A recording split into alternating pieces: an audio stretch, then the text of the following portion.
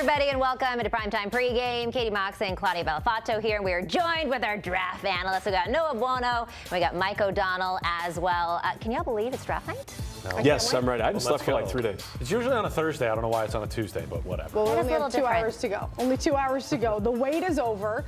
This is considered to be one of the deepest classes we've seen in recent history, and we're going to break it all down. Full hour for you guys today. We are breaking down this NBA draft, and there's 3 names, 3 faces you're probably very familiar with at this point. Darryn Peterson, AJ Debansa, Cameron Boozer.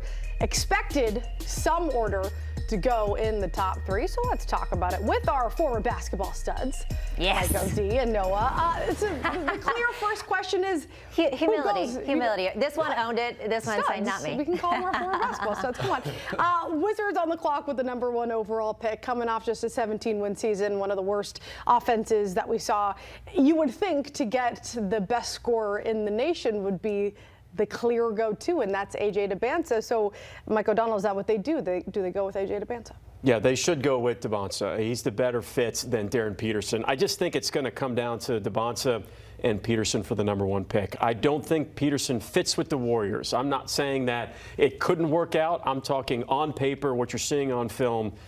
Pairing Peterson next to Trae Young, I don't think there are enough jump shots to go around. However, Debansa is very good at both affecting winning without having to score, both from a rebounding standpoint and from a defensive standpoint. Not that he can't any team that Debansa plays for, he's going to be a star. He's going to end up being the franchise cornerstone of your team. He is that good both offensively and defensively. The three-point shot is the worst thing about his game. It's going to be fine. He's just about 33% from 3. That's going to get better. Otherwise, he checks every single box you want for their future franchise cornerstone.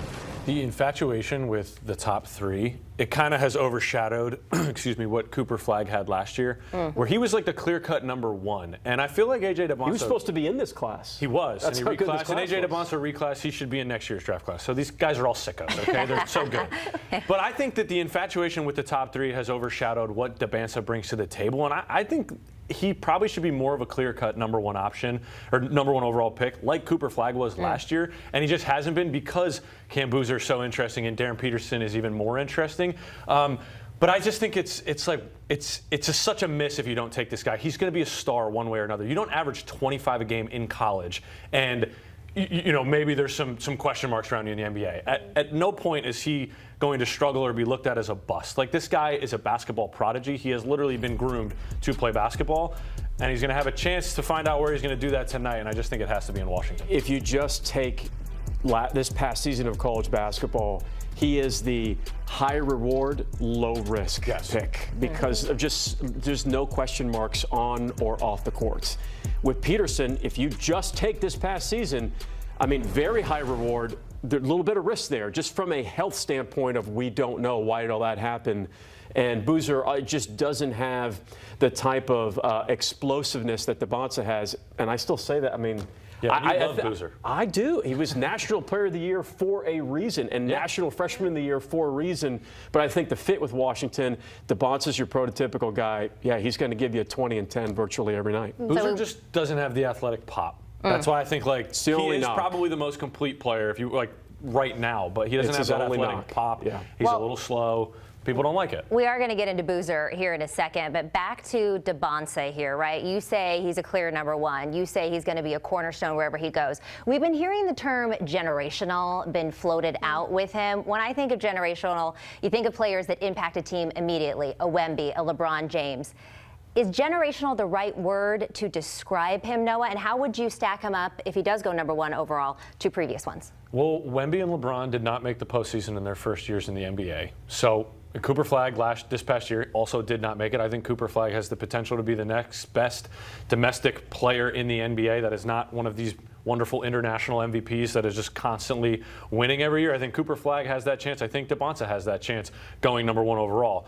I wouldn't say, given the situation in Washington, I don't really know if Brian Keefe is a good head coach. We haven't seen him in big games. We haven't seen him in important games. They've been throwing in the towel most of the time he's been there. So the question mark will be, how does he fit against Trae Young? With Trae Young, is Anthony Davis on the team? That's like my biggest wonder about the Wizards. It's like, is AJ Debansa going to be teammates with Anthony Davis or not? I don't care about Trae Young. I know he's going to be there. Anthony Davis, or Cooper Flag got to play with Anthony Davis for a little bit this year, minus some of the injuries. Like, is he going to be a part of this team or not? I think that makes the whole dynamic with this #1 overall pick even more interesting for what they could do next year. I understand this is TV, and I understand you're always trying to get me to hot take. Like, I get that. on, I get that. It's our job. I get that. I can't. Generational player, I don't know. Superstar, future superstar, 100%. Yeah, That'd be my answer. That feels like fair. not even a debate. Okay, it's not a debate, maybe the fact that he should go #1 overall, whether or not he's generational.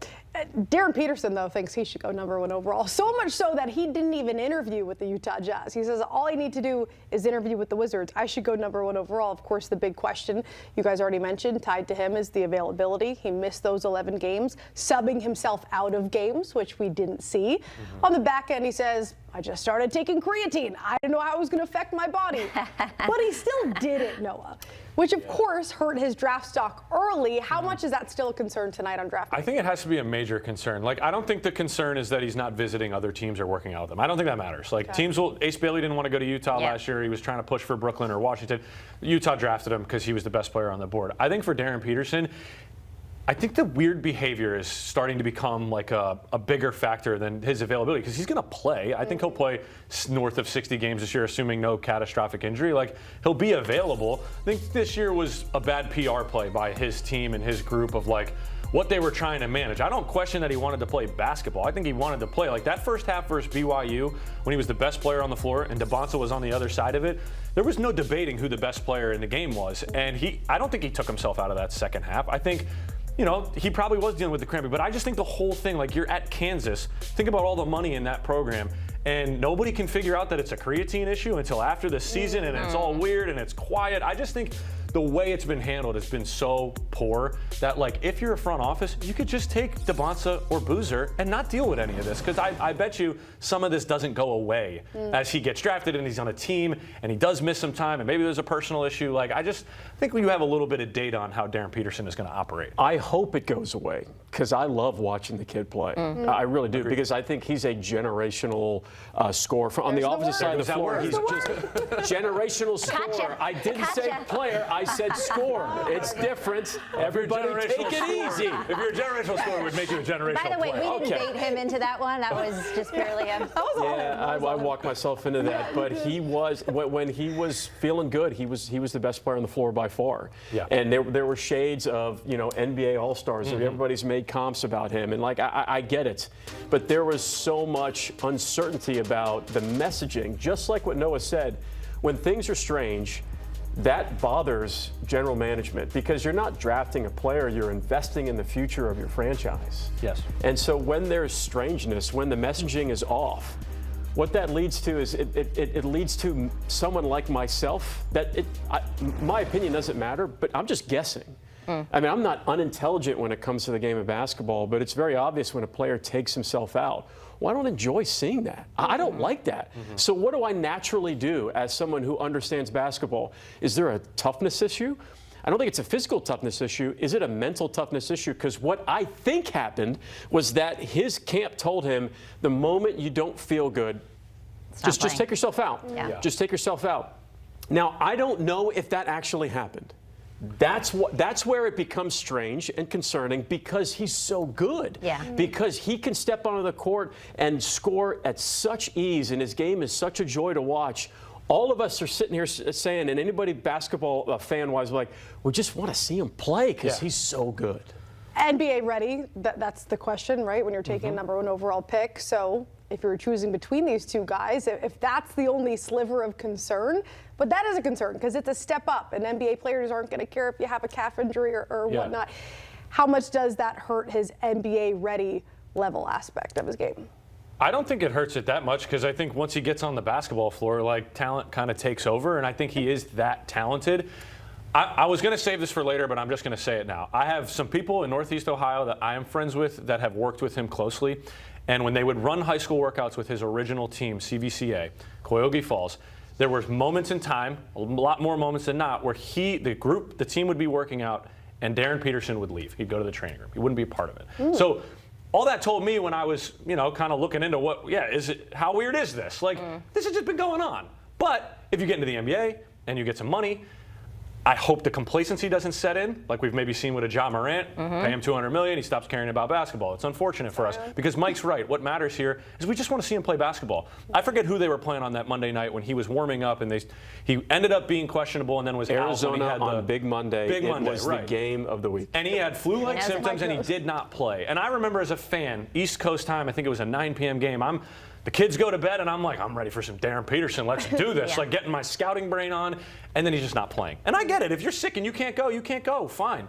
But there is an element to like, is the money going to come into play where like he accepts that he can be complacent? Because at the end of the day, we just want to see him play basketball because he is that talented. Yeah. He could be a generational scorer, and you just don't know. That's the risk that you take in these drafts, and I think Debansa just doesn't pose any of those risks. The risk was the messaging.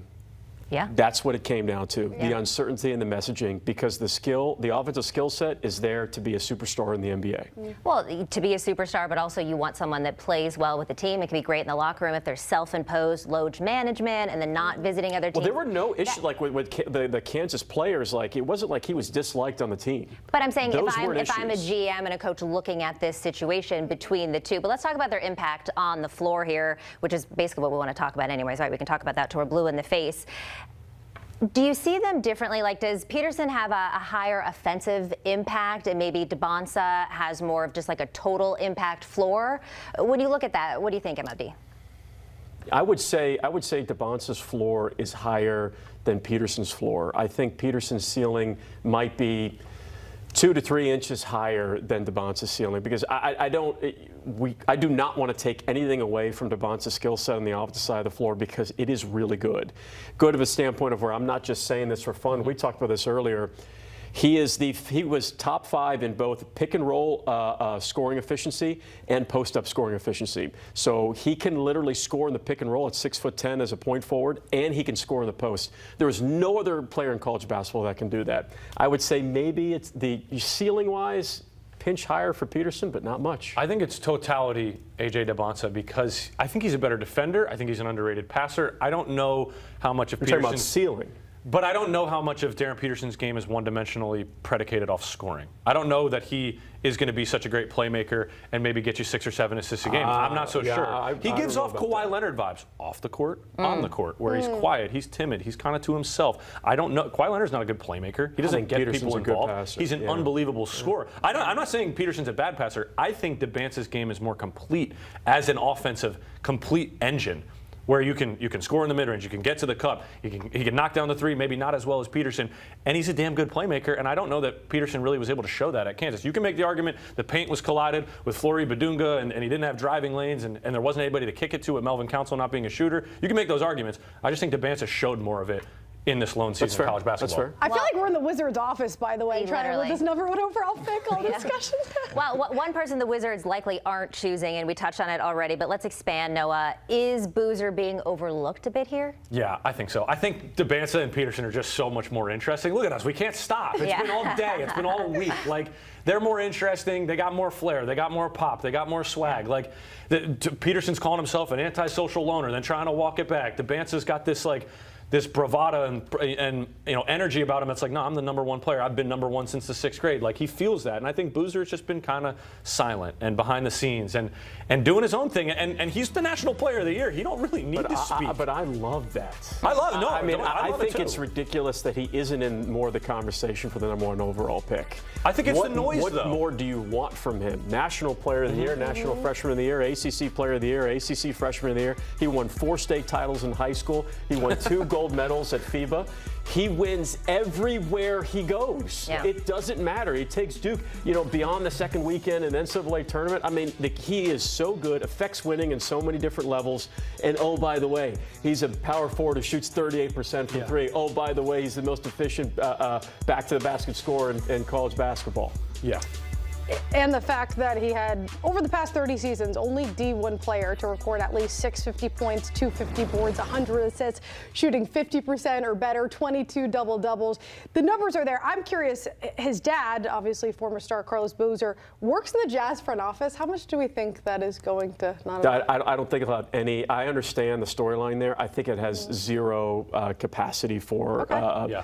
I don't think Carlos Boozer is sitting there in the front office with Ainge and being like, "You have to take my son," and Ainge is going to be like, "Oh, yep, okay, right." No, we'll do it, Carlos. Yeah, no, just because you said so. No. It's a very valid question. It's a very valid question. It's just that front office, particularly Ainge, it's not going to matter. Like, he's going to do his due diligence. There's a plan there, depending on where people fall. If they're drafting Boozer, it's because they love him, and that means that they're going to move off of some guys because on the current roster because the front court is so jam-packed already. Danny Ainge traded the #1 overall pick and went back 2 spots to get Jason Tatum when Markel Fultz went to the Philadelphia 76ers. Great point. There's some savviness with Danny Ainge trying to predict what he's going to do and thinking anything got out of that in-house conversation just because Carlos Boozer is part of those conversations.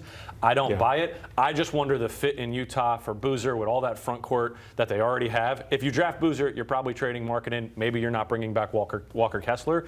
That's probably where this goes, but to be determined. Okay, Debansa Peterson may be the easiest when it comes to adjusting. Boozer, though, yes or no, 5-10 years down the line, could he end up being the best player in this draft? Of course. I wouldn't say no Absolutely. to that. Absolutely. Given the track record, why it'd be ridiculous to say no, he's not capable of it. Right. Yep. We're just getting started here. We could do this all day, but we'll do it for the rest of this hour. We have 8 o'clock is when this starts, but 7 p.m. is when our coverage starts. On the clock, there we go. NBA Draft and CBS Sports HQ. We've got you covered throughout the night. And coming up, Dusty May has become one of the biggest names in college basketball after proving he could rebuild a program in a hurry. Now the question is, can he work the same magic in Dallas? And Jaylen Brown is back in the spotlight after Boston's failed pursuit of Giannis, with reports suggesting the Celtics could face a bidding war for their finals MVP as the draft approaches. We sit down with our Avery Johnson coming up next. You want to fight about it? Let's go. Y'all gonna make me lose my mind. Up in here. Nobody's seen that coming. Y'all gonna make me. Who's a gangster now? Family does not leave family behind. Y'all gonna make me happy. You are a stone cold killer. 1, 2, hit me outside. I want success. Get it for me.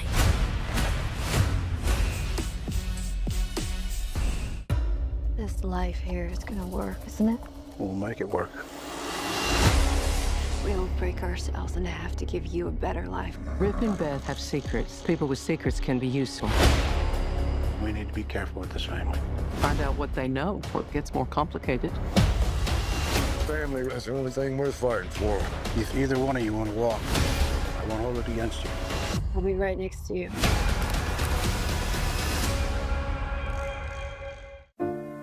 I've been so many places. Life comes at you fast, whether you're ready for it or not.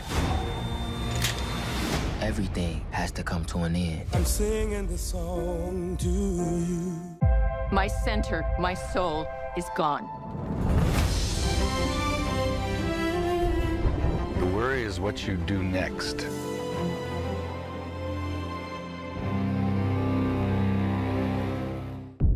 Open your eyes. Paramount Plus has a mountain of movies. Wow. New movies. Timeless movies. Guys who are running out of time movies. So get in on the latest blockbusters. Trust me. And relive the moments that get you every time.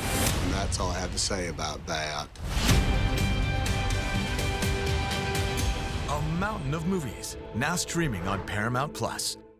This is European soccer's biggest stage. Written in the stars! What a difference she has made! The question is, can you handle it? Sammy, can you handle it? The crowd here feels electric. Stream every match of the UEFA Women's Champions League on Paramount Plus. Till the roof comes off, till the lights go out, till my legs give out, can't shut my mouth. She's gonna blow!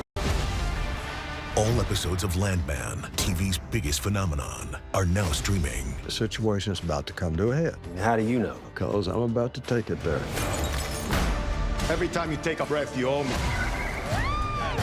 I want success. Get that for me. Well, God, you got anything else? Landman, all episodes now streaming only on Paramount Plus. For over 2 decades, The Ultimate Fighter has been a grueling competition that has produced 16 UFC world champions. Now the toughest tournament in sports is back. Men and women under one roof. And 2 Hall of Famers as coaches where anything goes. Get ready. Let's go. For a new season of Tough. Now streaming on Paramount Plus. Dusty May is headed to the NBA just months after leading Michigan to its first national championship since 1989. May has been hired as a new head coach of the Dallas Mavericks. The college basketball champion now takes over a franchise looking to build around their young star Cooper Flagg.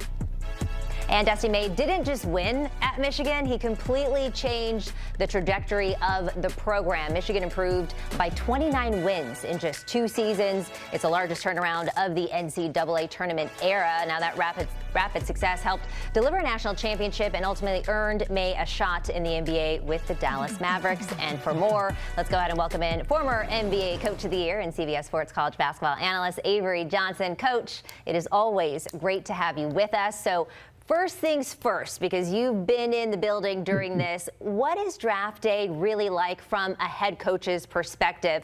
How much involvement do you have, and how tense is that room as the picks start coming up the board?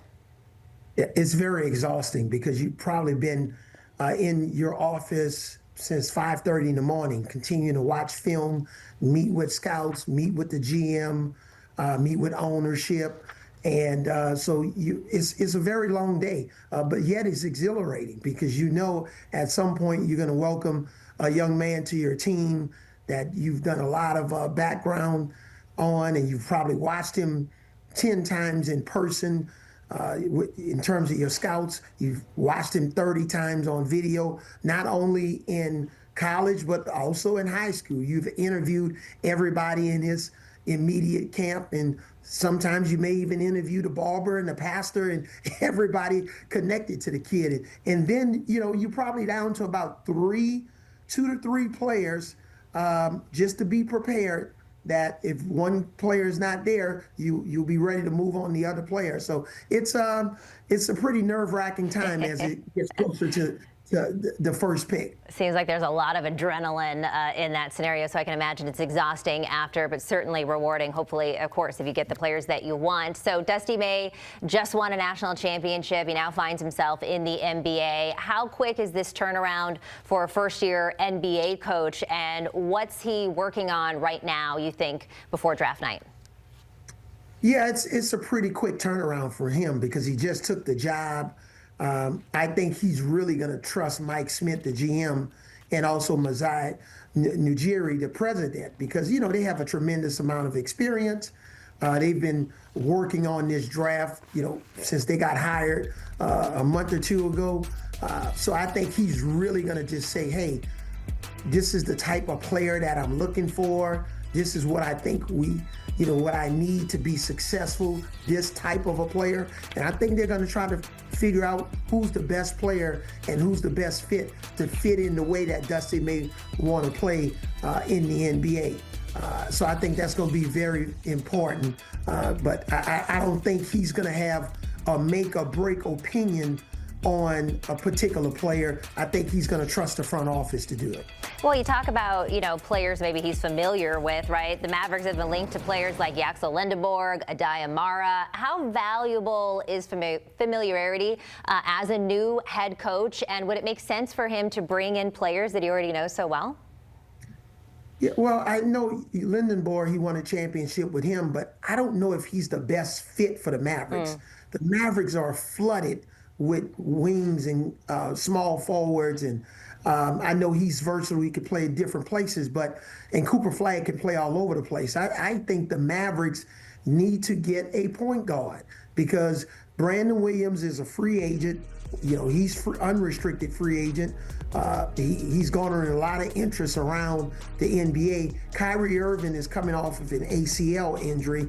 And, if they decide to keep Kyrie Irving, then he can, work with a younger point guard. You don't know if he's going to be healthy all year. So I think Lindenborg, even though there's familiarity there, I think there's a better fit for the Mavericks with two or three point guards that are probably going to be available when they pick with the 9th pick, unless they move up to take a guard. Well, Lindenborg did say that he would be offended if he wasn't drafted, but it seems like that's not the way you think they're going to go. So let's expand on that a little bit more, Coach. Dallas reportedly worked out Brandon Burries, one of the more intriguing two-way guards in this class. And like you mentioned, Kyrie Irving working his way back from an ACL injury.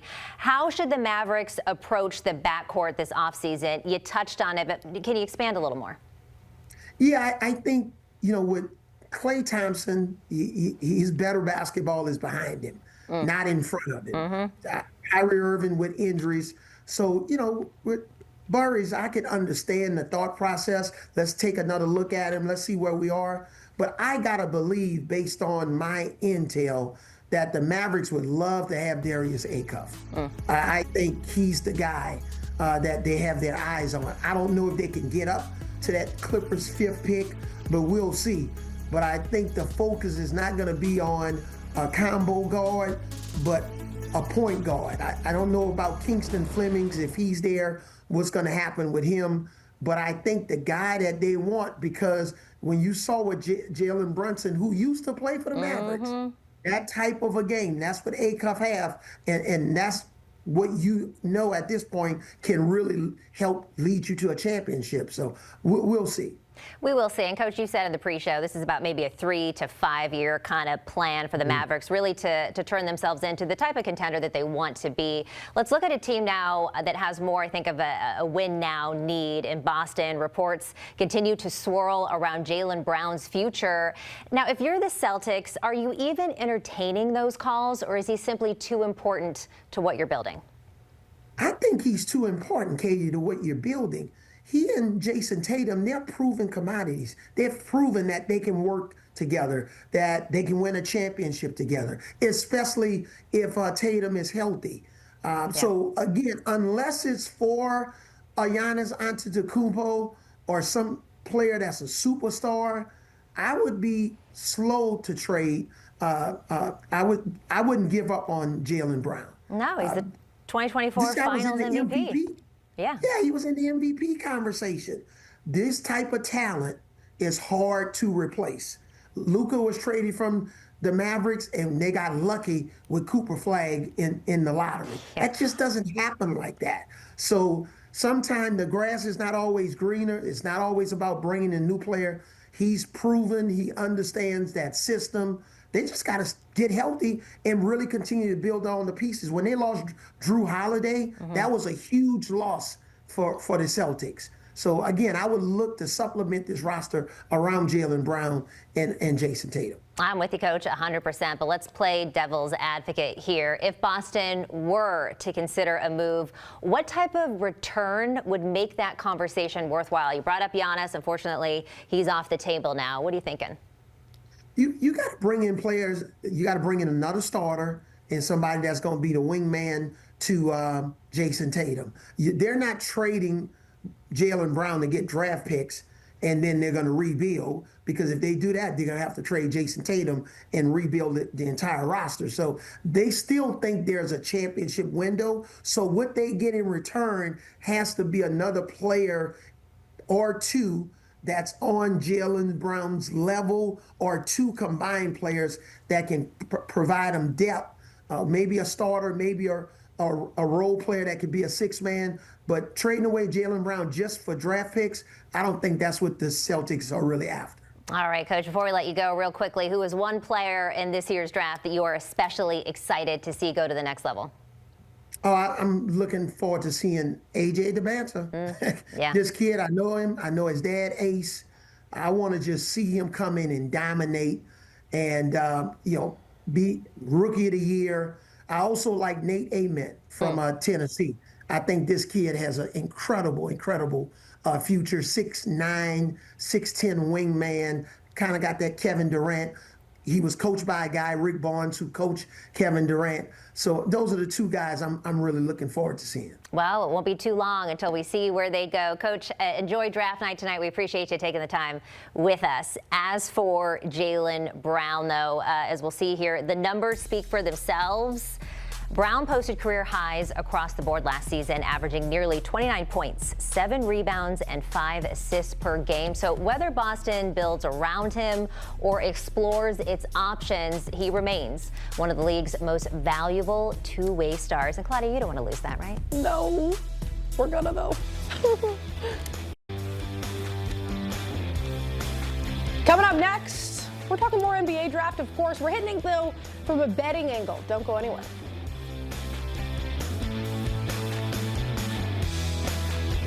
You want to fight about it? Let's go. Y'all gonna make me lose my mind.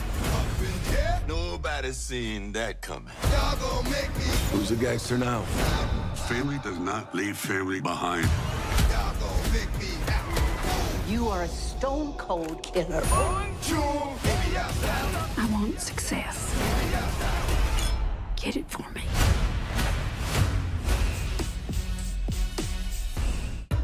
This life here is gonna work, isn't it? We'll make it work.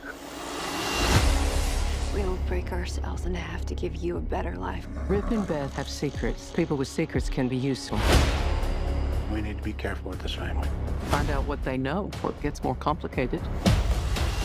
Family is the only thing worth fighting for. If either one of you want to walk, I won't hold it against you. I'll be right next to you.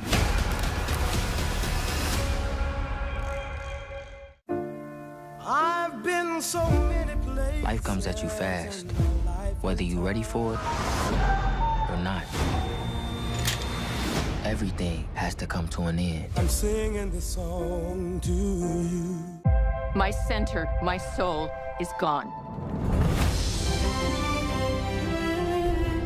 The worry is what you do next.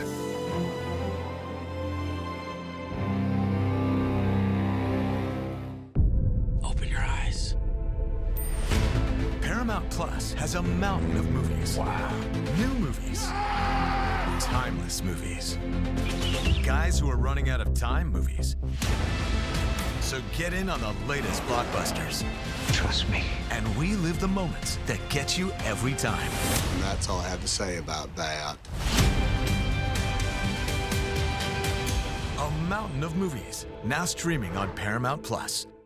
This is European soccer's biggest stage. Written in the stars. What a difference she has made! The question is, can you handle it? Can you handle it? The crowd here feels electric. Stream every match of the UEFA Women's Champions League on Paramount Plus. Till the roof comes off, till the lights go out, till my legs give out, can't shut my mouth. She's gonna blow! All episodes of Landman, TV's biggest phenomenon, are now streaming. The situation is about to come to a head. How do you know? Because I'm about to take it there. Every time you take a breath, you owe me. I want success. Get that for me. Well, God, you got anything else? Landman, all episodes now streaming only on Paramount Plus. There we are, looking at the shortest odds to go first overall in tonight's draft. As you can see at AJ Debansa, -800. Then you got Darren Peterson at +650.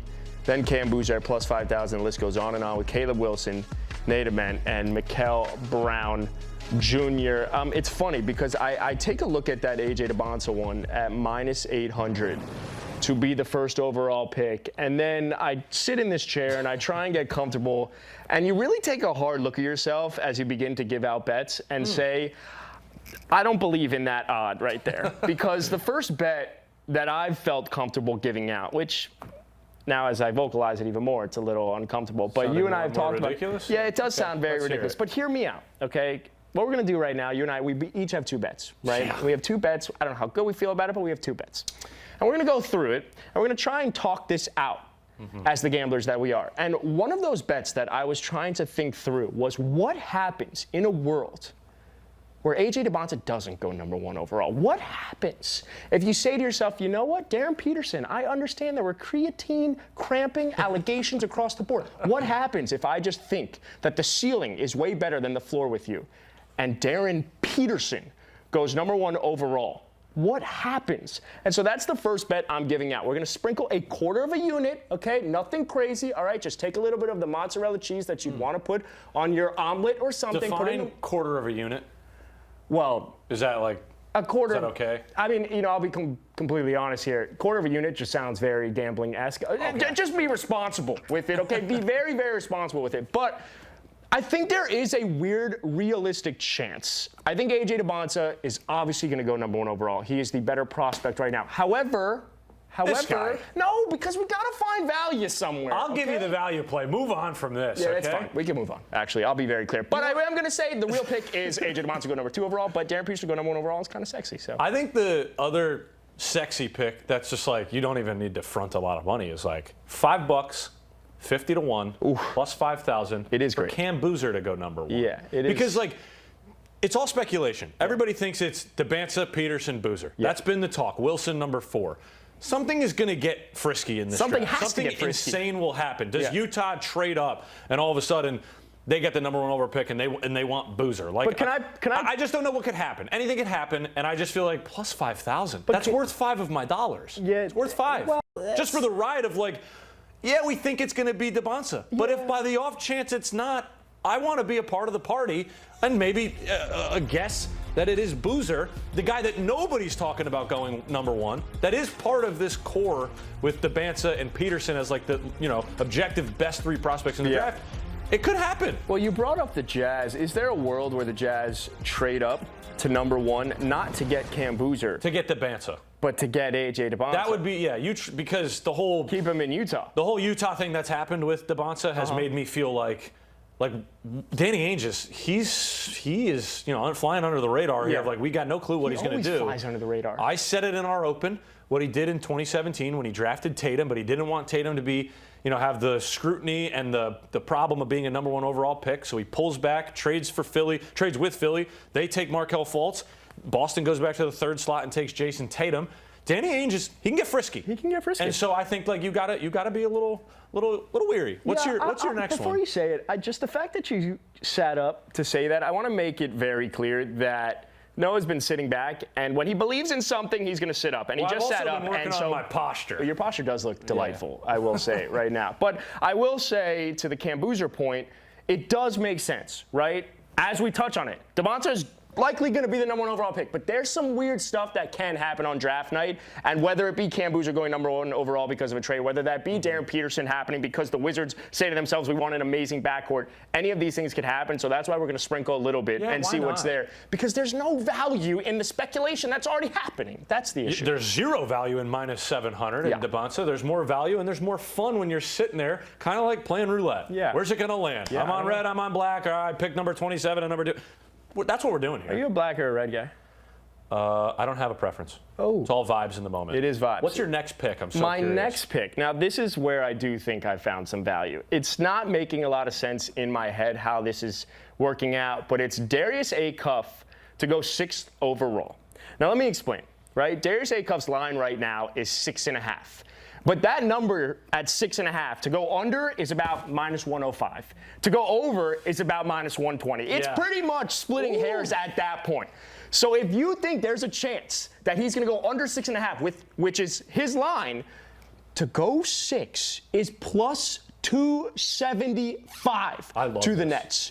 I mean, am I seeing that correctly? I think you are, because I think Darius Acuff is the 5th best player in the draft. Right. I don't know what the Clippers want to do. Do they want to trade the pick? Is someone going to swoop in and take the pick because they want to trade back and get more assets, and someone else is able to take, like a team of need, like the Bucks, maybe they get to the 5th spot and they take Darius Acuff? Yeah. I could see something crazy like that happening. But if the Clippers keep the pick and they take Keaton Wagler, because they don't want to pair smaller Darius Acuff next to small Darius Garland, who they just traded for, you take Keaton Waugler, he's the bigger guard. The Nets can't butcher the next pick because if Acuff doesn't go 5, he has to go 6 because he is the 5th best player in this draft. That's why I love this pick. You think he's better? You think he's better than Mikel Brown? Yes.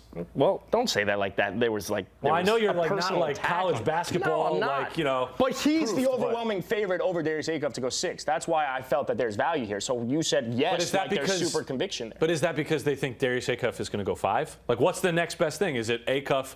What's a lower odd? Is it for him to go 5th or 7th? I think it's for him to go 5th. I think it's to go 7th. That would be even more insane. Yeah, I do think that's what it is. I wish we had that queued up, ready to talk about, but I do think that's where the value is. So Darius Acuff to go 6th overall at plus 275, and the reason for that is because his line is at 6.5, and it's even money pretty much on either side. What's your fourth? Just one last thing. Be careful trusting the Brooklyn Nets. They don't make good decisions, okay? Yeah. Just be careful. Darius Acuff's the best player on the board at 6 if he's available, and if they don't take him, I might turn the draft off. I can't with the Brooklyn Nets. Okay, my next pick. Wait, before you do it, Darius Acuff goes up a lot to Julius Randle. That's fun. All right, continue. What's your fourth pick? All right, I'm Yaxel Lendeborg pilled. Yeah. Like I've been on the Yaxel train for months. Yep. He's easily the best old player in the draft. His age shouldn't matter. He can be 24 at the start. He will be 24 at the start of the NBA season, and he can still play 10 to 12 years from that point on. Right. All the way till he's 36, right? Like he has that type of potential to have that type of career. I think it would be malpractice for teams at 8, 9, or 10. So that's the Hawks, the Warriors, and the Bucks, or 8, 9, and 10. To not seriously consider drafting him. Yeah. Like, if the Warriors pass on him, or excuse me, the Mavericks are 9, the Warriors are 11. But the Warriors are another good option. The problem with this bet is that they are the 11th pick. So the pick is Yaxel to fall in the top 10. You can go 9 with Dusty May, who's his former coach and is now the head coach, which is incredible that he's now got the job and is a part of this tonight. And then number 10, the Bucks. Yeah. Like I don't think the Bucks do it, but I think someone in this top 10, I think there's going to be something shaken up.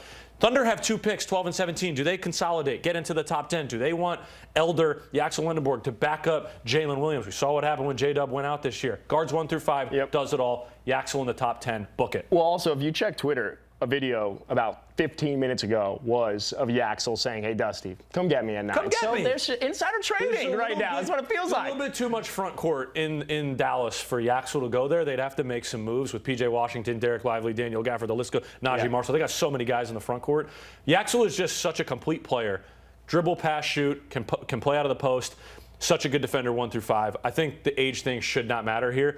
We want to take all these projects and all these risks. You got a surefire made man that is ready to ball in the NBA, Yaxel Lendeborg.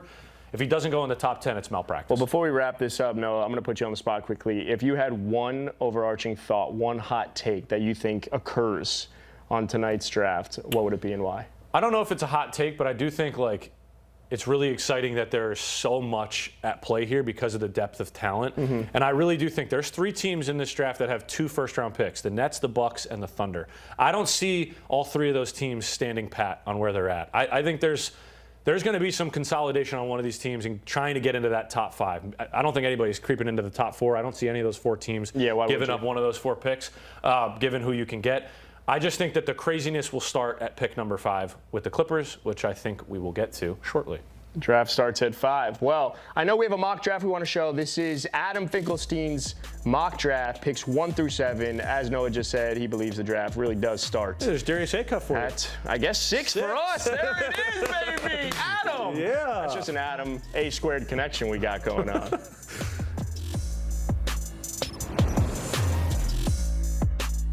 You want to fight about it? Let's go. Y'all gonna make me lose my mind. Up in here, nobody seen that coming. Y'all gonna make me. Who's a gangster now? Family does not leave family behind. Y'all gonna make me. You are a stone cold killer. 1, 2, baby, outside. I want success. Get it for me.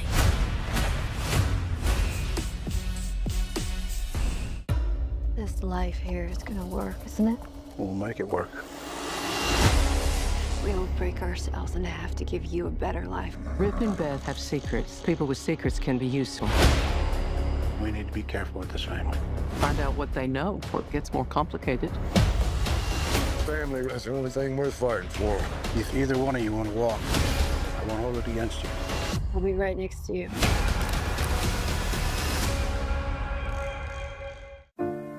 I've been so many places. Life comes at you fast, whether you're ready for it or not. Everything has to come to an end. I'm singing this song to you. My center, my soul is gone.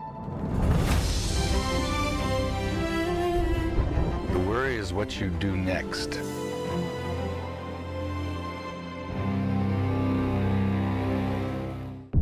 Open your eyes. Paramount Plus has a mountain of movies. Wow. New movies. Timeless movies. Guys who are running out of time movies. So get in on the latest blockbusters. Trust me. And relive the moments that get you every time. And that's all I have to say about that. A mountain of movies, now streaming on Paramount Plus. This is European soccer's biggest stage. Written in the stars! What a difference she has made! The question is, can you handle it? Tell me, can you handle it? The crowd here feels electric. Stream every match of the UEFA Women's Champions League on Paramount Plus. Till the roof comes up, till the lights go out, till my legs give out, can't shut my mouth. She's gonna blow! All episodes of Landman, TV's biggest phenomenon, are now streaming. The situation's about to come. God, you got anything else? Landman, all episodes now streaming only on Paramount Plus. Time now for your HQ headlines. The Falcons and tight end Kyle Pitts have agreed to a 3-year, $54 million extension. That's the latest from our Jonathan Jones. It's a 3-year, $54 million deal per multiple reports. And of course, our Jonathan Jones. Pitts was franchise tagged back in February, but the two sides were able to reach a long-term deal before the July 15th deadline. He's now signed in Atlanta through the 2028 season. And the NFL has denied Brendan Sorsby's entry into the supplemental draft, electing not to have one this year. That's the latest from our Matt Zenitz and Jonathan Jones. He will be ineligible for the upcoming season and will be eligible to enter the 2027 NFL draft. The NFL said it did not have enough time to review Sorsby's entry, adding that the issues in his petition were too significant to review in such a short period. The news comes less than a week after Sorsby dropped a lawsuit against the NCAA in pursuit of eligibility at Texas Tech. And over to the NBA, the Trailblazers have hired Timberwolves assistant coach Micah Nori as their next head coach. He served as Minnesota's lead assistant since 2021 and has had stints with Detroit, Denver, Sacramento, and Toronto. Nori will replace Tiago Splitter, who served as Portland's interim head coach after Chauncey Billups was arrested over his alleged involvement in an illegal poker operation.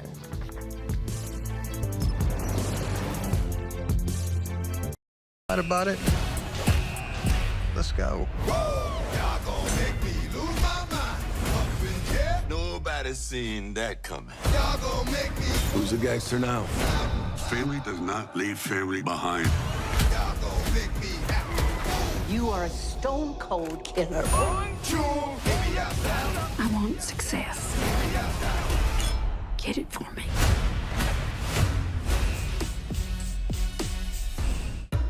This life here is gonna work, isn't it? We'll make it work. We'll break ourselves in half to give you a better life. Rip and Beth have secrets. People with secrets can be useful. We need to be careful with this family. Find out what they know before it gets more complicated. Family is the only thing worth fighting for. If either one of you want to walk, I won't hold it against you. I'll be right next to you.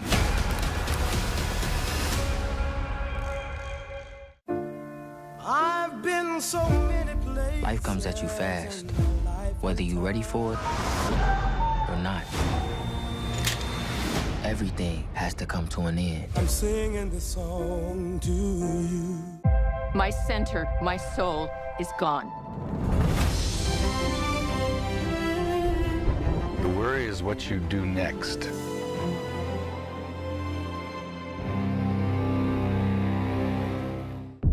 Open your eyes. Paramount Plus has a mountain of movies. Wow. New movies. Timeless movies. Guys who are running out of time movies. So get in on the latest blockbusters. Trust me. And relive the moments that get you every time. And that's all I have to say about that. A mountain of movies, now streaming on Paramount Plus. This is European soccer's biggest stage. Written in the stars! What a difference she has made! The question is, can you handle it? The crowd here feels electric. Stream every match of the UEFA Women's Champions League on Paramount Plus. Till the roof comes up, till the lights go out, till my legs give out, can't shut my mouth. She's gonna blow! All episodes of Landman, TV's biggest phenomenon, are now streaming. The situation's about to come to a head. How do you know? Because I'm about to take it there. Every time you take a breath, you owe me. I want success. Keep that for me. Well, God, you got anything else? Landman, all episodes now streaming only on Paramount Plus. And here we go, just over an hour away from the 2026 NBA draft. The big question being answered soon. Who will go #1 overall to the Wizards? Following them will be the Utah Jazz, the Grizzlies, the Bulls. And then at #5, we have the Clippers. And that's a squad that's been linked to 3 guards specifically in this draft. Keaton Wagler out of Illinois, Darius Acuff Jr. out of Arkansas, and Mikel Brown Jr. out of Louisville.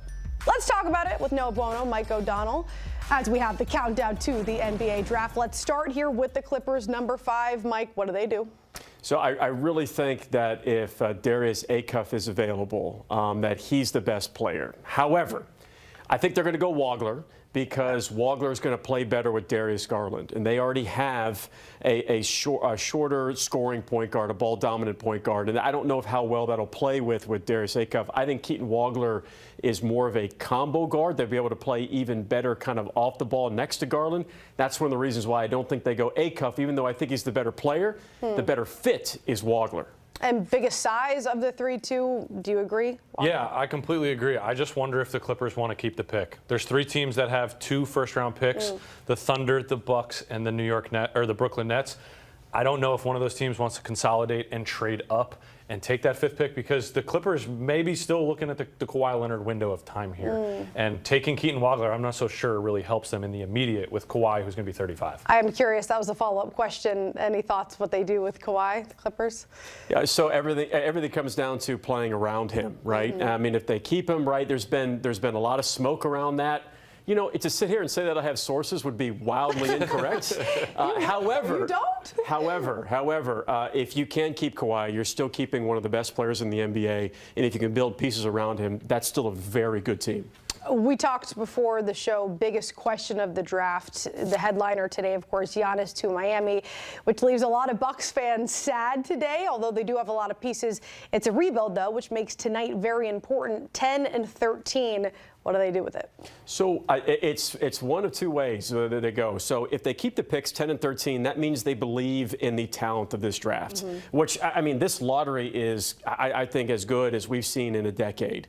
And so if they keep the pick, that means they believe in players that you're going to fall between 10 and 13. You package the pick to move up to potentially 5 or 6. I think it would be interesting to see if they package those picks to move up to get a Darius Acuff, who I think could be a cornerstone franchise-type point guard to do a full reset for the Bucks in a really interesting way. That's the move to me in this draft with the amount of depth. Is if you're Milwaukee, like, do you want to take a risk on Nate Ament at 10 and a Mara at 13 and not be sure what you got in your guys versus can we just package these 2 picks and, like you said, go get Darius Acuff, who we know is going to be good. He will objectively be a great NBA basketball player. Don't talk to me about the defense. I don't care. There's plenty of small guards that don't play defense. Jalen Brunson just won a title. Like, it shouldn't matter that much, and I think the Clippers got to be thinking, is it that, or is it, hey, do we package this and try to go get guys from New Orleans? Trey Murphy and Herb Jones, they've been on the trading track for a little bit here. Like, can they trade and get those 2 guys? That's a win-now move with Kawhi and Darius Garland, and you get out of the 5th spot. New Orleans jumps into the lottery, just floating it. I do feel that Acuff should increase his defensive output, though, once he gets in. I'm not saying don't play defense, but I am saying let's not base your pick and not picking him because he's a suspect defender here, Mike. Well, it's not like we've never seen that before. Right. You got to be a two-way player. That's the difference in the NBA. Just quickly on the Bucks, 10-13. Those are early picks. You just said this is I don't want to use the word generational. We already went over that, but a stacked class. 2 early picks like that.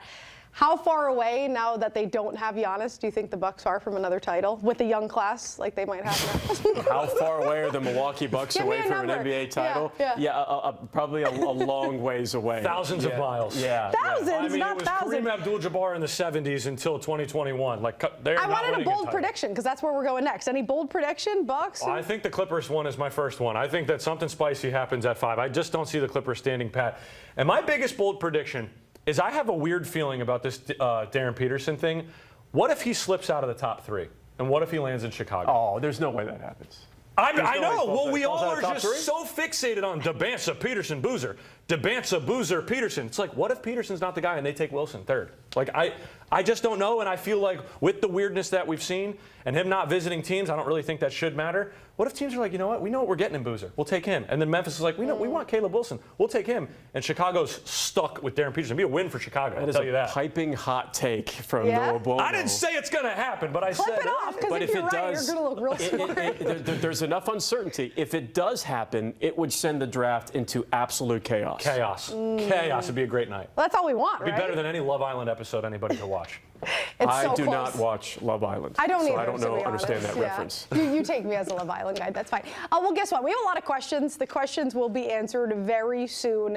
The NBA draft starting at 8 o'clock. We've got you covered, though, 7 Eastern here on CBS Sports HQ. On the clock. We can't wait. Wizards so close to having that #1 overall pick. Who will it be? We're so close to finding out. Enjoy that draft. Thanks for hanging out with us.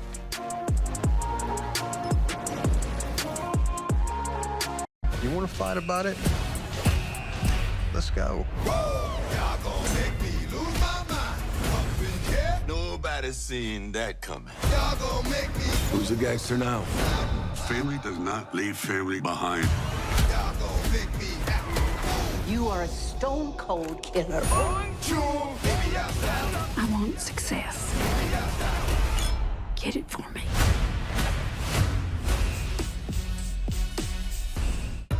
This life here is gonna work, isn't it?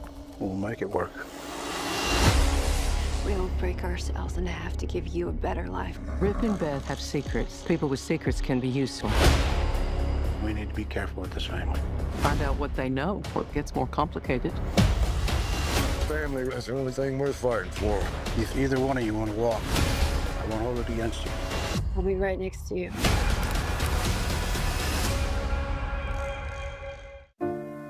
I've been so many places. Life comes at you fast, whether you're ready for it or not. Everything has to come to an end. I'm singing this song to you. My center, my soul is gone. The worry is what you do next.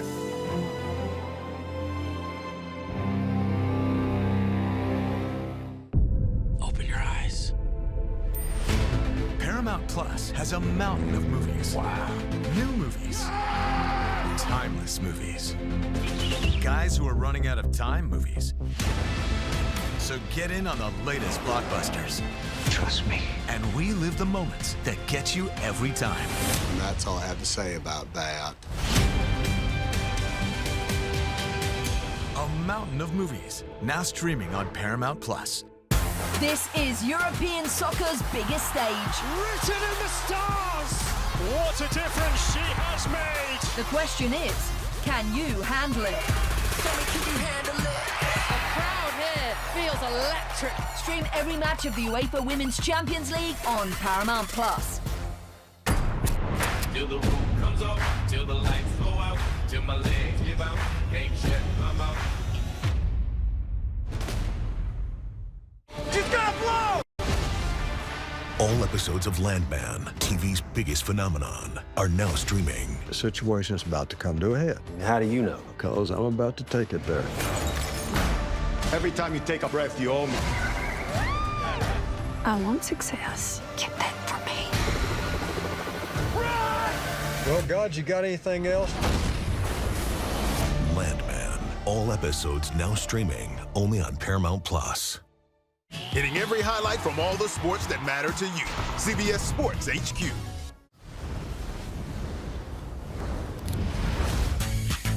Tonight, a dream realized. 30 prospects waiting to hear their names called in the NBA draft. The Washington Wizards, Utah Jazz, and Memphis Grizzlies on the top 3 picks. AJ Debansa, Darren Peterson, and Cam Boozer headline a loaded draft class. This could be the first NBA draft with only freshmen selected in the top 10. And with that, we say hello and welcome to CBS Sports HQ on the clock on NBA Draft Night alongside CBS Sports Director of Basketball Scouting Adam Finkelstein and CBS Sports Basketball Insider Gary Parrish. I am Hakeem Dermish. We will be watching the NBA Draft right alongside you, providing pick-by-pick analysis. We'll take you through all 30 picks on night one. And Adam, you've been scouting these players for years now. How would you describe this 2026 draft class? Every bit as good as advertised, because we have been singing this class's praises for years, very literally, as you said. And I'll tell you what, I think they're going to end up being even better than we thought. We've got 3 guys atop the draft that we labeled the big 3 in high school, and they have lived up to it. But you know what? There have been people coming out and joining the party because Caleb Wilson's way better than we thought. Keaton Wagler's way better than we thought. And those 5 players, GP, the same 5 players that we mocked to go 1 through 5 6 weeks ago, could go 1 through 5 tonight, 5 freshmen. I think this could be a historic class. And I know you've had it that way since the very beginning. So if it ends up that way, you're going to get a pat on the back at the end of the night. I might take a victory lap. Or you'll get a full screen.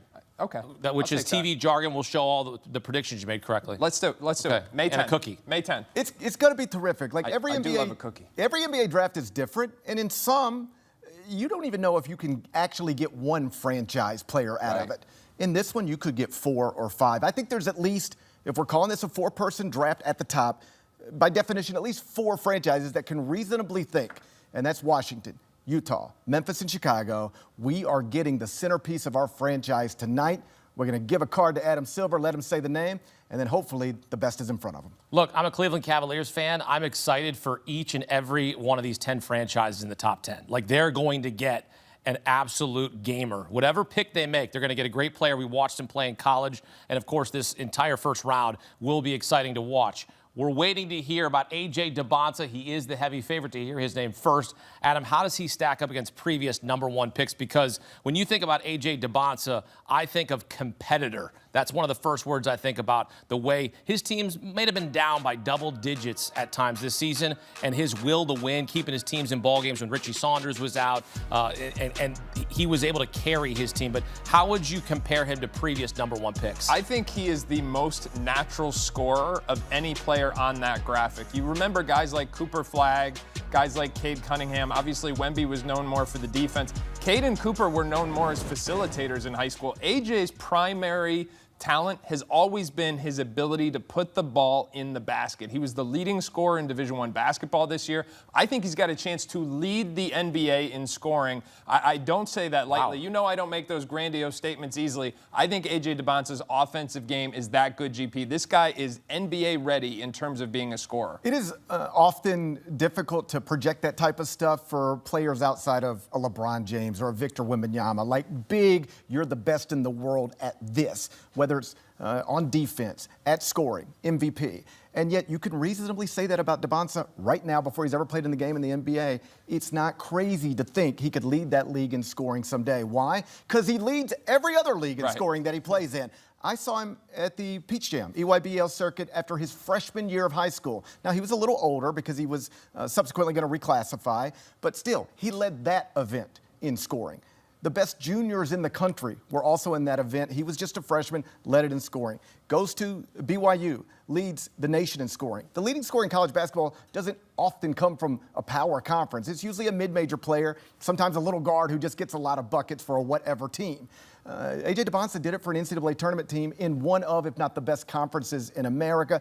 I don't know if he's going to win a championship. I don't know if he's going to be in the Hall of Fame, but he's going to score a lot of points in the NBA, and I wouldn't rule any of the first 2 things out. 6'9" wing, an elite scorer, as both of you said. Who's a comp that you think of when you think of AJ Debansa? I've been going with a cross between Tracy McGrady and Paul George. And think about a healthy Paul George in your prime, because right now, AJ Debansa, 6'9", 7-foot wingspan. He's athletic. He's elastic, and what I mean by that is he can move and contort his body in ways that guys who are 6'9" with a 7-foot wingspan shouldn't be able to do. He can rise and fire from the mid-range area on demand. And think about T-Mac, think about Paul George in their prime.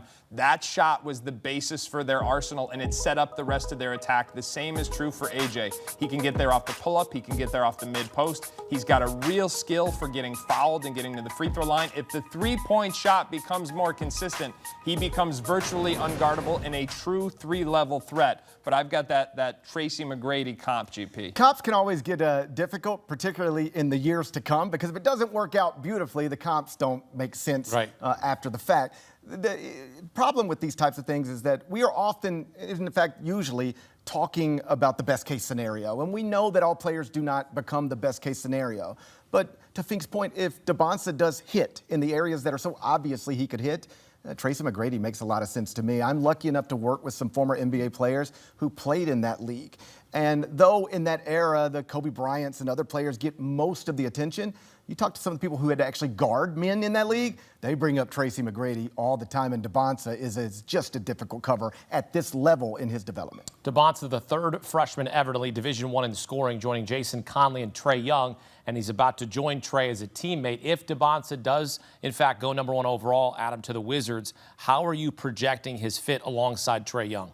You know, that's interesting because Trae Young coming off that 4-year extension, which I think caught a lot of people off by surprise. I mean, remember, Atlanta just kind of dumped his salary only for Washington to max him out for 4 years. So without going down that rabbit hole, what's going to be interesting here is that Trae Young has historically been a high-volume, ball-dominant player. And my contention is that this next iteration of Trae Young's career has to be more about embracing being a pure point guard. It has to embrace being the guy who sets AJ Debansa up. That isn't just what's best for Young's longevity. It's not just what's best for Debansa. It's going to be what's best for the Wizards. The Wizards' best chances of getting to become a championship caliber team are for AJ Debansa to become one of, if not the best scorer in the NBA. The Trae Young-Anthony Davis duo, with all due respect, that's not a championship caliber program right now. So he's got to say, you know what, it's a little bit different.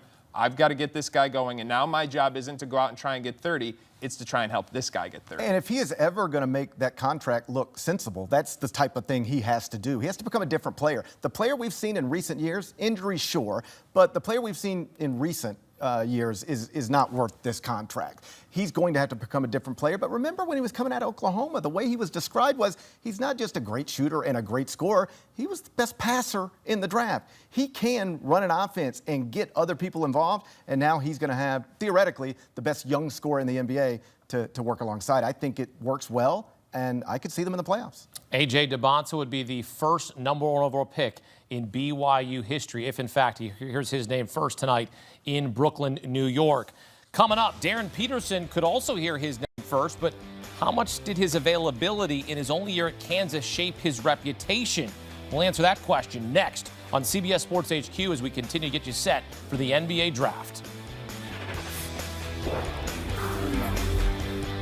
You want to fight about it?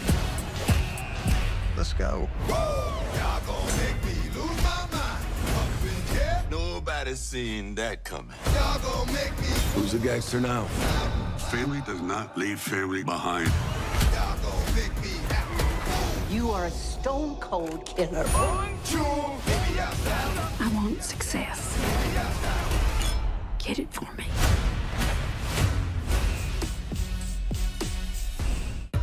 This life here is gonna work, isn't it? We'll make it work. We don't break ourselves in half to give you a better life. Rip and Beth have secrets. People with secrets can be useful. We need to be careful with this family. Find out what they know before it gets more complicated. Family is the only thing worth fighting for. If either one of you want to walk, I won't hold it against you. I'll be right next to you.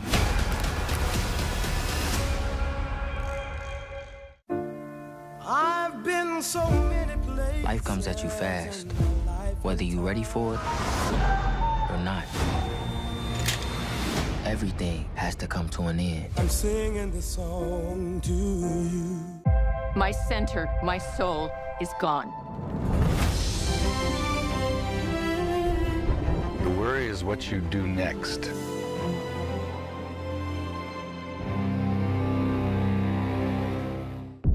Open your eyes. Paramount Plus has a mountain of movies. Wow. New movies. Timeless movies. Guys who are running out of time movies. So get in on the latest blockbusters. Trust me. And relive the moments that get you every time. And that's all I have to say about that. A mountain of movies, now streaming on Paramount Plus. This is European soccer's biggest stage. Written in the stars! What a difference she has made! The question is, can you handle it? Can you handle it? The crowd here feels electric. Stream every match of the UEFA Women's Champions League on Paramount Plus. Till the roof comes off, till the lights go out, till my legs give out, ain't shit, I'm out. She's gonna blow! All episodes of Landman, TV's biggest phenomenon, are now streaming. The situation is about to come to a head. How do you know? Because I'm about to take it there. Every time you take a breath, you owe me. I want success. Get that for me. Well, God, you got anything else? Landman, all episodes now streaming only on Paramount Plus. Back here on CBS Sports HQ on the clock as we get you set for tonight's NBA draft. After AJ Debansa, the next three names expected to be off the board. Three more freshmen: Kansas combo guard Darryn Peterson, Duke forward Cam Boozer, and North Carolina forward Caleb Wilson. Back here with Adam Finkelstein and Gary Parrish, and for a long time, Darryn Peterson was the projected #1 pick, and he'll still look to try to be the #1 overall selection tonight. He only worked out for the Wizards, but did reveal that he met with the Jazz over the weekend. Gary, how would you describe the way Peterson and his camp have handled this NBA draft process? Not well. I think that's a pretty safe description of it. A year ago, as Fink will tell you, basically everybody thought this would be the young man who would be the #1 pick in this draft. And even right now, on June 23rd, minutes before we're about to get this thing going, most people will still tell you he's the most talented person in this draft. So if most people believe you're the most talented person in this draft, but you're still probably not going to go first, something went wrong. It started at Kansas with the cramping and other things where he missed a lot of games, sometimes for understandable reasons, other times that are more confusing. There was a big Monday game against Arizona. The Wildcats are ranked #1 in the country, undefeated. 2 likely first-round picks on the other side. It's a big-time event. He didn't play because of flu-like symptoms. I don't doubt that he wasn't feeling well, but I can tell you his coaches did not think he wasn't playing in that game and were surprised to find out that he wasn't. And if I were running an NBA franchise, that would bother me. Why didn't you want to play in that game? Even if you didn't feel well, why didn't you give it a shot? I'm sure he's had to answer that question a bunch of times, but that kind of stuff is why he probably won't go where he was supposed to go in this draft. But let me be very clear. At 2, I would take him. And if he's available at 3, I would take him at some point. You hope this other stuff is just noise, not a big deal, and the stuff you watch on film is the real gift you get. He's the highest risk, highest reward prospect in this top 3 right now. A year ago, I was one of those people who believed he was the best prospect in high school basketball. And if you had told me then that he would become the type of shooter that we saw at Kansas, I would have said there was no way that he's not the #1 pick in the draft. But candidly, there was no way to anticipate the charade that we saw all year with the availability, with the lack of quality answers about the availability, even through the pre-draft process. And what teams, all he had to do was say, hey guys, I wasn't fully healthy all year long. I did my best to play through it, but I was never right. He didn't say that. He didn't say that. He said sometimes I was healthy, sometimes I wasn't. We never got a clear answer. We heard about creatine. Yep. I don't know and about. He blamed for cramping. I don't know about the creatine. NBA scouts that I've talked about, I haven't heard anybody who says about the creatine, oh yeah, that explains it. Yeah. I haven't heard that once. To Fink's point, every time I brought up creatine to somebody who was around this situation, they go, they don't have much to say about it. Yeah. When you think about his availability shaping his reputation, is that the difference between him going 1 and 2? Yes. Okay. Yes, very simply, because I think there's a real argument to be made that he is the highest upside in this class. It comes when you combine what we saw in high school, which was this jumbo creator who had great size, who was strong, who had long arms, who was physical, and then you add that to the shot making we saw at Kansas. That combination, that is a dynamic scorer, a dynamic playmaker. But then you have to say, okay, if he can't play through injury, if he seems to be worried pretty consistently, what are the implications of that? Because the guy we saw at Kansas, GP, that was not the same player that I saw in high school. Better chance for Darren Peterson, potential here in the NBA. Better chance of becoming a multi-time All-Star or a guy who fails to live up to the expectations? Well, I think there's almost always a better chance for just humans to fail to live up to expectations, so I'd lead that way. But I feel like sometimes I'm talking out of both sides of my mouth when it comes to Darren Peterson. I love the upside, the talent. I wouldn't pass on it more than once in this draft. But the other stuff does concern me because, I mean, we don't have to tell secrets here. Right. I live in Memphis. The Grizzlies are a franchise that has a franchise point guard, and he hasn't played a lot lately. And I can just tell you, when your whole fan base is waiting for a guy to play and they're watching him in street clothes, that gets real frustrating real quick. And in this draft, to take Darren Peterson, you have to pass on somebody we both already said we think could be a scoring champion someday, and that's just that's hard to do, and I think that's probably why he won't go first overall. Well, there was a guy this season that played a lot, played injured and banged up, and there has been chatter that Cam Boozer would be selected second overall because his father, Carlos, works in the Jazz front office, but Utah reportedly says, nah, that connection will not play a factor. Adam, Cam Boozer is a winner. Wherever he goes, he wins. Unanimous National Player of the Year. Whoever gets him, Utah or Memphis, they're getting a winner, they're getting a gamer. He is the winningest player in recent high school basketball history. Won 4 state championships, every gold medal with USA Basketball, 3 Nike championships, and then a national championship at Columbus High School playing against boarding schools. That was an incredible feat.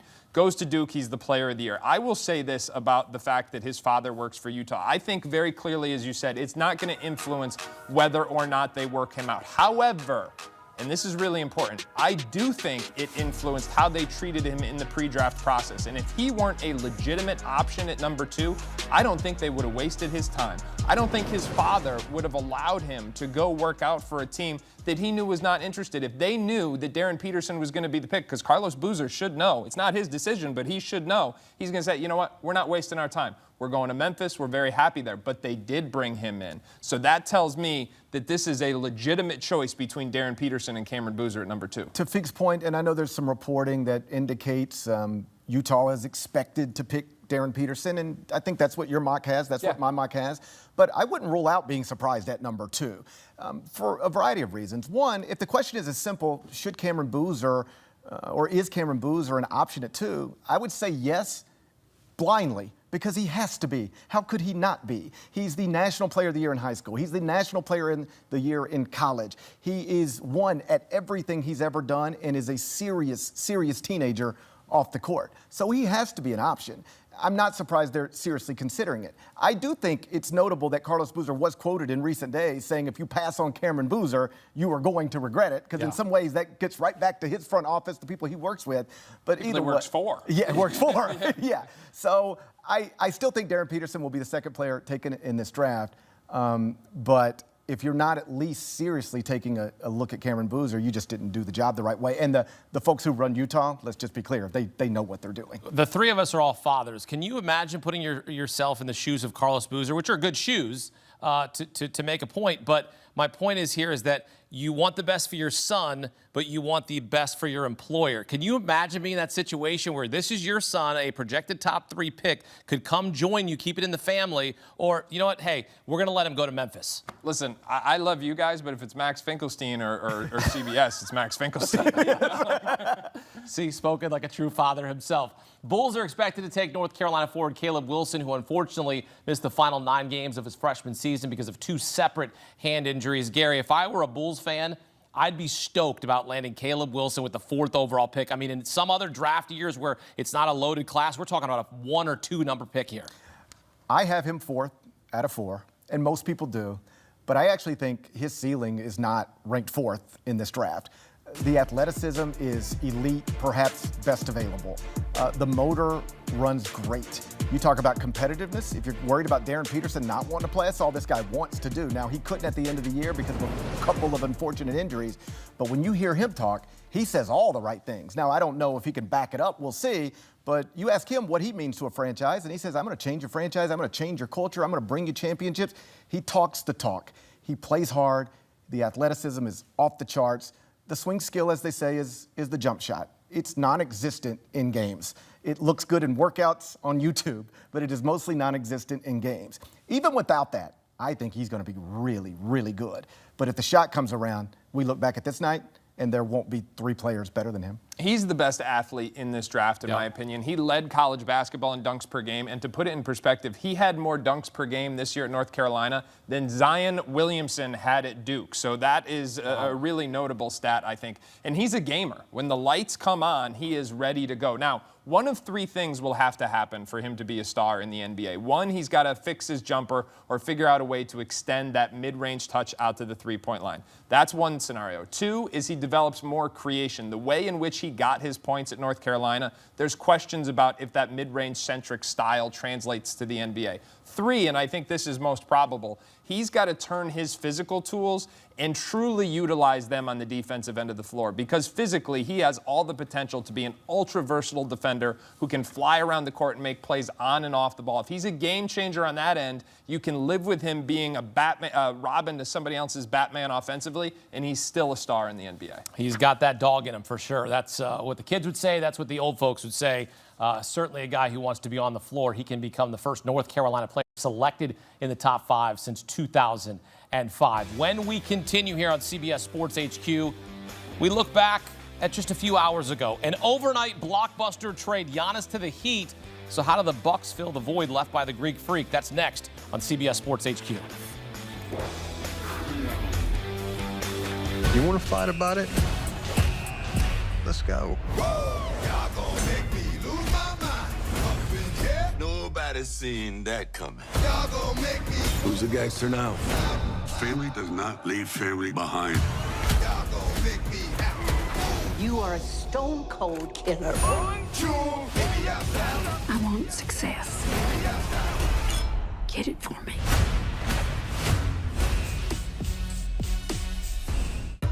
This life here is gonna work, isn't it?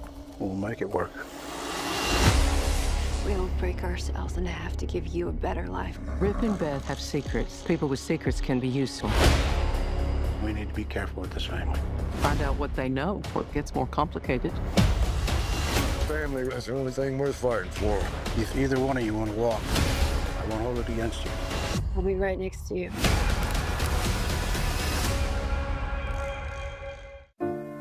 I've been so many places. Life comes at you fast, whether you're ready for it or not. Everything has to come to an end. I'm singing this song to you. My center, my soul is gone.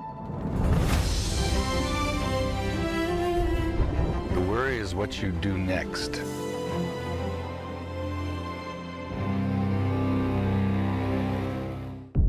Open your eyes. Paramount Plus has a mountain of movies. Wow. New movies. Timeless movies. Guys who are running out of time movies. So get in on the latest blockbusters. Trust me. And relive the moments that get you every time. And that's all I have to say about that. A mountain of movies, now streaming on Paramount Plus. This is European soccer's biggest stage. Written in the stars! What a difference she has made! The question is, can you handle it? Can you handle it? The crowd here feels electric. Stream every match of the UEFA Women's Champions League on Paramount Plus. Till the roof comes off, till the lights go out, till my legs give out, can't shut my mouth. She's gonna blow! All episodes of Landman, TV's biggest phenomenon, are now streaming. The situation is about to come to a head. How do you know? Because I'm about to take it there. Every time you take a breath, you owe me. I want success. Get that for me. Well, God, you got anything else? Landman. All episodes now streaming only on Paramount Plus.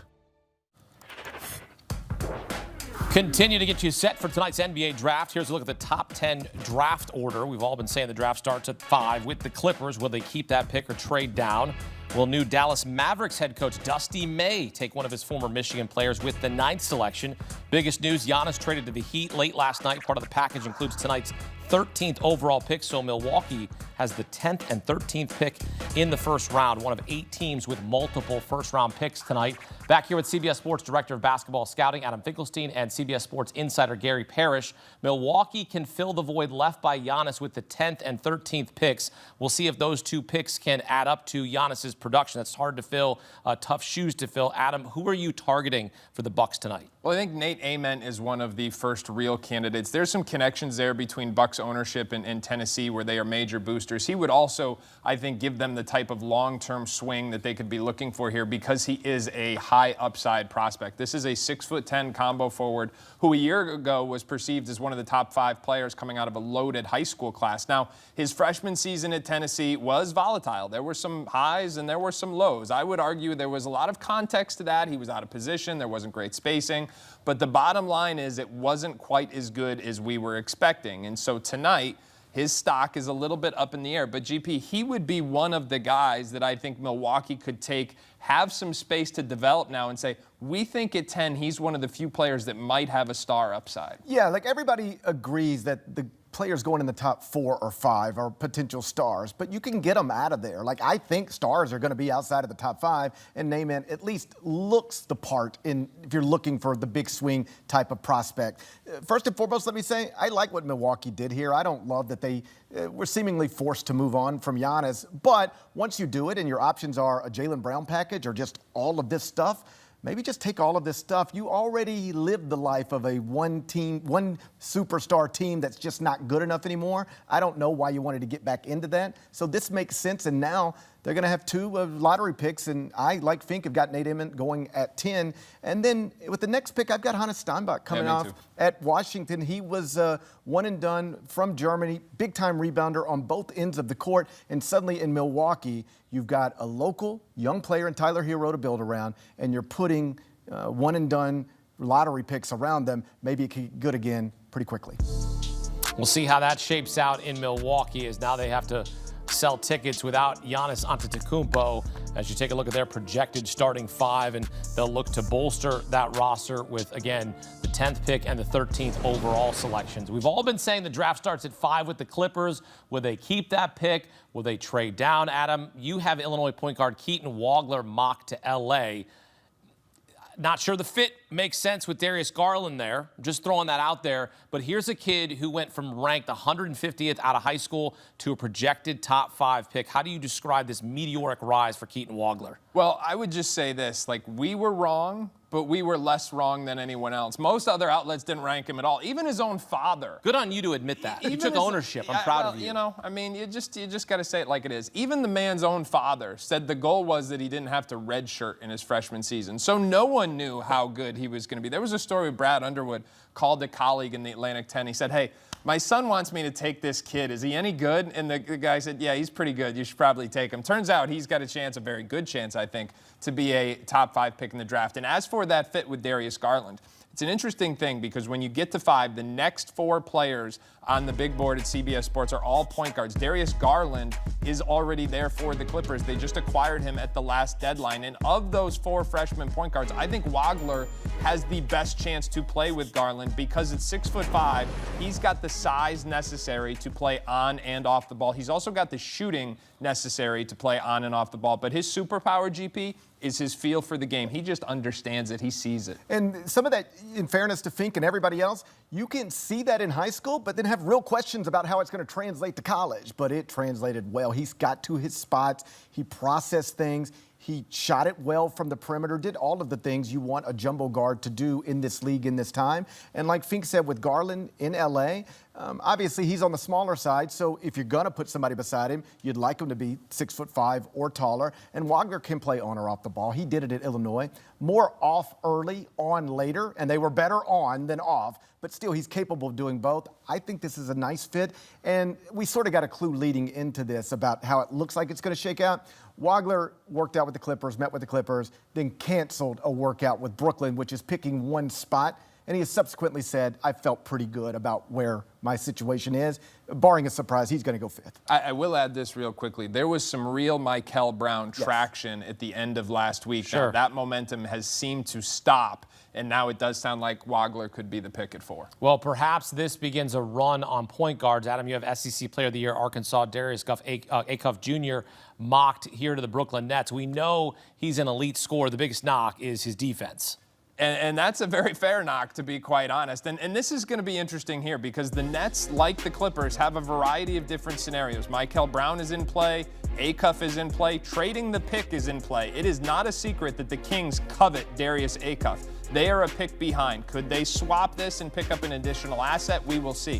What I will tell you about Darius Acuff is he was the most dynamic of these lead guards, both in high school and in college, and he made notable strides to his game in college. He is a dynamite scorer. He is skilled, he's balanced, he's more polished than any of these guys. And while everybody complains about how small he is, I really feel like that is overstated because he's solid, he's got body control, he finishes at a high rate. So I think there's almost too much talk about his lack of size, at least relative to the rest of the group. I think size often gets equated to height. People just look at height and they say he's small. Yeah. Well, didn't we just see Jaylen Brunson, 6'2", lead the Knicks to an NBA championship? So we know it's possible. I mean, like, he might be one of one. Yeah. But we know that little guards can still flourish in this league. We just watched it over a 5-game series. With Acuff, there's no getting around that he is smaller than Wagner and some other bigger guards in the NBA. There's no getting around he guarded nobody at Arkansas.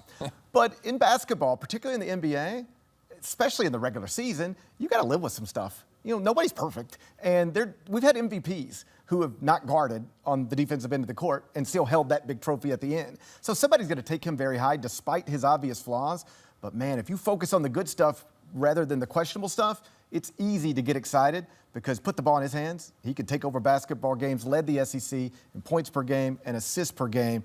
He's special. I could see him being a star. He's got star quality written all over him. We just got to get past the other stuff and hope it's not too much to hold him back. Yeah, he's electric, right? I mean, because that's probably the better word. I mean, right? He's electric. He's fun to watch. How about this? You sit around watch college basketball all season. Yep. You probably were wowed by AJ Debansa. Mm-hmm.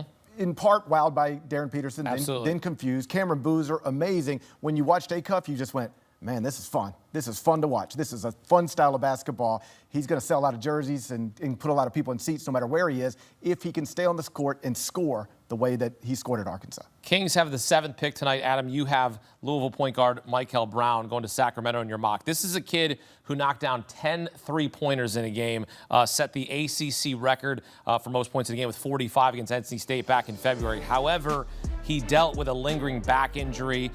We know about some of the workouts that he didn't go to, didn't attend. What's your scouting report on Mikel Brown Jr.? I think he is as high of an upside of any of these 4 one-and-done freshman lead guards. He's as naturally skilled with the basketball as any of them. He is a classic late bloomer. This guy, when he was a freshman in high school, was 5'6". He's the better part of 6'4" right now, and his athleticism is now starting to catch up as well. The other thing you need to know, he's virtually ambidextrous. He's a righty, but he prefers to dunk with his left. He prefers to pass with his left. Now, here's what I can tell you about this pick. The Kings want Acuff. That is pretty well known. Acuff would be fine with Sacramento. And that doesn't always happen when lottery picks are like, oh, I like it in Sacramento. So that's where some of this speculation about could 6 and 7, could they flip here? Yeah, there you go. And Mikel Brown, how bad is that medical? That's the other domino we don't know here. Right. Kingston Flemings could be in the mix here. So this 5 through 7 gets very complicated, and we really don't know how it's going to play out yet. If I sent you the best 5 minutes of Mikel Brown, you'd be like, why is he not going number 1? Yeah, well said. But then I have to talk to you about all the other stuff, and that's the answer. The medicals are going to tell the story here. When he was on, buddy, he looked great and just took over games. Streaky, electric, all of that stuff. But he was off a lot. Like I've said on the Eye on College Basketball podcast multiple times because everything I say on that podcast, I've said at least 10 times by now. He is somebody that when you watch him go, he is awesome. But the street clothes stuff this season, he's lucky that Darren Peterson existed to take a lot of the attention over there. And we had all the conversations we maybe should have been having about Mikel Brown. Yeah. We had them about Darren Peterson instead. But NBA front offices have been having these conversations about Mikel Brown for a little while. And that could be the thing that makes him go much lower in this draft, or at least somewhat lower in this draft than you would suggest based on nothing but healthy talent alone. Mikel Brown played in fewer games this year than Darren Peterson. Yeah, he missed 14 games because of the back injury. The Hawks are one of 8 teams with multiple first-round picks, 8 and 23. Adam has the Hawks taking Houston point guard Kingston Flemings, and this kid has a chance to be special at the NBA level. I can recall a conversation that you had on the podcast about when they went to talk to Houston head coach Kelvin Sampson, and they knew the first day, Gary, that this kid was going to be the best player on their roster. I was with Kelvin a few weeks ago at the Big 12 spring meetings in Frisco, Texas, and, you know, we're at a function and we're talking, and I just sort of asked him in the context of a different conversation. So Flemings, like, you know, because he knows where I live and that he would possibly be on the board. And I said, when did you know he's going to be your best player? He said, not until he got to campus in the first practice, but it was the first practice. In all the evaluation, I didn't see it. First practice, I saw it. And then you start just talking to him about the young man, not the basketball player. I mean, I could see the basketball player, but I don't know the young man that well. But you talk to him about Kingston Flemings, talk to him about Kingston Flemings' family. You just listen to Kingston Flemings this week talk about himself and about basketball and about everything. I'm enamored with this young man as a prospect. The basketball stuff is easy to see, and maybe it doesn't pop quite like Acuff or Mikel Brown, but the other stuff looks like free of all red flags, and you're getting a solid, well-built, focused, driven young man who has the athleticism and shot to be special. I've fallen more in love with him as a prospect since the season ended, even more so than I was while it was going on, because we've been able to learn more about him as a person, and he seems really impressive as a young man. Yeah, you see these culture that we always talk about. We throw the word culture around. You see that at Houston. Yes. You see that at programs like UConn. You see it in these programs where these kids are a direct result of the way that they run their system. I'm glad you said that, because I had a front office member say this to me within the past few weeks, that when they are evaluating Houston players and UConn players, they said these two programs specifically, they feel like those coaching staffs have done some of the work for them, because they just sort of understand we don't have to question what kind of player is coming out of Kelvin Sampson's program. We know what kind of player he recruits. We know who you have to be to get through it. We know who you have to be to flourish. And if you get through all that, we kind of know who you are before you ever get to us. Coming out of Houston and UConn right now is considered a plus among NBA front offices. Round 1 of the NBA draft tips off 8 Eastern. Tonight we will have wall-to-wall coverage right here on CBS Sports HQ. Our experts delivering pick-by-pick grades and analysis throughout the night. Coming up, we've got more draft. Matt Norlander is in the house. He joins us next with the very latest. This is CBS Sports HQ on the clock. You want to fight about it?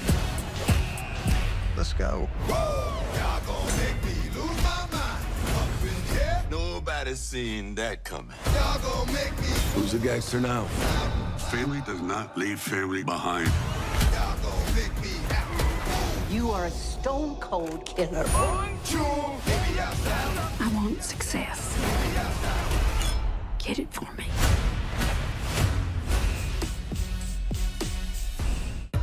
This life here is gonna work, isn't it? We'll make it work. We don't break ourselves and have to give you a better life. Rip and Beth have secrets. People with secrets can be useful. We need to be careful with this family. Find out what they know before it gets more complicated. Family is the only thing worth fighting for. If either one of you want to walk, I won't hold it against you.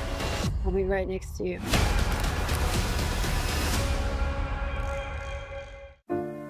I've been so many places. Life comes at you fast, whether you're ready for it or not.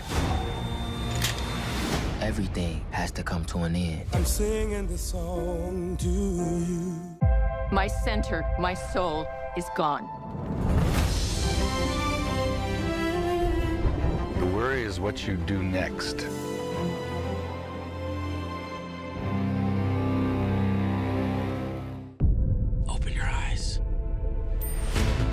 Paramount Plus has a mountain of movies. Wow. New movies. Timeless movies. Guys who are running out of time movies. So get in on the latest blockbusters. Trust me. And relive the moments that get you every time. And that's all I have to say about that. A mountain of movies, now streaming on Paramount Plus. This is European soccer's biggest stage. Written in the stars! What a difference she has made! The question is, can you handle it? Can you handle it? The crowd here feels electric. Stream every match of the UEFA Women's Champions League on Paramount Plus. Till the roof comes off, till the lights go out, till my legs give out, can't shut my mouth. She's gonna blow! All episodes of Landman, TV's biggest phenomenon, are now streaming. The situation is about to come to a head. How do you know? Because I'm about to take it there. Every time you take a breath, you owe me. I want success. Get that for me. Well, God, you got anything else? Landman, all episodes now streaming only on Paramount Plus. We're back here on CBS Sports HQ. I am Chris Williamson alongside CBS Sports senior college basketball writer Matt Norlander for Norlander's notes for this loaded NBA draft class. Matt, first note I want to get into is when you think about all the talent that we have, who will go down as the best player from the class? And that's just it. This is what I love about this night. You know, you heard Fink and GP talk about how we've been waiting years and years for this draft, this loaded draft class. Guess what? The most likely scenario is that the first pick in this draft will not be the best player. I believe AJ Debansa is going to go number one. I checked in with his father within the hour. They still are firmly of the belief that he is going number one, as he should. But when you consider all of the talent, you could really make the case for 6, 7, maybe 8 players in this class to ultimately be the best of the group. And that's what makes it so fun. We're going to have this huge night. We can't wait to break it all down for you. And there's going to be so much optimism far and wide across the league. But the reality is, Darren Peterson could wind up being the best player in this class. Cameron Boozer could easily be that guy. Caleb Wilson could emerge by the end of next season as the 1 year later. Why didn't he go number one? It doesn't stop there. Darius Acuff made the most impressive array of shots in all of college basketball last season, was obviously incredible at Arkansas. Could it be Keaton Wagler? Even someone like Yaxel Lendenborg, who's not going to go 5, won't go 6, won't go 7, and barring a shocker, it's not going to go 8, probably be outside the top 10. He's one of the 3 or 4 best basketball players right now entering this draft. So that's what makes this so fun, because the options for who's actually going to wind up being the best, more likely than not, it won't be the guy who goes number one. Yeah, that means front offices, they have their hands full when deciding who is going to be their pick and deciding who is going to lead their franchise. Now, the Clippers, they currently hold the number 5 pick, and they could go with a guy like Illinois freshman Keaton Wagler, or they could trade down, right? What are you hearing as the latest as far as this front? Yeah, I just checked in a few moments ago, and there's still curiosity if the Clippers are going to move this pick. I do not believe that will be the case, but just know this. Other teams that are in the top 10 and just outside of it have had communications in the past week or so with the Clippers, who have at least been looking around on it. My guess is they're going to go with Wagler. Keep in mind, Mikel Brown, it basically is looked at as if they don't move the pick, which I don't think will happen, because again, we don't know if the Clippers are facing down a situation where they're going to be punished with draft picks and removing them in 27, 2028, depending on the outcome of the aspiration investigation, the results of which are expected this summer. So with that in mind, I don't think we see LA move down to try and get another pick. They try and get a top 5. Mikel Brown Jr.'s medical, I was told by multiple sources in the past 72 hours, it's not 100% clean after that back issue. I think because of that, because of Wagler's size, ultimately, I think Wagler will be the pick at 5.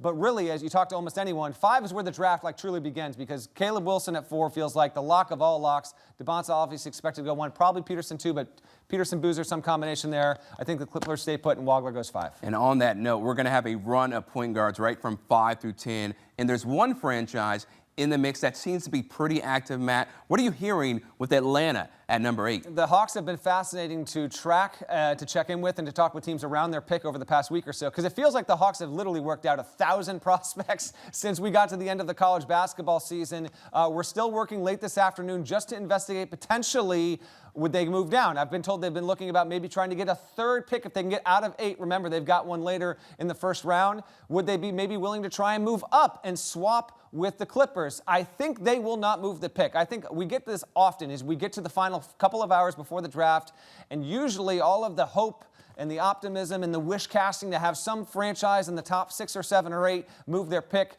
More often than not, that doesn't happen. I've been told Atlanta has put a premium on Kingston Flemings. Mara was in there. I was told Adai Mara, his buzz in the room might have faded just a little bit. It's down to Flemings or Braden Burries. I think Kingston Flemings will probably win out there as we get ready to gear up and get to the top of the hour here. I think Flemings will be the guy in Atlanta. And I can tell you this, on the Houston side, I checked in there. They are adamant. He is not falling past 8 at Atlanta. So if they don't shift off that pick, I think Kingston Flemings is going to keep wearing red and go over to the A next season. Yeah, the A will definitely love them when you see the way he played for Houston, almost getting them to another Final Four, but ultimately he was one of the most exciting guards right in the country. Now, when the Mavericks stunned everybody, Matt, hiring Dusty May away from Michigan, one of the first thoughts that came to a lot of people's minds was, all right, how does this impact Dallas when it comes to their draft picks? What are the chances that this Mavericks team is going to select a Michigan player at number 9? You know, I do think this is possible, and specifically because of this. If Atlanta takes Flemings at 8, which I think happens, and then Burries is sitting there at 9, I think it's Burries or a Wolverine. Now, Masai Ujiri is going to do what he's going to do. They have made those decisions, but, I can't help but think if they opt to go big, and I had one source tell me earlier today that they think if Mara is there at 9 for Dallas, he is going to go to Dallas, even though they have no shortage of size in the front court. Consider the fact that they have brought in Dusty May into the organization, that he has been able to provide them with every single piece of detail, good, bad, or otherwise, that frankly they could not get on any other player because there's just going to be certain restrictions with some of your sources on this. Now Dusty's in the building and he'll be able to provide him with that. So I think it will be Burries or probably Mara that winds up going to Dallas at 9. The fact that Dusty May we've never seen this before, folks. We have someone who was 3 days ago the head coach of 3 likely lottery picks, and now he's on site watching his players get drafted, but he's a coach. He's an NBA coach. It's a wild, wild situation there. He's going through the midst of the greatest basketball stretch of his life, and I think it will come to fruition tonight that all 3 of those bigs that were the best frontline college basketball last season, I think they all go in the lottery. All right, cannot wait to see how that all shakes out. Now, you have 8 franchises, Matt, who have they have first-round picks, I should say. At least one of them is in the lottery. You got the Bucks, the Thunder, the Hornets are 3 of those teams. What opportunity could they have to really change the fortunes of their franchise with not 1, but 2 first-round picks there? You nailed it there. I love this board here. Gorgeous work by our production crew here in Stamford, Connecticut. And look at the logos we see twice on here. When you look at the likes of Memphis, what could they do? When you mentioned those last 3 specifically, Bucks, Thunder, Hornets. So the Bucks, I wonder if Nate Ament is ultimately going to land there. Do they take the swing at 10? Do they wait on 13? They got the 2 picks. Why? Because of the Giannis trade, of course. So we wait and see on what they're going to do there. The Thunder, I've been told they've been at least trying to move off that 17th pick. They've got 12 and 17. They were able to ship Wiggins out and get some of that cap relief that they needed from a money perspective there. They brought in the likes of Bennett Sturtz, Cam Carr, Braden Burries. They brought in a load of guards just to work out down the stretch here. What will they do? Will they actually take 2 players and keep them? A couple of leak sources don't think that will actually ultimately wind up being the case, but I'm fascinated there. They're in a good spot, relatively speaking, but we'll see if they can bolster all the more there. And at the bottom of it with the Hornets, 14 and 18, they want Morez Johnson Jr. to fall to them. I don't know if that's going to happen, but I do think with Charlotte, it really jumped last season. It was a franchise that actually was quite watchable, quite fun. Very. I do think in the midst of this absolutely fantastic draft, what's so intriguing is that going into the pick number 1, and we'll see what trades change this or not, we have all of these franchises that really we could have 2 or 3 franchises here that when we look in 2 years from now and we see where they're picking in the 2028 draft and we go, they nailed both of their first-round picks in that loaded draft. You can totally change the trajectory of your franchise and become a reliable, every-year playoff kind of team moving forward. So keep an eye on all of that. It will be intriguing. One last thing. Bulls at 4 and 15 here. Caleb Wilson is the lock of locks at 4. Christian Anderson, I think, is going either 14 to the Hornets, 15 to the Bulls, or 16 to the Grizzlies. Whoever gets him, I think they're going to do just a bang-up job bringing in someone that will be just an incredible immediate addition there. So I'm intrigued to see, can it be the Bulls with those two pair of picks? Because if they can pair, say, Caleb Wilson with Christian Anderson, they'll at the end of the night, when we're talking winners and losers, the Bulls will be near at the top of the list if they go with Christian. Yeah, they definitely could be nasty if they get those two players. Matt Norlander always giving us the best and brightest analysis. Coming up, while we tapped into some of the can't-miss prospects for this year's class, who are the ones flying under the radar that we shouldn't overlook? We discuss all that and more after the break. You want to fight about it? Let's go. Y'all gonna make me lose my mind. Up in here, nobody's seen that coming. Y'all gonna make me. Who's the gangster now? Family does not leave family behind. You are a stone-cold killer. I want success. Get it for me.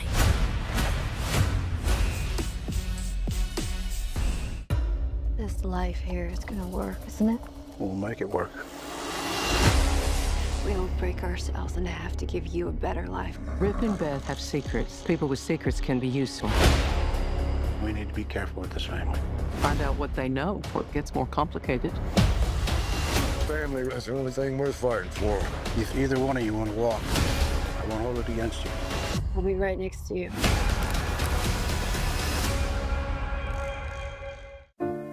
I've been so many places. Life comes at you fast, whether you're ready for it or not. Everything has to come to an end. I'm singing this song to you. My center, my soul is gone. The worry is what you do next.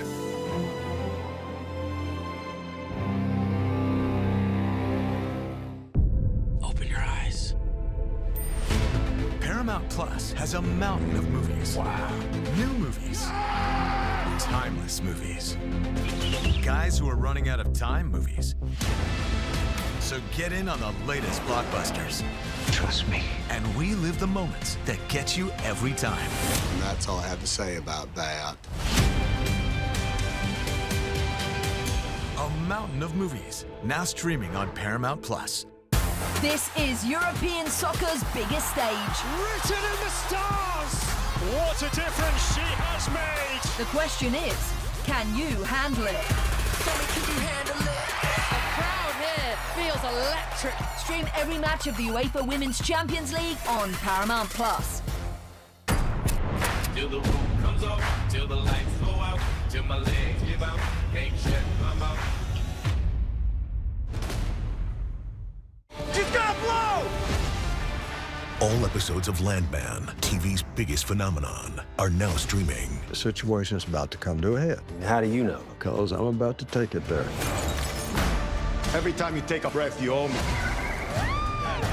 I want success. Get that for me. Well, God, you got anything else? Landman, all episodes now streaming only on Paramount Plus. In less than 20 minutes, we will find out who could potentially change the Washington Wizards franchise as the #1 pick. All signs point to it being either AJ Debansa or Darren Peterson. And then the fun really begins in what could be an all-time draft class. We're back here with Gary Parrish and Adam Finkelstein. And Peterson, Debansa, even Cam Boozer, they receive a lot of love. But sometimes, y'all, it's the players who fly under the radar that end up making the most impact, a la Jaylen Brown, as we already talked about during this hour, as he went in the second round to Dallas and now is a finals MVP and a champion. Now, Koa Pete, going into his freshman year, you were like, oh, this guy, he's a grown man. When you see how he was physically built, right, the jump shot wasn't there. He's not shooting up boards like I may have saw so in other people. Why is he somebody we should keep our eyes on that. I see what you did there. He's not shooting up board. You see that? You see that? Yeah. Yeah, that's the problem. He can't shoot. And, yeah, he's still a grown man. Yeah, he's just a grown man that can't shoot. We were right, yeah. everything is as advertised. The bottom line is this is a league that is about spacing. And when you are a non-center and you can't shoot the basketball, it limits spacing. But there are a lot of things he can do. He is an NBA-ready body. He's a very good rebounder. He's good in the short roll. Why are we showing this man shooting the ball? Don't do that to him, GP. That's misleading. He is not good at that. But he is good at a whole lot of other things. I think this guy's a winner. I think he's going to help an NBA team. And if I'm drafting in the 20s, quite frankly, if I'm anywhere after 15, I'm thinking long and hard about bringing him into my program, especially if I have a good shooting coach, and developing that part of his game. Yeah, no, he's going to be lights out. You know, he just gets that jumper. Even if he doesn't, right. Oh, even if he doesn't, he's going to be in the NBA for a while just because he can do other things that impact winning. But if the question is, why was this guy once projected as a lottery pick and now he's probably going to go in the 20s and could theoretically slip to the second round, although I don't expect that, it's all rooted in the shot. Yeah, all of that. And shooting is at a premium in this NBA. Now, another prospect, Gary, who isn't generating a ton of headlines, but you did mention him earlier, Husky center Hannes Steinbach, who put up nearly 19 and 12 as a freshman. What excites you about the way he plays? Well, it's the rebounding. I mean, he was top 45 in rebounding percentage on both the offensive end and defensive end of the court in the country. So he's going to be a double-digit rebounder in that league. 6'10" with a better wingspan. And people who have been following this draft, looking at mock drafts, might notice that, hey, where are all the international players that used to pop into these things year after year after year? Well, some of them were now just playing college basketball, and he was one of them. He's going to be terrific in the NBA, I think, for a long time because he has this one special skill that he's clearly, I think, going to be exceptional at it, and that's his ability to take missed shots, secure them, and get them to a point guard. Yeah, we saw rebounding matters. OG Anunoby, Tippin. Yes. I mean, you got to have rebounders who can clean the glass. Now, what about SEC's Kentucky right forward, Jaden Quaintance? We barely saw him, okay, this season, so left a lot to be desired. What do you think he does so well that we're not noticing right now? Well, he's a defensive savant. I mean, this guy, before he got hurt in his freshman season at Arizona State, he proved that he was all over the ball, big-time shot blocker, also had really high steal metrics for a big man. The way he could manipulate offense, almost like baiting players into doing what he wanted so then he could knock the ball away. Now, unfortunately, at the end of that year, he tore his ACL. And the word that no one wants to hear on draft night is medical. Because whenever that word comes up, it means somebody's slipping. And if there is a player who is slipping because of the medical in this draft, it will be Jaden Quaintance. Now, my contention is even if that leg isn't right, even if there's more work to be done, he is too talented to pass, especially when you get late into that first round. You've got to take a guy like that. This is a lottery caliber talent and arguably the best defensive big man in this draft if his leg is right. And if that takes a year, you invest that time. He only played 4 games this season. I happened to be at one of them. It was the CBS Sports Classic down in Atlanta, and he changed the game immediately. Looked different on the court than everybody else. And I happened to be at an Arizona State game the year prior when he was there. Now, he was already hurt, but there was people connected to the program with just like photos on their phone. Like, look at where his elbow is connected to that backboard, stuff like that. He jumps in a different way. His arms go to places most people's arms don't go. We got to make sure the knees are right. He's a lottery pick easy.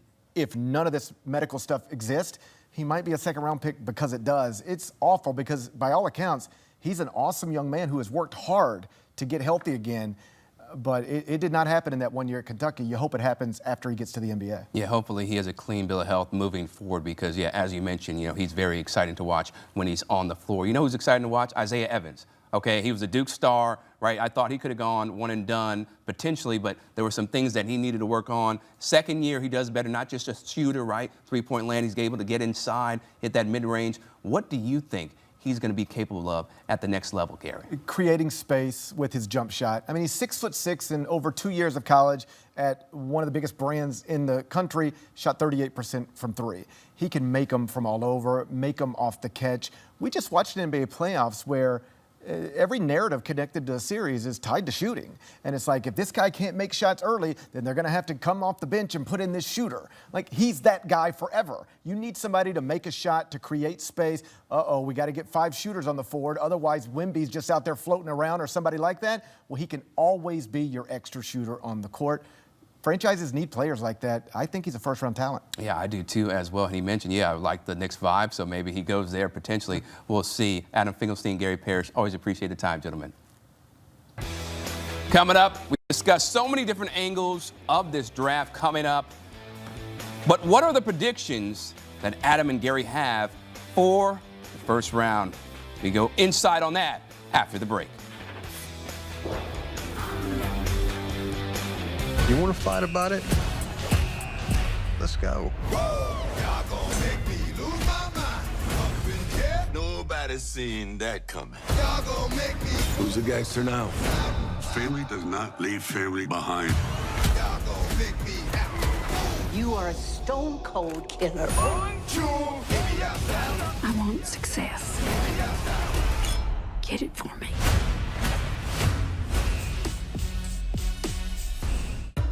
This life here is gonna work, isn't it? We'll make it work. We'll break ourselves in half to give you a better life. Rip and Beth have secrets. People with secrets can be useful. We need to be careful with this family. Find out what they know before it gets more complicated. Family is the only thing worth fighting for. If either one of you want to walk, I won't hold it against you. I'll be right next to you.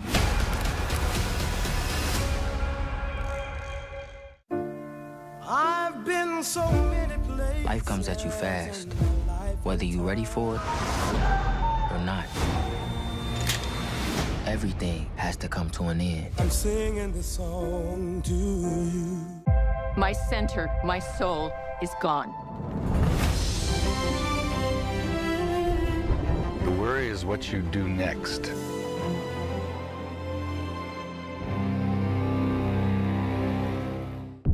Open your eyes. Paramount Plus has a mountain of movies. Wow. New movies. Timeless movies. Guys who are running out of time movies. So get in on the latest blockbusters. Trust me. And we live the moments that get you every time. And that's all I have to say about that. A mountain of movies, now streaming on Paramount Plus.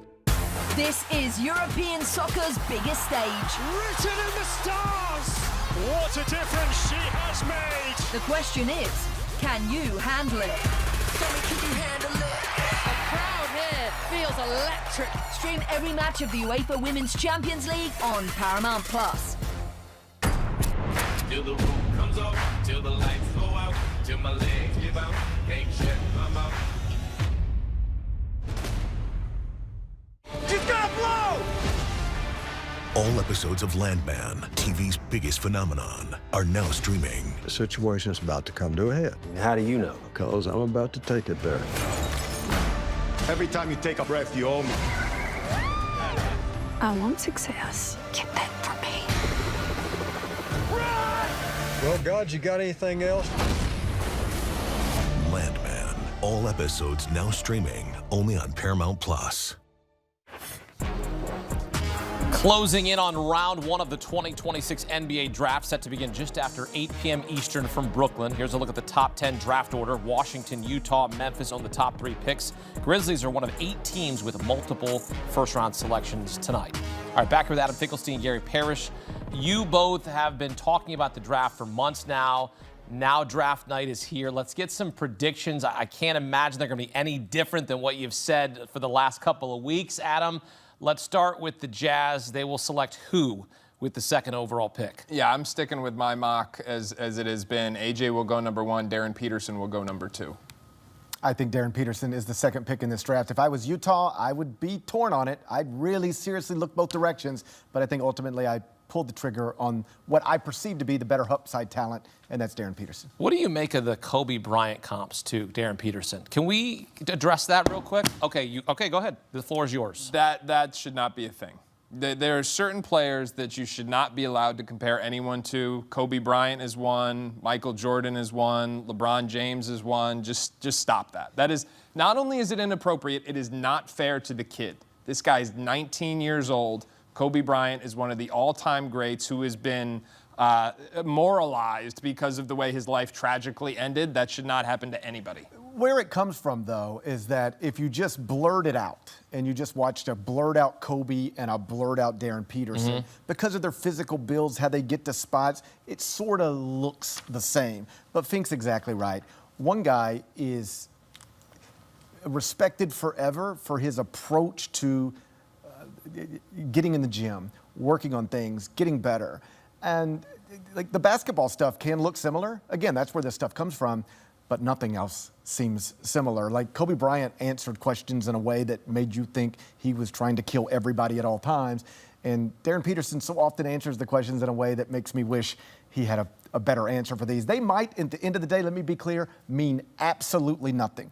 I think he's an incredible talent who should go second in this draft. We should probably wait before we describe him to compare him rather to an all-time great. Comps are hard, yes, but that one's irresponsible. All right, Grizzlies have the 3rd overall pick, Gary. You live in the Memphis area. What's the vibe among the fans about getting Cam Boozer? Oh, they're going to be lined up at the Grizzlies Den at FedEx Forum tomorrow night looking for Boozer jerseys if they're available. People are excited. Obviously, it's been a tough go down there. This is a franchise that 2 years in a row was named the #1 NBA franchise in future power rankings by ESPN when they had a core of John Morant, Desmond Bane, and Jaren Jackson Jr., all 23 or younger. The future was bright, and then it got off the rails pretty quickly. You can Google and probably figure out why. Jaren Jackson's traded, Desmond Bane's traded, John Morant is expected to be next, and so the fan base is, I mean, my kids have lost all of their favorite players, not to mention Pete Alonso from the Mets. So this is the best way to put it. Kids in Memphis badly need a new favorite player, and I think parents in Memphis can't wait for it to hopefully be Cameron Boozer. Folks are genuinely excited about the direction of the franchise, even if it has been a rough few years. As they should be. If you can get Cameron Boozer with the #3 pick in the draft, you run to the podium. I have said not only should Utah consider Cameron Boozer, I think Washington should consider Cameron Boozer. There's this conversation about upside that has existed throughout high school and into college, that he's not quite at the same level as Debansa and Peterson. But you know what he's been better at along every step of that process? Winning basketball games. So you talk about the upside because he's not as outward of an athlete or because there are questions about how much of a jumbo creator he will be. His team has won more than anyone else at every single level, and he has been the best basketball player on the court at every single level. So I think if you're Memphis and you get Cameron Boozer, let's stop talking about Jaren Jackson and John Morant. It is now Cam Boozer's town. Central Barbecue, stand up. There's a nice call. Thank you. With Boozer, that's the other thing. If I were him, I would be really confused by all of this. Hey, I've been playing against these guys. All these people have been in my world forever, and I've always been the best. I've always won the most. I've always got the trophies. I'm the reigning National Player of the Year, and you still are picking people over me. He said tonight in pre-draft interview, down the road, when people look back on this, they're going to say I should have been the #1 pick. And he means it. And he said at the Combine, they said, why does someone pick you? And he said, if they want to win championships. And here's the thing. There's a difference between being arrogant and just confident, between being braggadocious and just sure of yourself.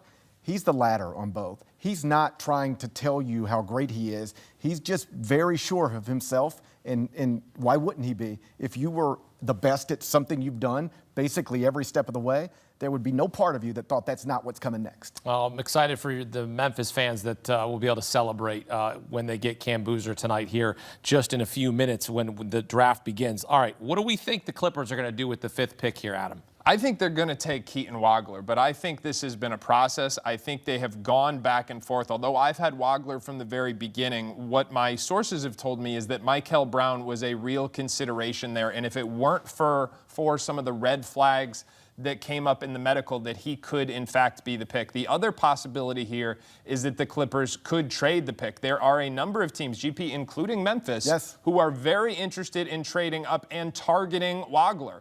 A number of teams who like the possibility of saying, can we get Cameron Boozer with a point guard? Can we get Caleb Wilson with a point guard? So look for Memphis and Chicago to both be active in trade-up scenarios. But at the end of the day, whether it's the Clippers or somebody else making this pick, I think we've come to a point where we can comfortably say that Keaton Wagler is the favorite to go #5. All right, now let's get your bold prediction for round 1 of the NBA draft. Gary, what do you have for us? That I'll just double down on the depth and talent in this draft and predict that a future Naismith Memorial Hall of Famer will be selected outside of the top 5. Wow. Now, I don't know who it's going to be exactly. It could be Darius Acuff. It could Mikel Brown Jr. It could be Koa Pete. You never know. Who thought Draymond Green was going to be a Hall of Famer coming out of college? He's going to be now. But the depth, the talent in this draft is, I think, what makes it really strong in addition to just the strength at the top.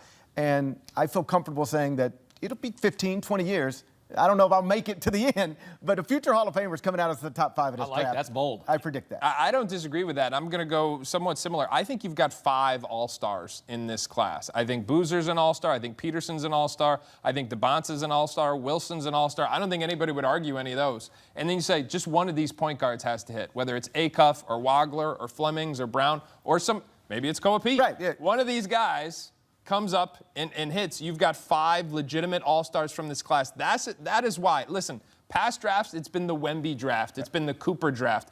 This is the 2026 draft, and it is about more than just one player. Well, we will be watching the NBA draft right alongside you, providing pick-by-pick analysis. We'll take you through all 30 picks on night 1 for Adam, Gary, Matt, and our entire crew. Thanks for watching pre-draft coverage. The Washington Wizards are officially on the clock with the number 1 overall pick. We'll be back when the pick is made here on CBS Sports HQ.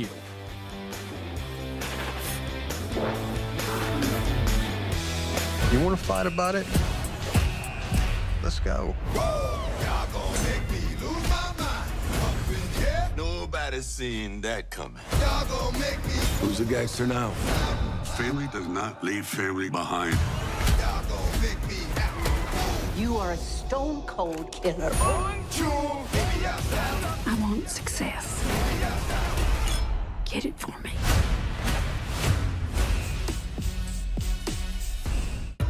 This life here is gonna work, isn't it? We'll make it work. We don't break ourselves in half to give you a better life. Rip and Beth have secrets. People with secrets can be useful. We need to be careful with this family. Find out what they know before it gets more complicated. Family is the only thing worth fighting for.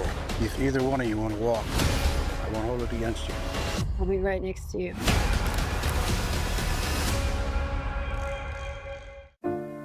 I've been so many places. Life comes at you fast, whether you're ready for it or not. Everything has to come to an end. I'm singing this song to you.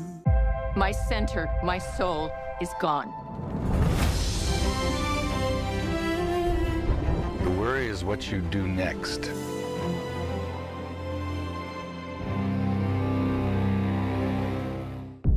Open your eyes. Paramount Plus has a mountain of movies. Wow. New movies. Timeless movies. Guys who are running out of time movies. So get in on the latest blockbusters. Trust me. And relive the moments that get you every time. And that's all I have to say about that. A mountain of movies, now streaming on Paramount Plus. This is European soccer's biggest stage. Written in the stars.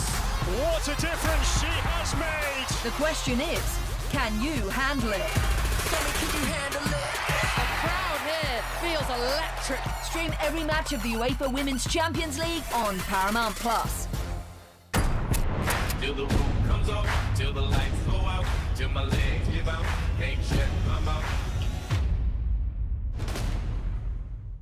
She's gonna blow! All episodes of Landman, TV's biggest phenomenon, are now streaming. The situation is about to come to a head. How do you know? Because I'm about to take it there. Every time you take a breath, you owe me. I want success. Get that for me. Well, God, you got anything else? Landman, all episodes now streaming only on Paramount Plus.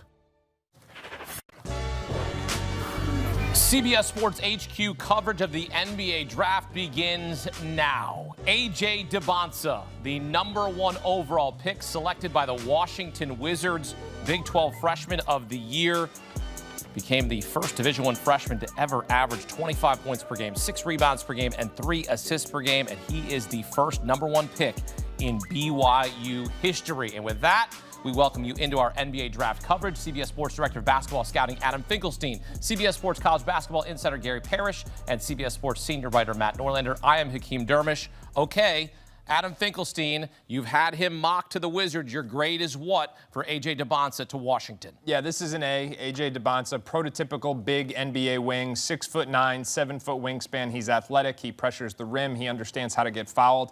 He's got an ability to rise and fire on demand in the mid-range area, and he is as polished of a scorer as we have seen in several draft cycles. This is an A for the Wizards. A lot of noise leading up to the draft in recent weeks. Quieted down a little bit, but the betting market's never changed. It seems like it was always headed this direction. I don't doubt for a second that Washington did its due diligence on Cameron Boozer, on Darren Peterson, perhaps more. You should when you own this type of pick. But ultimately, I think they got it right. Like we've talked about all night, Debansa, he's a super high ceiling with a really high floor. Even if he doesn't maximize his potential, he's still going to score a lot of points in the NBA. And my prediction would be we will look up next spring and he is on a playoff team in the Eastern Conference. Third freshman ever to lead D1 in scoring. Matt, you spent a lot of time with him during the season, talking with his family. What kind of player and what kind of human being is Washington getting here with AJ Debansa? I think that one of the most important things viewers need to realize is that Debansa obviously presents as this huge potential future mega celebrity in American sports, and that might be the case. He's got a very loud game.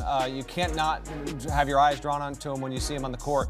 He has a tremendous reputation for being a great teammate. He's almost a willing passer too much by default. He is the right pick, the number one pick. They have had this journey, this vision, that family for 4 years. They dictated and controlled every step of the way. Sometimes at the detriment to some people. They ticked off some people along the way, but I got to talk with AJ last week. I spoke with his father twice today, and the message never wavered. He wants more than anything to be number one. They were very close with the Utah Jazz franchise. He wanted to be number one more than he wanted to play at Utah. And as of, within an hour of the draft starting, Ace Debansa and that family did not waver. They believed that he was going to go number one, and so he goes there. And we could potentially have one of the 5 biggest faces in the NBA by the time he ends his rookie contract, Hakeem. And I agree with Fink. I think he will lead the NBA in scoring, not just once. I think this is a player who's actually capable of doing it 2, 3, maybe even 4 times. A real debate, but he's the right guy for it. And Washington hasn't had a pick since John Wall that injected this amount of optimism into that franchise. Well, when you think about John Wall, right, he was the face of the franchise. He was face forward. He was out there. They're putting posters downtown D.C.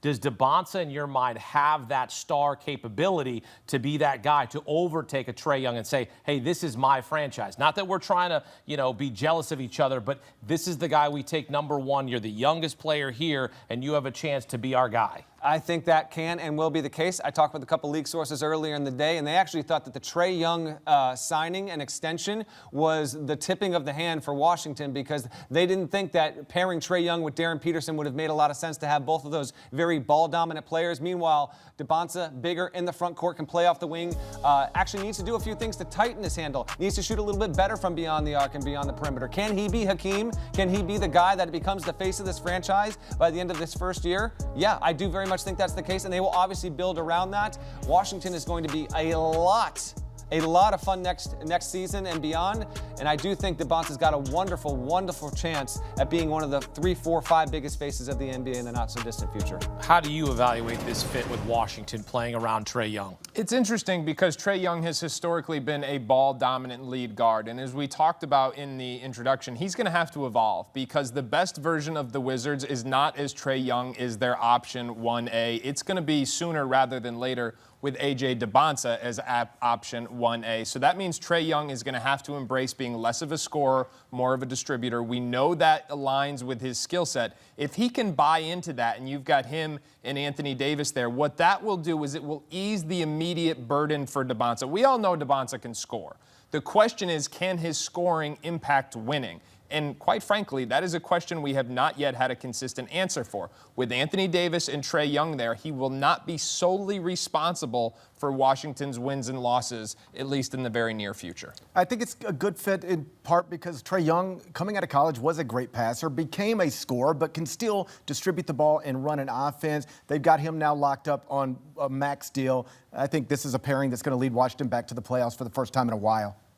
When you look at AJ Debansa, right, Adam, and you have been scouting prospects for a long time now, is there a concern, a swing skill that you go, okay, this is something that he does have to improve on at the NBA level? You know, this is going to sound like a little bit of a hot take, but I would say coming into this year, it was his competitiveness. And I understand that's not the narrative, but AJ Debansa, I actually talked to him about this. His senior year in high school, it was more of a show than it was a competition. Now, give BYU and Kevin Young a ton of credit because that changed this year. He embraced everything that was about that program. He became about winning. He became about competing. And I think that's why he was the #1 pick in the draft. AJ Debansa, the first #1 pick in BYU history. Congrats to him and his family. #1 overall to the Washington Wizards.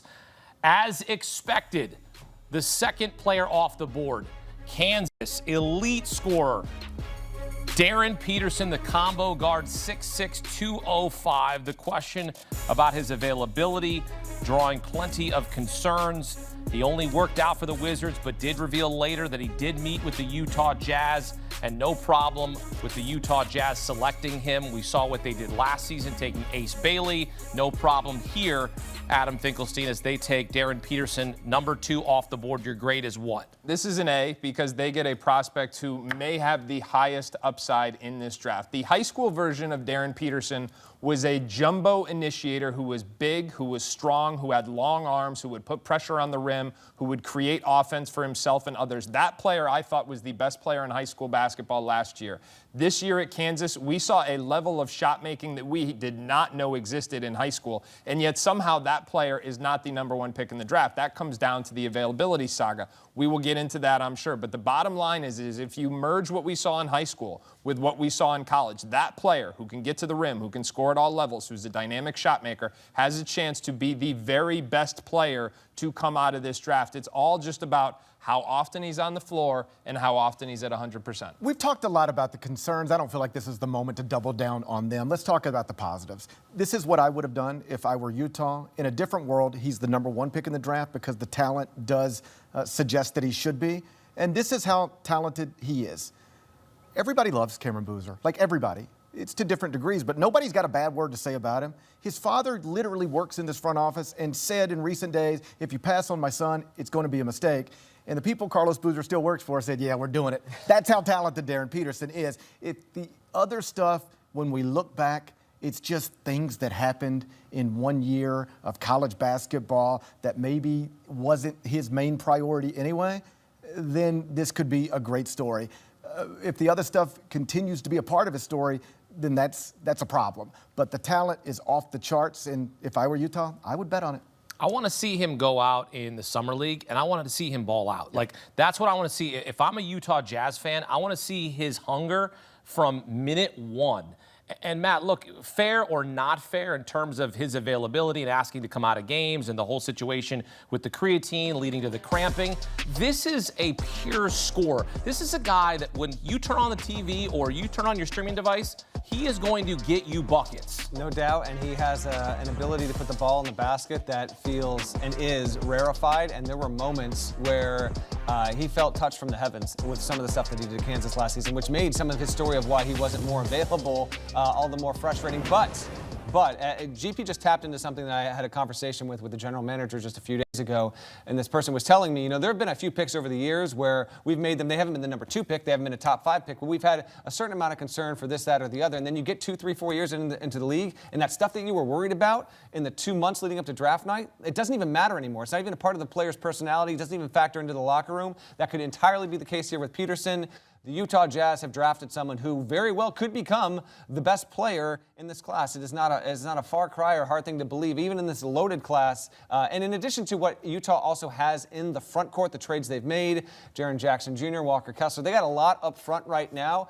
It makes sense to bring in Peterson. The big irony here, though, bottom line, the top 2 picks, Debansa goes 1, Peterson goes 2, and it is Peterson going to the franchise in the state where Debansa obviously lived the past 2 years and knows him better than any other one. Let's now go to the 5th member of our team. We'll continue our conversation here, but let's welcome in former NBA Coach of the Year, Avery Johnson. Avery, look, you played in the league, helped the Spurs win an NBA championship in 1999. If you're coaching Darren Peterson, right, what's your message to him when he meets you for the first time at that first practice? Well, we would have already met, because in the interviewing process, whether it was in Chicago at the pre-draft camp or hopefully if he came in to meet with us, I'm telling him the past is the past. We're going to do the best job with you in terms of helping you take care of your body. You just have to put in the work. We want you to be the player that you know you are. You're a scorer. You're not necessarily a facilitator.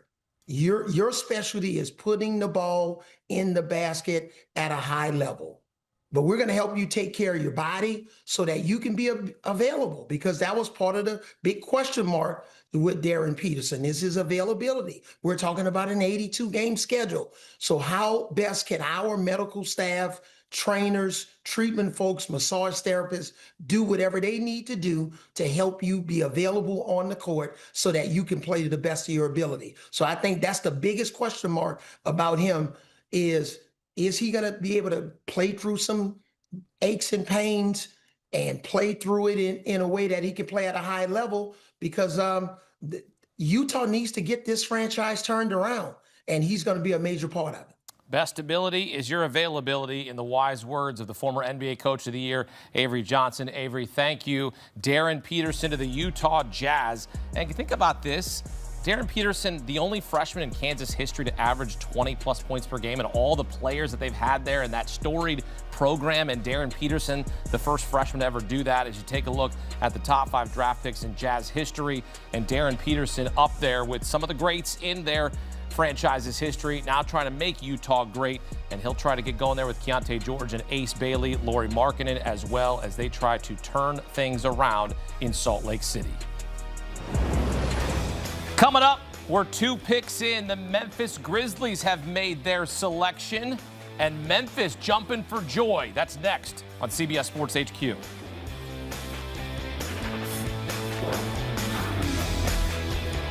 want to fight about it? Let's go. Y'all gonna make me lose my mind. Up in here, nobody seen that coming. Y'all gonna make me. Who's the gangster now? Family does not leave family behind. Y'all gonna make me. You are a stone-cold killer. I want success. Get it for me.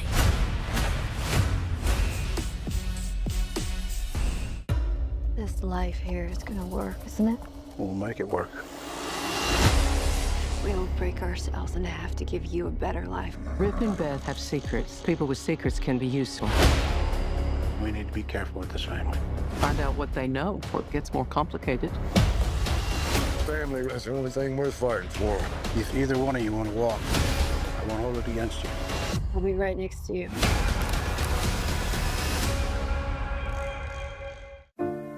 I've been so many places. Life comes at you fast, whether you're ready for it or not. Everything has to come to an end. I'm singing this song to you. My center, my soul is gone. The worry is what you do next.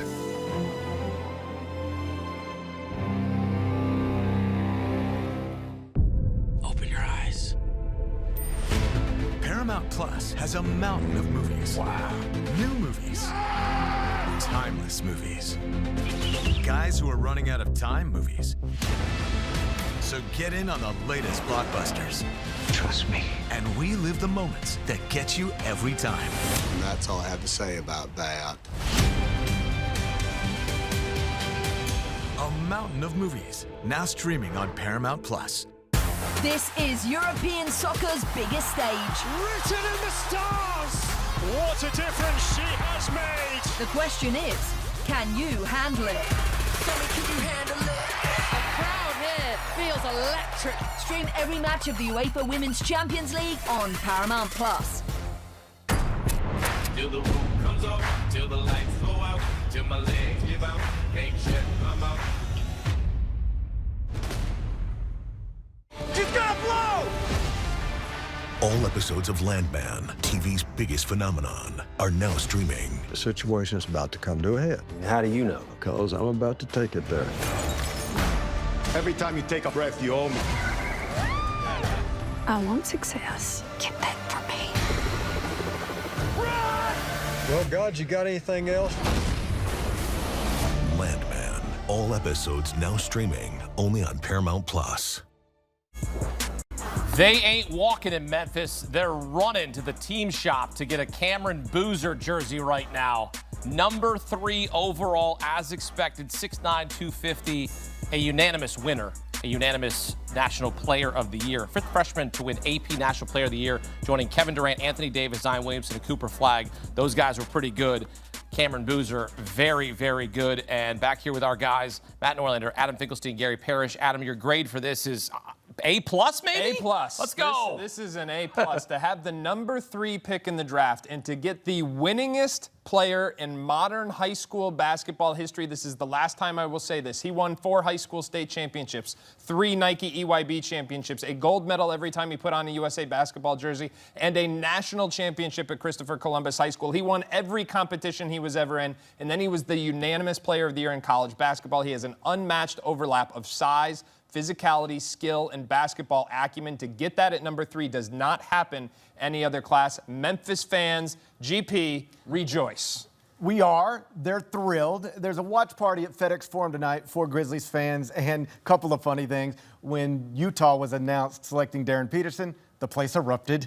And then when the Cameron Boozer pick comes in, it erupts again. This is what the fans wanted. You guys know, I don't have to tell you, we're all friends. It's been rough in Memphis recently. The star franchise player John Morant has only played 79 games the past 3 seasons and is expected to be moved at some point if the Grizzlies can find somebody to accept him. My kids need a new favorite player. The Jaren Jackson jerseys don't pop the way they used to. The Desmond Bane jerseys don't pop the way they used to. It seems likely that there's going to be a bunch of kids in my community wearing Cameron Boozer jerseys as soon as next week and hopefully for years to come. This is a huge, huge moment for Memphis and their fans, as Gary pointed out. To get Cameron Boozer at 3, a guy who could potentially be the best player in this draft when we look up in 5 or 10 years. Yes, this is going to be a running theme near the top of the draft, Akeem. We got a few more coming, but Cameron Boozer can wind up being the best player in this 2026 epic draft class. He's that talented. He's that unstoppable. I don't care that he's not the most athletic player in the class. I don't care that he's not the guy that seemingly might not have the highest ceiling. You can actually build the case that he does have the highest ceiling, because at this point, he has been the best player of anyone that will be drafted here tonight. From the start of his high school career until now, he has been the best player. Memphis just got the most reliable, durable, unstoppable player that is available in this draft, and they got him with the number 3 overall slot. The Grizzlies, this could be a night that your entire franchise trajectory changes for the better for the next decade, because there's another pick coming, obviously, but you can build around Cam Boozer in the front court. Super exciting stuff. One thing real quick, you could see what number Cameron Boozer wears. That's a pretty famous number in Memphis, currently occupied by John Morant. So I look forward to seeing how those questions get answered later on tonight. Maybe he'll go to 3. We'll see what he ends up wearing. Avery Johnson wore number 6. It's hanging in the rafters somewhere in San Antonio. And look, Avery, you played in a small market town, right? Memphis also considered a small market. What does this mean for this city, for this franchise? I think it's unbelievable. I agree. This is an A+. But let's, Gary briefly mentioned it. The big elephant in the room with Memphis is John Morant. You know, is he going to remain on this roster, or are we going to see a 2-man game with Morant and Boozer, which I think it would be incredible with those guys playing, pick and roll together. Zach Edey ducking in on the weak side. I think Boozer, is he going to be able to stretch the floor, when he's at the 4 position, making the NBA 3-point shot? If not, things are going to shrink, especially, and not give John Morant as many driving lanes. So I love this pick for Memphis. Memphis needs some good news. My buddy Gary Parrish needs some good news. His son is going to go out and buy a Cameron Boozer jersey. But at the end of the day, what happens with John Morant is the biggest question mark for this franchise moving forward. Gary, I'm curious, do you think that perhaps this could resuscitate John Morant and say, hey, now I get to play with a guy of Cameron Boozer's ability? This is going to make both of us better. This is going to up the franchise. Do you think that maybe this is a situation, a turning point for Ja? I thought turning points for Josh should have come for years You're now. right, right. I've been waiting for turning points. I think a lot of people have. That's how we got to this point. Sure. I will tell you, just in the spirit of transparency, I follow him on Instagram, and he tweeted a picture looking out over the Mississippi River from the banks of Memphis earlier tonight. I think or at least I hope, this has been a real wake-up call for him, because he was one of the biggest stars in this sport not too long ago. But it doesn't seem that there's a market for him right now at the price at which he's paid. People do not want him. And I've said this for a long time. The best thing for the Memphis Grizzlies and the best thing for John Morant would be for John Morant to be awesome with the Memphis Grizzlies. If there's a path to that, that is what everybody in Memphis has always wanted. It just so often feels impossible. Well, we know that Cameron Boozer has certainly excited the fans in Memphis. He's the 11th top 3 pick from Duke since 2011. Going from Duke to their rivals, North Carolina, Caleb Wilson, as expected, selected by the Chicago Bulls with the 4th overall selection, 6'10", 215. He's got that dog in him. He's the first North Carolina player selected in the top 5 since Marvin Williams and Raymond Felton in 2005. And look, Adam, this is no surprise that he goes 4th overall. Your grade is what for the Chicago Bulls on this pick? This is an A as well, because Caleb Wilson, I think, has a chance to be an all-star in this league, and to get him at number 4 is just terrific value. I think he's the best athlete in this draft, averaged more dunks per game than anyone in college basketball this year, and more than Zion Williamson did in his year at Duke. He's not just a vertical athlete, though. He can really cover the court, and he averaged 20 and 10 this year at North Carolina, which was way beyond what we expected offensively. There's still so much runway left for this guy to get better. He can extend his shooting range. He can improve his creation. He can utilize those physical tools to be a versatile defender. All of those avenues are available to him to keep getting better. And as you said, he is a dog. He owns that. When the lights come on, GP, this guy is ready to go. That's the thing. When I see the intensity he brings to the court, the aggressiveness, I love that. When I hear the way he talks about himself and what he'll do for a franchise, I love that. And can we all please try to remember this next year and the year after and every other year? The second the lottery was set, nearly everybody had the top 4 players as these top 4 players. And then there's a lot of noise about this could happen and that could happen, and it ends up unfolding the way a lot of people thought it would unfold. Caleb Wilson in Chicago, this is somebody who should restart a rebuild there in the absence of Billy Donovan. And if the jump shot ever comes around, the Bulls are getting somebody who's got all the other physical tools to not only be an all-star, but I mean a superstar. Missed the final 9 games of the season due to 2 separate hand injuries, but 19.8 points per game, most by a freshman in UNC history. And you think about all the greats that have gone through the doors at Chapel Hill. Matt, what are the Chicago Bulls getting in Caleb Wilson? The Chicago Bulls are getting the 2nd player since the retirement of Michael Jordan that gives that fan base real optimism that they can return to relevance. We talked about GP and his Grizzlies. You go to my parents' house, you'll find literally hundreds of photos of a young Matt Norlander just donning Bulls gear every single day of the week. I grew up on this franchise, and this has been, unfortunately, a largely irrelevant one for the past generation. He has got an upside where if it all hits, it all comes together, he develops a reliable perimeter shot, the defense gets even better, which a lot of NBA people I talk to, they are very confident that the solid but not overly outstanding defensive prospect that Wilson was at Carolina will grow and be into a real force, like a real factor here, potentially one of the 5 best defenders in this draft overall. If that happens, in addition to all the stuff that we know is already there, then yes, there is superstar potential here. He's not short on bravado, nothing but great things about him from the first step he took on campus at Carolina last summer to everything here. Real quick story here. When he was hurt and getting ready to come back, and then he jammed that thumb and he hurt himself again before they played Duke, he was doing basically every physical thing possible to return on his own timeline. And just, sources in the program told me he was utterly dejected and heartbroken, as if he was the 11th guy on the team that barely got to play at all and was just so eager and desperate to be able to return and play for Carolina. Instead, he was robbed of that, didn't play in the NCAA tournament. We'll see him in the Bulls uniform soon. This is, I agree with Vink, outstanding. Chicago Bulls get a good one in Caleb Wilson, 6'10", 215. He's got that dog in him. He's going to be a bull in a china shop as he's going to look to make a name for himself in the NBA. Coming up, we continue as the first 4 picks expectedly go the way we all thought. What do the Clippers do at 5? That's next on CBS Sports HQ. About it. Let's go. Y'all gonna make me lose my mind. Up in here, nobody's seen that coming. Y'all gonna make me. Who's the gangster now? Family does not leave family behind. Y'all gonna make me. You are a stone cold killer. 1, 2, hit me outside. I want success. Get it for me.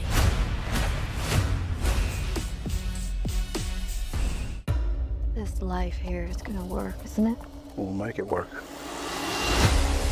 We don't break ourselves in half to give you a better life. Rip and Beth have secrets. People with secrets can be useful. We need to be careful with this family. Find out what they know before it gets more complicated. Family is the only thing worth fighting for. If either one of you want to walk, I won't hold it against you. I'll be right next to you.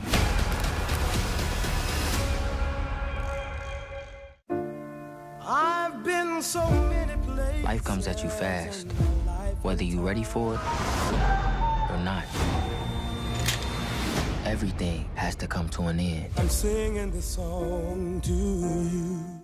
My center, my soul is gone. The worry is what you do next.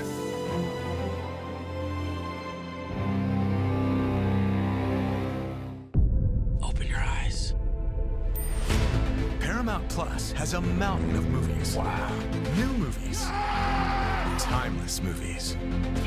Guys who are running out of time movies. So get in on the latest blockbusters. Trust me. And relive the moments that get you every time.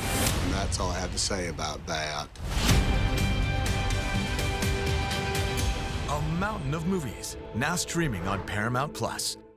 This is European soccer's biggest stage. Written in the stars.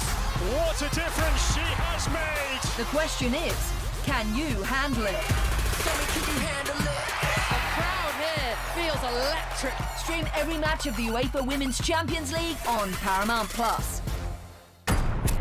Till the roof comes up, till the lights go out, till my legs give out, can't shut my mouth. She's gonna blow! All episodes of Landman, TV's biggest phenomenon, are now streaming. The situation's about to come to a head. How do you know? Because I'm about to take it there. Every time you take a breath, you owe me. I want success. Get that for me. Well, God, you got anything else? Landman. All episodes now streaming only on Paramount Plus.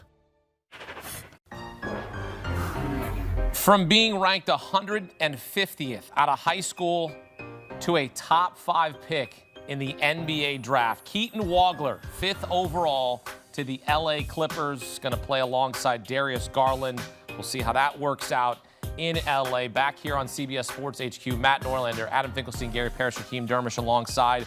Okay, the draft has officially begun at 5 here. The Clippers go with Wagler. Your grade is what, Adam? This is a B+. I think this is very solid. This was the logical choice, given that there were 4 point guards that were up next on the CBS Sports big board, and you had to try and pair one of them with Darius Garland. Wagler gives you a highly skilled big guard, which means he has on-off ball versatility. And why that's important is because he's got the shooting, he's got the size, but his superpower is his feel for the game. He should have no problem fitting next to Darius Garland. Yeah, I think he's a good fit next to Garland because Garland's small and he's a bigger guard. That doesn't take much analysis to figure out. Just a terrific story. Comes to Illinois, is mostly unknown, plays off the ball early, gets switched onto it. The rest, as they say, is history, ends up in the Final Four. This is the way most people had the first 5 picks going, and so there's no surprises so far. Keaton Wagler, what a story here. 150th coming out of high school, 5th overall. Pretty incredible, the story and the meteoric rise for Wagler. There is not a modern comparison. We have never had a player ranked as low, and credit to Fink. Yeah, you made credit sure to Fink. Come on now. Top 150 in his high school graduating class. Never been a player ranked that low that the next year turned around top 5 pick. Awesome story. And the Clippers, there was some buzz about whether they would actually trade. I never thought they would. And I was also told, given some of the uncertainty with Mikel Brown Jr.'s medical, that it was really felt as though Wagler was going to be the pick here. I think Fink is on the same wavelength with me there.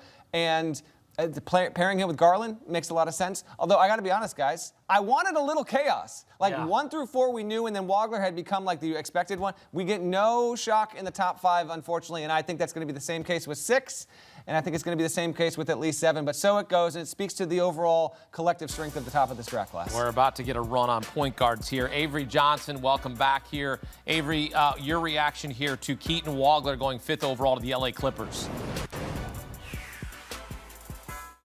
Was what, 5'8" as a freshman in high school, and he grew to 6'6". He's come a long way. I'm just wondering where all these guys getting this money for these fancy suits. I'm still waiting for my name to get called. NIL, that's where it comes from. That's right. In the 1988 draft, I'm still waiting for my name to get called. But I like this pick. I love his size. You know, he's good on and off the ball. Obviously, he's got to get a little bit stronger. But hey, in the NBA, that's not too hard if you're willing to put in the work. But I love this kid's basketball IQ.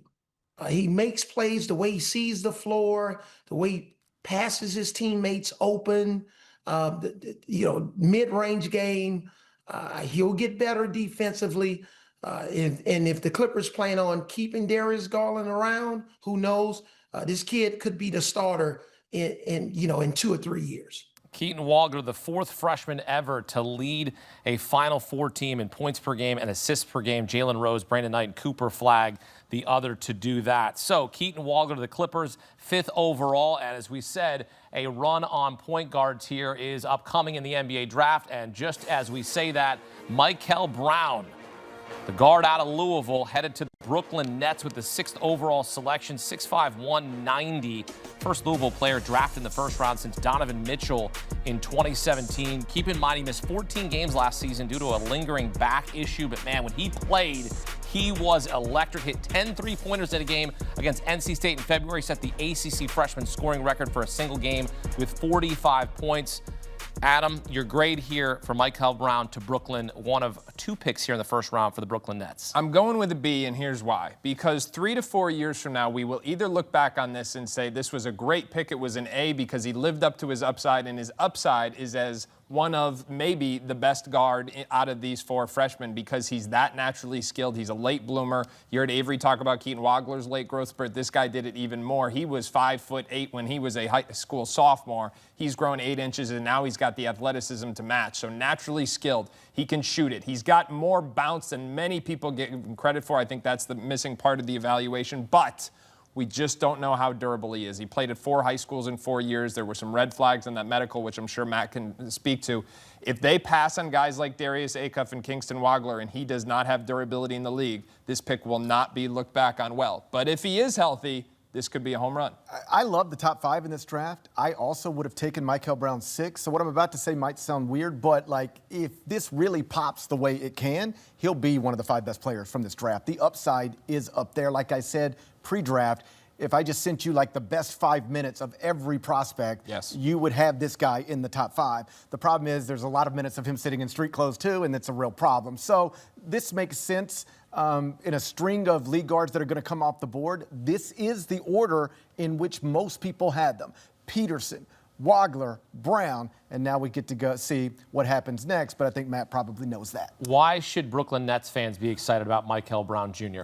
Because he'll probably have the opportunity to really turn it on and light it up and maybe give, I say that fan base, which honestly has never felt smaller in the wake of the Knicks winning the championship. It just is the reality of it. But give those Brooklyn Nets fans, wherever you are. We're going to give those few people something to be excited about. We have a few in this building. There are dozens of us, dozens! And so those Nets fans, they're going to get a talent that could hit. But listen, I refuse to sit up here on this desk over the course of the entire first round and rosy up every single pick. There is a chance this doesn't necessarily work out. It did not go smoothly at Louisville. He had the back issue. The medical wasn't awful. It just wasn't super duper clean. Regardless of that, he overcomes it. He's a top 6 pick.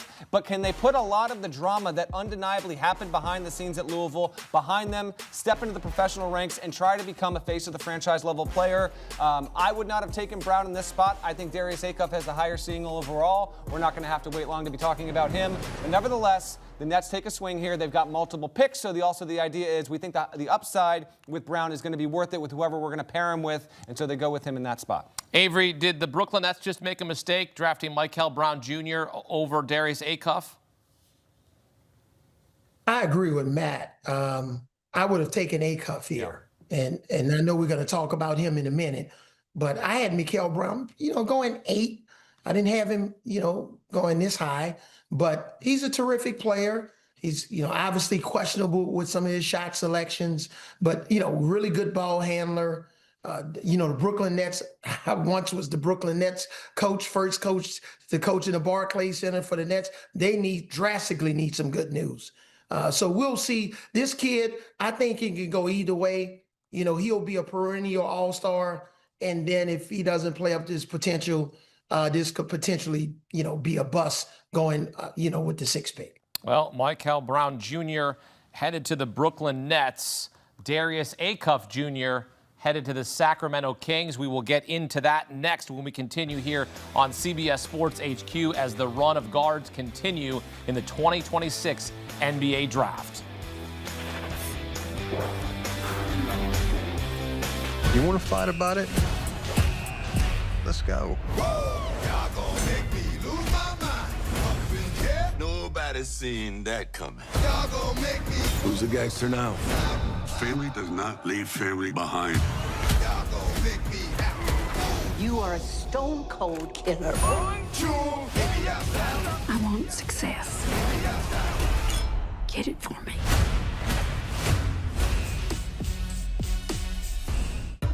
This life here is gonna work, isn't it? We'll make it work. We'll break ourselves in half to give you a better life. Rip and Beth have secrets. People with secrets can be useful. We need to be careful with this family. Find out what they know before it gets more complicated. Family is the only thing worth fighting for. If either one of you want to walk, I won't hold it against you. I'll be right next to you.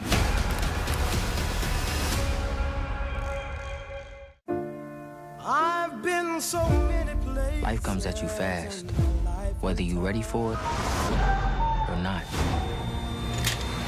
Everything has to come to an end. I'm singing this song to you. My center, my soul is gone. The worry is what you do next.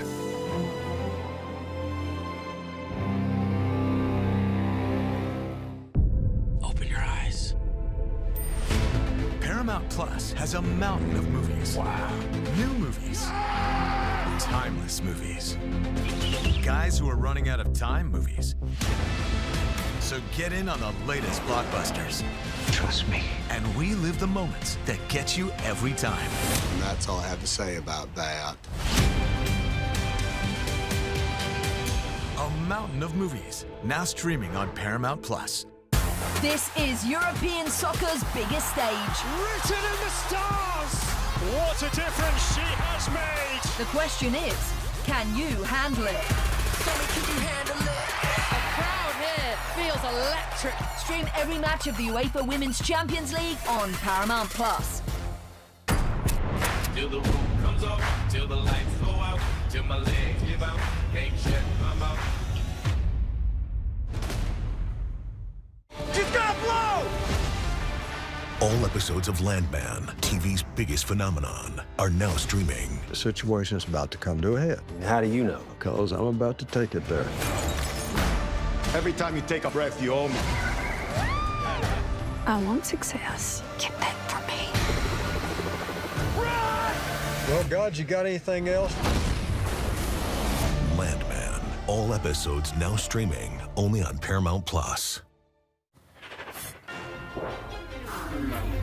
Darius Acuff Jr., the guard out of Arkansas, 6'3", 190, SEC Player of the Year. First player since Pete Maravich in the 1969-70 season to lead the SEC in points per game and assists per game. This kid is electric. The question is about his defense, but man, when you watch him this season, you are going to be impressed. We are all been impressed with him all throughout the college basketball season. During the NCAA tournament, he had 88 points, most points through 3 NCAA tournament games by a freshman all time. The grade is what here for the Sacramento Kings in this pick? This is an A-, and I was trying not to give A's, but this is exactly what Sacramento would have wanted. He was atop their board. They would have taken him as high as 5 if the lottery had worked out this way. They contemplated trading up to get him. As it stands, they didn't have to do that. Now they get the most NBA-ready offensive hub of these 4 freshman one-and-done guards. Couldn't have worked out better for the Kings. It's hard giving these grades because you don't want to give straight A's, but when the franchises keep doing what you expected them to do or thought they should do, it's hard not to. I lived this life once upon a time. I'm 8 for 8 so far, or 7 for 7 so far, or whatever it is. So, listen, this makes a ton of sense, and it's been tracking this direction for a while. The only question was whether he would steal Acuff, be on the board when Sacramento was selecting. He clearly was. This was headed this direction. Yeah, it was. This felt about as telegraphed as it could possibly be with Acuff going there. If he hits, and I understand it's Sacramento, and if we're really going to bring you into league circles, like there's a lot of agents that just don't root for their clients to go to Sacramento because it feels like a black hole. Can he be a player that can pull this franchise out of irrelevancy? I would assume Fink and GP agree with me, and Hakeem maybe you as well. When I watched this guy play last season, he brought as much joy to me as someone who just loves college basketball. The short list in the past decade, guys, I just love what he does on a basketball floor. I get it. He's a net negative defender. I understand all of that, but he made more tough shots, huge leader, didn't come out of the games. Real quick, GP, there was at one point, Calipari tells a story where he really should have been sitting for a game or two because he had an issue with his foot. Flat out refused to do it because he didn't want to have another loss on the resume to impact their overall NCAA tournament chances. Love the pick. I think Norlander touched on something that's important, particularly connected to Sacramento, because as we've noted, I live in Memphis. The Grizzlies are also a small market franchise that, if you follow Twitter, you know former players take shots at every once in a while. I can't tell you how much it meant once upon a time when it sounded like John Morant, Jaren Jackson Jr., and Desmond Bane just wanted to be in Memphis. They didn't want LA, Chicago, New York, Miami. They wanted to be there. Small market fan bases genuinely appreciate that when somebody wants them as badly as they want that person. And Acuff sort of checked that box in the pre-draft process of being comfortable to go to Sacramento, and that's going to make him even more popular than he otherwise would have been. Avery, what impresses you the most here about Darius Acuff Jr.? The shot creator. This kid plays at all 3 levels. I love his size in terms, he's a pretty strong kid. He's not a weak body frame. So I like the way he plays the game. He's a much better ball distributor than he gets credit for. And along with another guy that John Calipari, Coach Anthony Davis, he was freshman of the year in the SEC and player of the year. That's some rarefied air. I know Brandon Miller also did it when he was playing at Alabama, but this kid is, he's special. And what we've seen from a guy like Jalen Brunson, we know that it's possible for 6'1", 6'2" guard can lead their team to an NBA championship. And Sacramento, especially, I know De'Aaron Fox struggled in the finals, but when he left Sacramento, it left a big void at the point guard position. And now Darius Acuff can go and carve out his own career. And hopefully he'll want to stay in Sacramento for the long haul and not ask for a trade similar to what De'Aaron Fox did a couple of years ago. None of us would be surprised if we look up in 5 years and go, wait, Darius Acuff Jr. went 7th to the Kings. He fell all the way to 7th. This guy's awesome. Sacramento getting an awesome elite scorer at the 7th overall selection, taking Darius Acuff Jr. out of Arkansas. When we continue, Atlanta has made its pick. Does the trend on guards continue? That's next here on CBS Sports HQ on the clock. You want to fight about it? Let's go. Y'all gonna make me lose my mind. Up in here, Nobody seen that coming. Y'all gonna make me. Who's the gangster now? Family does not leave family behind. Y'all gonna make me happy. You are a stone cold killer. 1, 2, baby, I want success. Get it for me.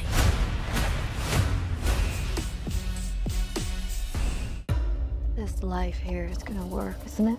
We'll make it work.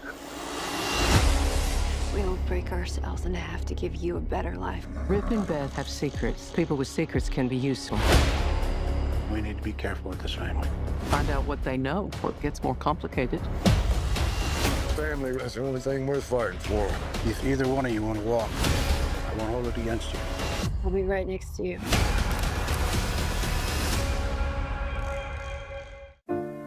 I've been so many places. Life comes at you fast, whether you're ready for it or not. Everything has to come to an end. I'm singing this song to you. My center, my soul is gone. The worry is what you do next.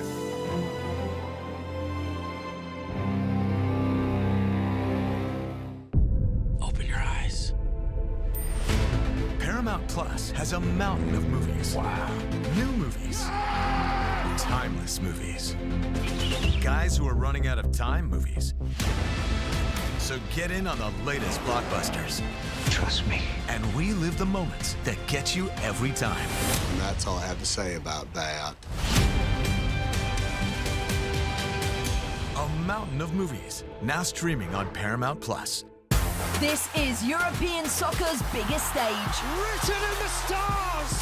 What a difference she has made. The question is, can you handle it? Can you handle it? The crowd here feels electric. Stream every match of the UEFA Women's Champions League on Paramount Plus. Till the roof comes up, till the lights go out, till my legs give out, can't shut my mouth. She's gonna blow!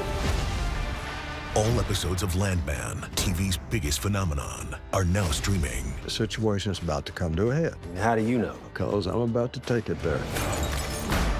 Every time you take a breath, you owe me. I want success. Get that for me. Well, God, you got anything else? Landman, all episodes now streaming only on Paramount Plus. The run on guards continues.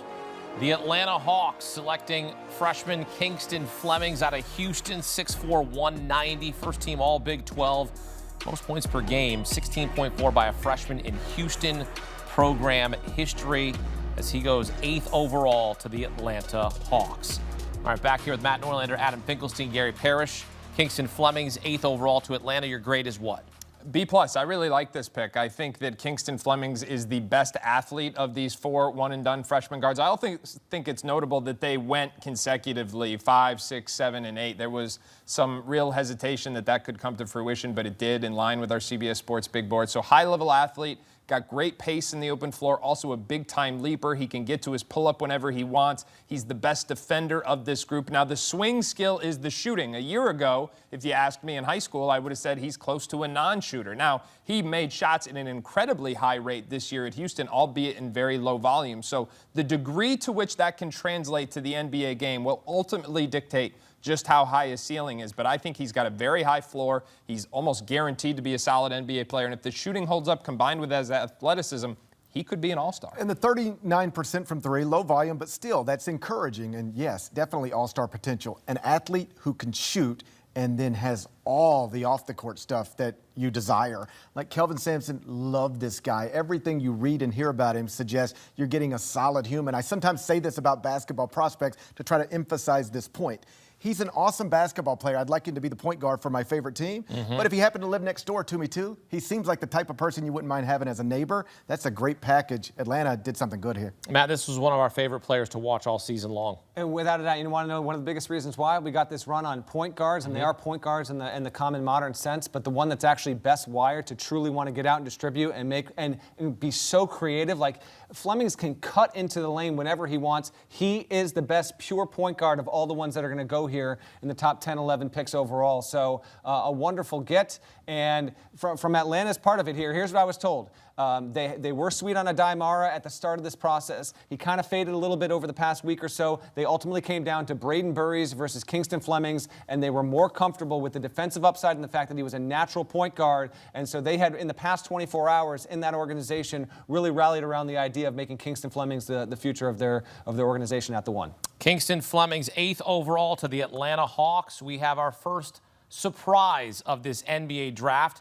9th overall, the Dallas Mavericks just hired Dusty May as their head coach, and he is taking one of his former players, Merez Johnson Jr. And look, when we do all this pre-draft coverage and we tell you that Merez Johnson Jr. is skyrocketing up draft boards and his combine measurables were incredible and he looks great, 6'9", 250, 6'10" in shoes, and Adam Finkelstein tells you don't be surprised if he goes in the top 10.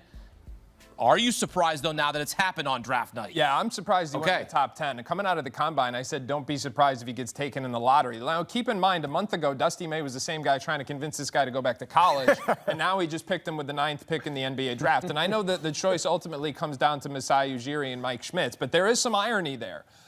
Listen, this guy is going to be a role player extraordinaire. He's going to be able to play the 4 or the 5. He's rugged. He's strong. He's got a 7'3" wingspan. We saw some defensive versatility that's been there all the way since high school. And this year there was offensive versatility to match because he showed the first signs of shooting potential. This just feels a little high to me. And I don't know. I know they just hired his college coach, and I know Dusty May knows him better than I do, but I feel like if this was their guy, you trade down, you pick up another asset, and you can still probably get him. So what you're saying, this sounds like a B? C+. C+. There we go. That's what I like to see from you. Okay. Don't run from it. Okay. Okay, now he's becoming a little tougher grade. Yeah. Interesting. Yeah. Just what a story. Just first and foremost, imagine if this could have been said, because this is what we now know is true. Imagine if this could have been said when Merez Johnson gets into the transfer portal after a season at Illinois. And Dusty May says, hey, come to Michigan. We'll win a national championship together. And then I'll jump to the NBA. You can be a top 10 pick. Come with me. I mean, it's bananas. It's bananas, but that is what's happened. You forgot the part about stay with me. Never mind. Let's go together. Yeah. And so I think Fink just made a great point. If I value Dusty May to the extent that the Mavericks clearly do, I want to listen to him. He's just been around this. Everybody says this guy's a lottery pick, and you've just been around him more than anybody else. If you're telling me we should do this, I'm going to pay attention to that. But like Fink said, I might have then tried to start moving back a little bit and see if I can get an extra asset and get the guy. But what other front office members will tell you is that's all cute, but you can also mess up. He could go at the next pick. Or the wait next 2 days to announce Dusty as your head coach. I'm not going to complain about if you're reaching a little, but you get your guy. If you got it right, you'll feel good about it. Did he get the right guy? Well, I'll tell you at this. 9. One, we did a mock podcast together, and I had just gotten some info that Dallas was going to maybe try and put a premium on a front court thing. These guys gave me grief for it on the show, and that's what winds up happening here. Now, we're going to own what we get right, what we get wrong. Norlander. Not quite. The feeling was they would go Mara at 9. Yeah. There's so much happening here right now. The fact that this is the highest drafted Michigan Wolverine is wild. I do agree it's a little bit of a swing here. He will lean into his role. Like, I don't think it's more likely than not that Merez Johnson Jr. winds up as one of the 10 most impactful overall draft picks in this loaded draft, but he joins up with Dusty May.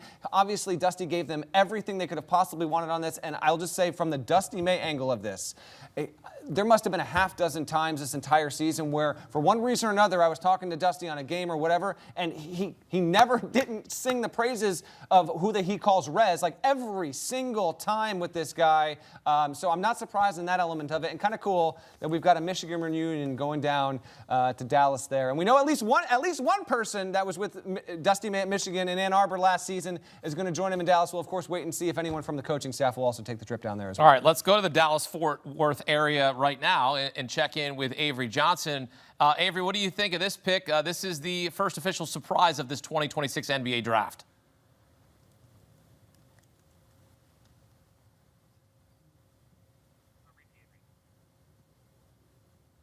All right, Avery, we're having a challenge with your microphone. Let's open that microphone up, and let's try that one more time. Your reaction here to Perez Johnson Jr. going to the Dallas Mavs at 9. It's a copycat league. At the end of the day, you got the Villanova boys that went to New York and won a championship. They won a championship at Villanova. 3 players that have spent time together. Dusty May wanted to draft someone that he won a championship with that's going to star in his role. They're not asking Morez Johnson to come in and be Cooper Flag, but they're asking him to come in from a defensive standpoint, switch pick and rolls, be the last line of defense, be that rugged rebounder, add that physicality. Because in the front court, you don't know. They may be moving off of some of these guys. Daniel Gafford is probably not going to be with Dallas next year. So you got to have that depth at the front court position. That's what Morez Johnson is going to provide. He's a known quantity for his coach, who he just won a championship with. That's what this is all about. Had a double-double in the Natty, helping Michigan beat UConn in that national championship, a key piece for that Michigan Wolverine team. Now they're hoping he'll be a key piece for that Dallas Maverick squad paired alongside Cooper Flag. When we continue, Giannis traded. And so what are they doing at 10 and what are they doing at 13? We're going to tell you what they do at 10 after the break. You're watching CBS Sports HQ. Keep it locked. You want to fight about it? Let's go. Y'all gonna make me lose my mind. Up in here, nobody's seen that coming. Y'all gonna make me. Who's the gangster now? Family does not leave family behind. Y'all gonna make me happy. You are a stone cold killer. I want success. Get it for me.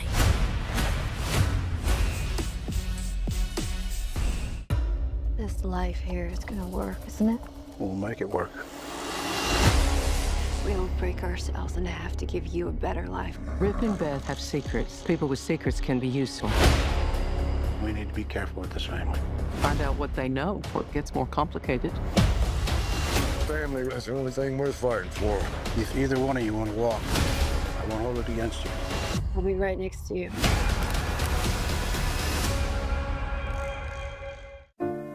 I've been so many places. Life comes at you fast, whether you're ready for it or not. Everything has to come to an end. I'm singing this song to you. My center, my soul is gone. The worry is what you do next.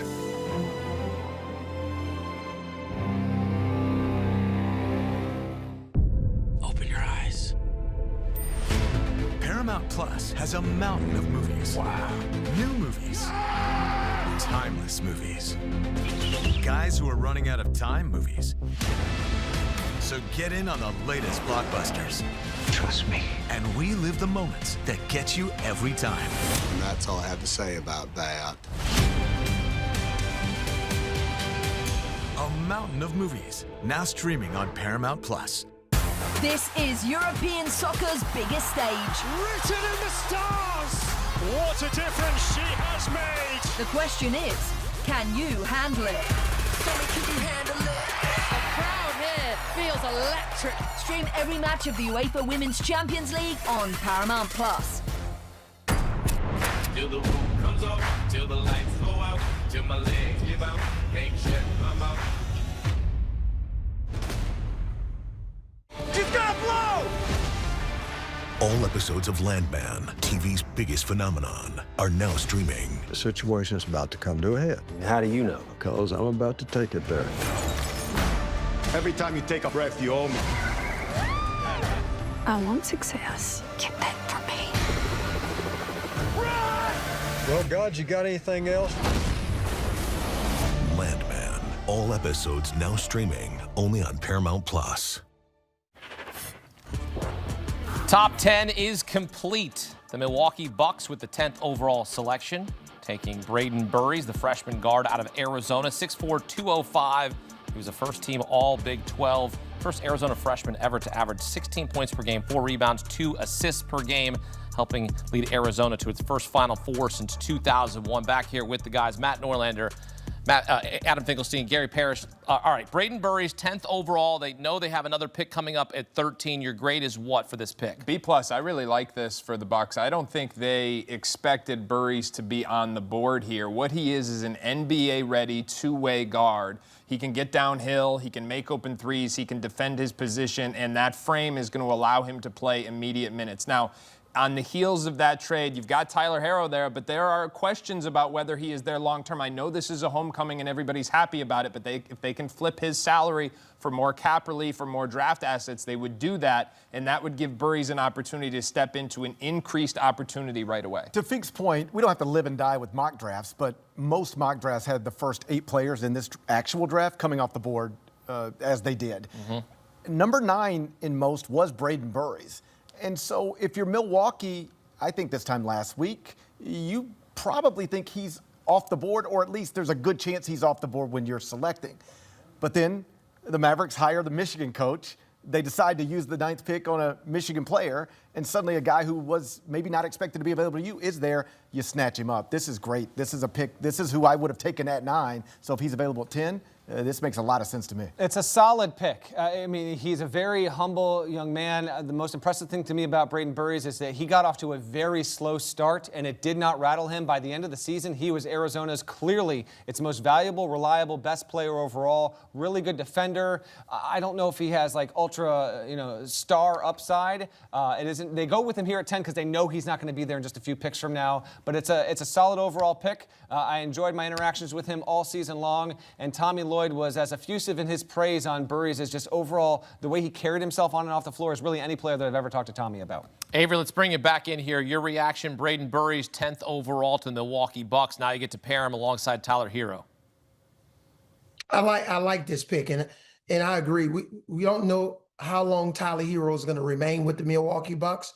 So this kid can slide right in. And it's funny when somebody's going to be turning 21 during the NBA season, they seem a little old compared to some of these 19-year-olds. But he's a solid kid, two-way player. I would like to see him get to the free throw line a little bit more. He got to the free throw line less than 5 attempts a game, especially with that body, as Matt alluded to. So I like this pick for Milwaukee. Milwaukee needs some good news at this stage as they're basically in a, try to remodel and reconstruct this roster with Giannis being traded to Miami. But Burry's, I think he's got a very translatable game to the NBA level.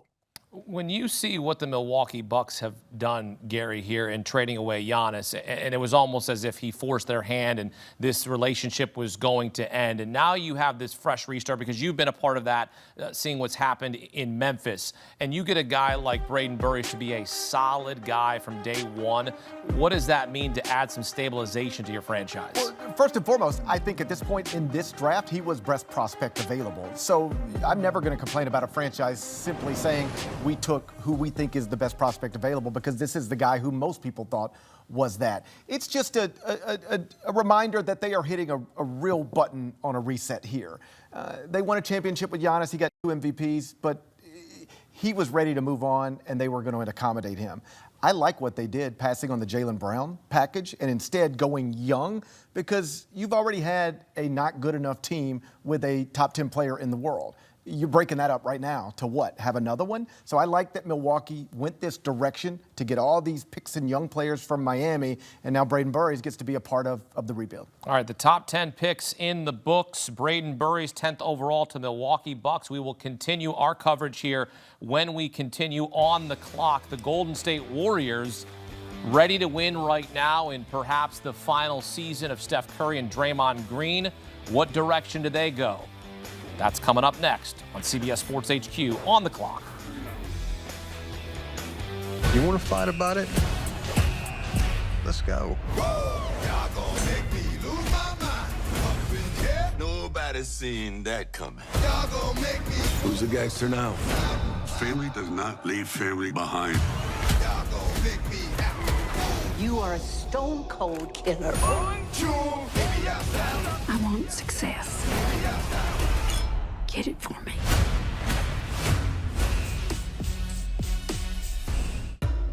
This life here is gonna work, isn't it? We'll make it work. We don't break ourselves in half to give you a better life. Rip and Beth have secrets. People with secrets can be useful. We need to be careful with this family. Find out what they know, or it gets more complicated. Family is the only thing worth fighting for. If either one of you want to walk, I won't hold it against you. I'll be right next to you.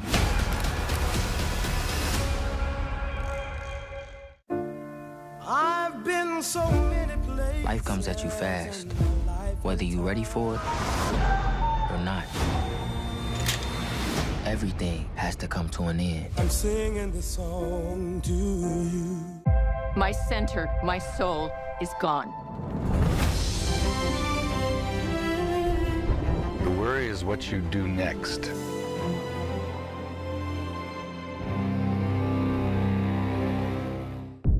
Open your eyes.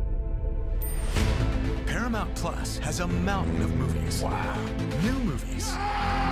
Timeless movies. Guys who are running out of time movies. So get in on the latest blockbusters. Trust me. And relive the moments that get you every time. And that's all I have to say about that. A mountain of movies, now streaming on Paramount Plus. This is European soccer's biggest stage. Written in the stars! What a difference she has made! The question is, can you handle it? A crowd here feels electric. Stream every match of the UEFA Women's Champions League on Paramount Plus. Till the roof comes up, till the lights go out, till my legs give out, can't shut my mouth. She's gonna blow!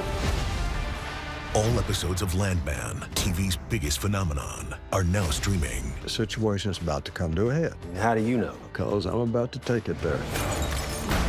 Every time you take a breath, you owe me. I want success. Get that for me. Well, God, you got anything else?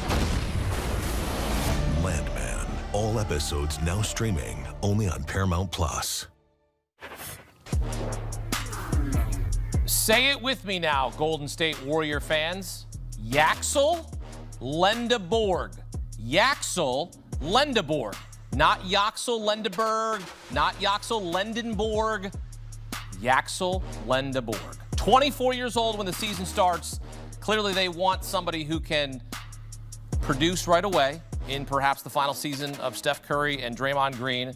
And Adam Finkelstein, 11th overall, Golden State Warriors going with Yaxel Lendeborg out of Michigan, national champion, Big Ten Player of the Year. Your grade is what? Yeah, I think he's one of the more versatile two-way players in this draft. As you said, he's going to be 24, though. My issue is I thought Mara would have been a better fit. I think Nate Ament would have been a better long-term proposition. So I'm going to give it a B-. But what I go to is the fact that he can help them try and earn wins right now. The question is going to be 5 years from now when they look back on this, will they say, we wish we went with Nate Ament because Steph's retired at this point and Ament would have been the better long-term asset? I don't disagree with the idea of that, but I think what they're working with in Golden State right now is you have to be able to look Steph Curry in the eyes and tell him you're doing everything you can. Yeah. And you got to be able to look Draymond in the eyes and tell him you're doing everything you can. And that's what this pick represents. Yaxel will be 24 years old when the season starts, and that is not ideal for a rookie. That's why other franchises wouldn't touch this with the 11th pick, and maybe not even the 15th. But if Golden State, whether you can actually get it done or not, the goal is still to try to put the best pieces around Steph Curry right now to be as good as you can be. And in this moment, it looks like the reigning Big Ten Player of the Year is probably that guy. Yaxel's nickname is the Dominican LeBron. And there's not a crazy situation to think that he could be actually playing with the LeBron in Golden State. Like Dominican LeBron, Steph, Draymond Green. We'll see if the LeBron thing happens. That's going to be wild. Ronnie. I do love this pick. Yaxel Lendeborg enters Summer League, essentially, in my opinion, right now as one of the top 3 or 4 best overall basketball players. He was top 3 basketball player in college hoops last season. He was the centerpiece for the national champions and one of the best national champion teams rosters we've seen in the past generation. Now, ironically enough, he got hurt in the Final Four and wasn't at his best self on the biggest stage. But I was told, going back weeks, that Golden State and actually the team after this, Oklahoma City, were looking into Yaxel significantly to the point where his camp was hopeful that he was going to be in one of those 2 spots. There had been some rumoring as though he might be slipping to 15 or 16, but they stuck to their guns. I thought this was a really wise move. Get someone who's experienced that can contribute right away. He's not going to be the difference between Golden State suddenly playing in Game 7 of the Western Conference Finals next season, I don't think. But I do love the pick. I just love when franchises say, you know what? Age be damned, we know what he can do, and we want him to help our franchise immediately. Last thing, I remember going to players there. Remember how awesome Michigan looked? I remember when I was talking with now interim head coach of the Michigan Wolverines, Mike Boynton.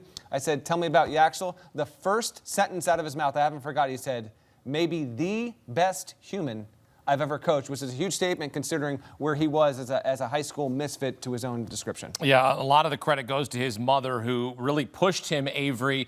Here's a kid playing video games, doesn't have the work ethic that you'd hope you'd want your son to have, and he develops into a national champion and a Big Ten Player of the Year, and now the 11th overall pick headed to Golden State. He was, and I love his path. JUCO, played for Andy Kennedy down at UAB, and obviously Dusty May at Michigan. This kid's got some scars. He's got some scars, but he's played through it. Nothing has come easy. I love his size. I know his age scared some people away, but this is a kid that you can plug in to the Golden State Warriors lineup, wherever you want to plug him in, and he'll be ready to play day one. And this is not the easiest offensive system, right? I played with Steve Kerr on our 99 championship team, and I know Steve, coached against him. This is a difficult system when you're playing with Steph Curry. The ball movement, player movement, point, small ball. He can play on and off the ball. He's got to know how to set screens and move. I think this was an A-, Adam. Okay. I love this pick for the Golden State Warriors. Gary, I'll give you last I don't know word about 7 years from now. Lendeboard. I'm talking about today. Well, Avery's got a couple more words. Go ahead. Yeah, I would just reemphasize that, at this age and at this point in Steph Curry's career, this is probably the best match that you could do at Golden State right now. And now, on paper, there is nobody that's going to look at this roster with or without Yaxel Lindbergh and say, yeah, this is a real threat to San Antonio in the West or even Oklahoma City in the West when everybody's healthy. But as you know, in the NBA, almost never is everybody healthy. So what you try to do is, in the last years of Stephen Curry's career, put the best roster around him to just give him a shot. Just give him a shot every time until it's over, and that's clearly what they're doing here. All right, well, players from Michigan, 3 of the last 4 off the board, back-to-back picks. Adai Mara headed to Oklahoma City, 12th overall. And really, this is no surprise considering what the Spurs did to the Thunder in the Western Conference Finals. We're going to go get a 7'3" guy, 255, a national champion, a Big Ten Defensive Player of the Year. So Adai Mara headed to OKC, which Michigan now the first national champion to produce 3 first-round picks in a single draft since Villanova in 2018. Adai Mara to the OKC Thunder. Your grade is what, Adam? This is an A-, and I'm trying not to give A's, but I don't think OKC really thought there was much of a chance that Mara would be here. The Thunder's challenge going into this offseason is that they have to offload salary and simultaneously try and get over the hump against a Spurs team that is only going to get better as Wemby and Castle and Harper continue to get older. And Mara is someone who will help them do that. He's 7'3" without shoes on. He's the best true center in this draft, a rim protector from day one, but he's also got some offensive versatility because he can step away from the rim and pass. He can open the floor up a little bit. I think he's going to allow Chet Holmgren to play some more minutes at the 4. If they can bring Hartenstein back, all of a sudden now they've got more optionality in their front line than they had this year, which prevented them from being able to get past the Spurs. The Hartenstein question is what makes this the most sensible because you just don't know if he's going to be on the roster or not. If he is, great. If not, then you've got this guy to eat up those minutes and also, like Fink said, to play some 5 and move Chet over to the 4. We all watched the Western Conference Finals. We did. We saw what that looked like. Chet Holmgren might be one of the best bigs in the world, but he looked bothered by the presence of Victor Wembanyama. Maybe he grows out of that someday, but on some level, this is Oklahoma City saying, if you don't, this is our next attempt to get that guy under control. I completely agree with Fink. I don't think OKC thought Mara was going to be here at 12. His forecast was a little bit all over the place. Teaming him up with Chet Holmgren, they still have Thomas Sorber's on the roster, Isaiah Hartenstein's on the roster. Fascinating roster situation up front there in OKC just in general. But Mara making this leap after being a bit player at UCLA, a year and a half ago is incredible. And then let's just acknowledge what's happened here. You have had three picks from the same championship roster, 3 big men, oh, by the way. Dusty May went all in on winning with his bigs, and it pays off by having 3 lottery picks in what was the best front court in college basketball last season. Just a quick college hoops angle on this. I just wonder how this, if it does, really portend other trends in roster building. Next season, we've seen some of that in the portal, but even the year after that, because Dusty May cracked the code, and all these players pay off in a massive way. All of them were transfers, and look what he did to change their lives. 3 non-freshman lottery picks from the same team, the first time since 2007, Florida Gators. Phenomenal stat. It tells you how good of a coach Dusty May is. And let's go to our coach, Avery Johnson, Adai Mara. They'd like his nickname to be the Wemby Stopper, right, Avery? Wemby stopper? Yeah. What are we talking about? Wemby is not losing sleep. He is not losing sleep over Adai Mara getting traded by OKC. He's not losing sleep over Chet Holmgren. You can put them all out. Hartenstein, you can put all 3 of them on the floor. This is not moving Wemby. Wemby right now is thinking about how the Spurs, how we gave up 16 and 29-point leads to the New York Knicks.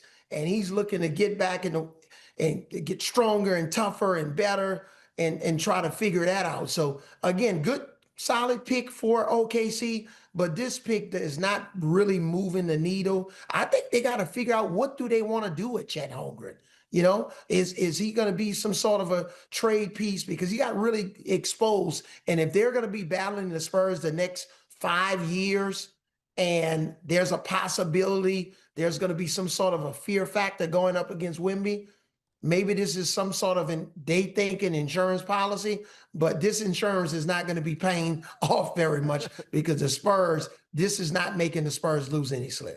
I'm not talking about losing sleep. I'm just talking about stopping him or containing him, at least at some point during a Western Conference Finals in the future. All right, look, this is historic for Michigan, right? First national champion to produce 3 first-round picks in a single draft since Villanova in 2018. And Matt, you talk about how significant this is for Michigan. Now they just lost their head coach, but to see these 3 men go in the first round means what? I think it means that there's still some level of rational evaluation in the NBA, and that all of these players were valued for what they did, but what they're projected to be. The fact that none of them were freshmen. They're all older players. Morez Johnson Jr.'s, I believe, the youngest of the group. The Yaxel obviously maximized his college eligibility, and the fact that they weren't. None of these players are primary ball handlers. They aren't guards. They aren't wings. Yaxel's got a little bit of a power wing to his game, but Mara's obviously a 5 through and through. Morez Johnson is a 4 through and through. Essentially, all the more interesting that we have 3 guys, non-freshmen. That stat from Fink is awesome. We haven't seen this in almost 2 decades, and coincidentally enough, the last time we saw it, it was with a championship-level kind of team with those Florida Gators. Norlander, I would just add to this, another thing it's doing is you're watching franchises in real time pass on upside guys to just say, I know what this guy can do. We need impactful role players. There's no championship team that doesn't have them, and we're watching franchises use lottery picks on guys that actually project as just high-level role players. If I can just hop in real quickly here, we're going to eventually hear Nate Ament's name called, but a year ago at this time, he was thought to be a top 6, top 7 pick, and he didn't have the greatest first season. He might wind up being one of the 7 or 8 best players in this draft, but there was enough inconsistency with his past 2 months in addition to what happened to the season. To GP's point, there are some guys that have some high upside swings. They're still waiting to hear their names called after having a short detour through college. One step further, reigning champions with 3 draft picks in the top 12. 2026 Michigan, 2007 Florida, Al Horford, Joakim Noah, and Brewer. That's pretty impressive right there. Michigan joining company right there as Adai Mara, the latest off the board from the Michigan Wolverines. Milwaukee Bucks, they are on the clock, picking at 13. What are they going to do? That's next on CBS Sports HQ. You want to fight about it? Let's go. Y'all gonna make me lose my mind. Up in here, nobody's seen that coming. Y'all gonna make me. Who's the gangster now? Family does not leave family behind. Y'all gonna make me happy. You are a stone cold killer. 1, 2, baby, I want success. Get it for me.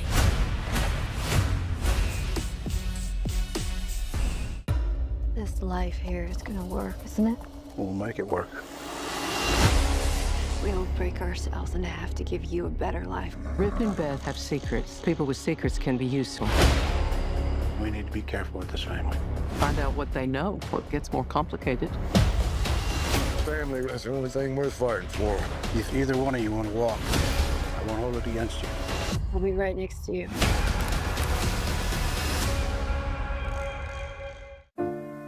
I've been so many places. Life comes at you fast, whether you're ready for it or not.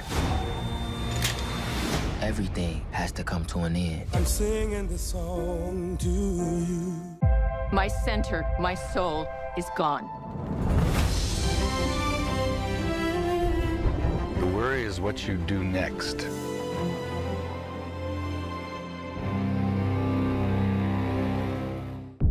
Open your eyes. Paramount Plus has a mountain of movies. Wow. New movies. Timeless movies. Guys who are running out of time movies. So get in on the latest blockbusters. Trust me. And relive the moments that get you every time. And that's all I have to say about that. A mountain of movies, now streaming on Paramount Plus. This is European soccer's biggest stage. Written in the stars. What a difference she has made. The question is, can you handle it? Can you handle it? The crowd here feels electric. Stream every match of the UEFA Women's Champions League on Paramount Plus. Till the roof comes off, till the lights go out, till my legs give out, can't shut my mouth. She's gonna blow! All episodes of Landman, TV's biggest phenomenon, are now streaming. The situation's about to come to a head. How do you know? Because I'm about to take it there. Every time you take a breath, you owe me. I want success. Get that for me. Well, God, you got anything else? Landman, all episodes now streaming only on Paramount Plus. Back here on CBS Sports HQ on the clock. I like big bucks, and I cannot lie. Nate Ament is a big buck, even though right now he's wearing a Miami Heat hat. 6'10", 207, 16.7 points per game, 6.3 rebounds per game, 2.3 assists per game on nearly 40% shooting last season for Tennessee. And now he is headed to Milwaukee, even though his hat and all of the TV graphics will say he's headed to Miami because it cannot become official. You're probably sitting watching, going, why can't they change that? Well, because it's not official. Even though we all want it to change, he's going to take pictures in a Miami Heat hat. He's going to have graphics over his name to the Miami Heat, but he's going to Milwaukee. And what grade's he getting? B+, and darn close to an A- here. This is a player that I had them mocked to take it at 10, and I think if Braden Breeze were not on the board, they probably would have taken Nate Ament. They were really high on his upside. And what you have here is a player who was a top 5 high school recruit coming out of the high school basketball last year, had an up and down, dare I say, volatile year at Tennessee because of a lot of contextual issues. I thought he played out of position. He played in bad spacing with 2 bigs who were non-shooters. But you're talking about a 6'10" combo forward who's got a pretty high floor and still a higher ceiling. So if you're Milwaukee and you come out of this draft with Nate Ament and Braden Burries, you're feeling really good about yourself. And the other thing that's really important here is if you know Nate Ament, he is a player who will not go out and seize the opportunity, but if one is put in front of him and he is pushed into it, he's capable of taking it. Now he's in a Milwaukee situation where there are very clear immediate minutes at that 4 and 3 position. You put him next to Kel'el Ware and you hope that is your front court of the future. Yeah, Ament, when you talk about high ceilings of one-and-done prospects, he's like in that conversation with the guys we saw come off at the top of the draft. It's just that people are less willing to bet on it because we didn't see it consistently as much as we've seen it with the other guys. But the potential is there, and I'm with Fink. I like this for the Bucks. They ended up with 2 players a lot of people thought were going in the top 10 with top 13 picks. I think that's a win the day after you moved on from your franchise MVP. Yeah, this is one that could pay off. He was underwhelming. I've never been the biggest Nate Ament fan relative to how he has been talked about. Like, he could hit, he could grow to be a 6'10 and a half reliable stretch 4 if he puts it all together. Just didn't have it there. He had the ankle issue. His stock was all over the board, and just talking to a variety of different executives over the past week and a half, no one really had a great guess on where he was going to land until the Bucks made that Giannis deal, and then you started to hear like they're almost certainly going to be taking him. I agree with Fink. I actually wondered if they were going to swing on him at 10. That franchise has got to be really quite happy with the idea that they're going to get 2 first-round picks here, and that if Ament hits, like they get him at 13, a little less money overall. We'll see if it winds up panning out in general, and we'll see if the best of what's to come with him is at the next level. Avery, do you like the pivot here for the Bucks? They trade away Giannis. They know that they weren't probably going to keep him. They, in fact, trade him. They get a nice haul back, including this 13th overall pick. They use Braden Burries and now Nate Ament. Your reaction to this selection? I love this pick. Nate Ament was one of my favorite players in the draft. We know the job that Coach Barnes did with Kevin Durant at Tennessee, and I think he did a really good job with Nate at Tennessee. You know, obviously, Coach Barnes had Kevin Durant at Texas. I'm sorry. But at the end of the day, size, skill, projecting this kid forward, if he has the minutes and stays healthy, this could be one of the surprises in terms of this kid potentially being in the Rookie of the Year conversation. I think this kid is that good. He could score the ball. He's got terrific range. He gets to the free throw line. Yes, I know some of his toughness was questionable during certain parts of the season, but I believe, you know, in 3 years when we redraft this class, this kid could very well be someone that we should have taken in the top 5. All right, a run on bigs is underway here in the NBA draft. At 14, the Charlotte Hornets taking Hannes Steinbach out of Washington, 6'11", 229. This was a guy that Gary's big on, an underrated guy, and here he is going 14th overall to the Charlotte Hornets, tied for the most double-doubles in D1 last season, had 22 of them. What do you think of this pick, your grade here, Adam? Yeah, I think it's very solid. I mean, you're talking about one of the best rebounders in the draft. That will be his niche, but he has also got really good instincts when he's playing pick and roll. Now, if the shooting touch turns into reliable floor spacing, three-point shooting, then you've really got something here. And that's an outcome that I don't think we can say is certain just yet. I was able to watch him work out in the pre-draft process. I think the shooting's going to take a little bit of time. But in Charlotte, where they have a positional need at the 4, and now you're getting someone who can play not only that spot, but also give you some spot minutes at the 5, because the way the NBA is trending, he's got the versatility at his size to play some 4 or 5. So this is very, very solid, and I think a good pickup for Charlotte. That's a B. Like Fink said, Charlotte needed depth in the front court. They needed to add pieces there. This is a smart one for me.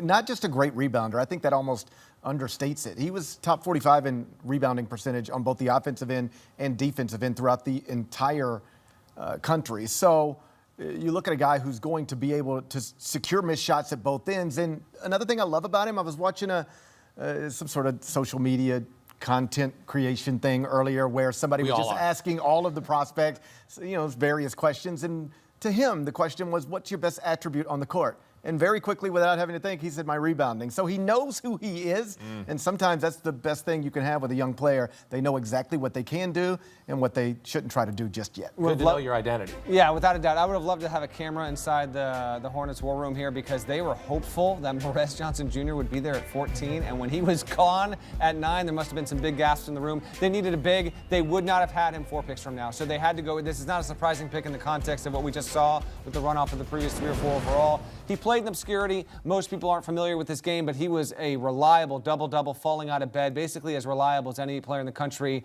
Cameron Boozer aside. And so can he grow into the kind of player where he's just going to be able to plug and play and diligently but quietly go about and get his business done? We'll wait and see. It's a completely sensible pick, even though if it's not the sexiest name on the board, Charlotte had to go with the big man at 14, and he was the only practical candidate left on the board. They have another pick coming up at 18 overall. Hannes Steinbach, the last lottery pick here in 2026 as the 14th overall selection headed to the Charlotte Hornets. All right, let's take a look at the best available right now. According to CBSSports.com, we've got Jaden Quaintance on the board, LeBaron Philon, Koa Pete, Bennett Sturts, Cameron Carr. Look, if you're looking to make a pick here, and on the clock right now is Chicago at 15.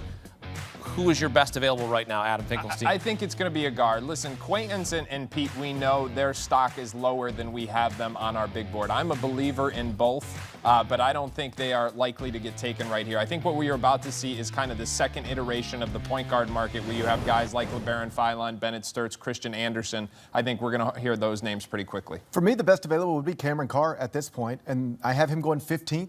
In my draft, and that's because the first 14 players I had coming off in my mock are now gone. Not in the exact order, thank you, Fink. Not in the exact order, but it's 14 off the board in the first 14. So Cameron Carr, a guard who can shoot it, athlete, long arms, makes some sense here for me.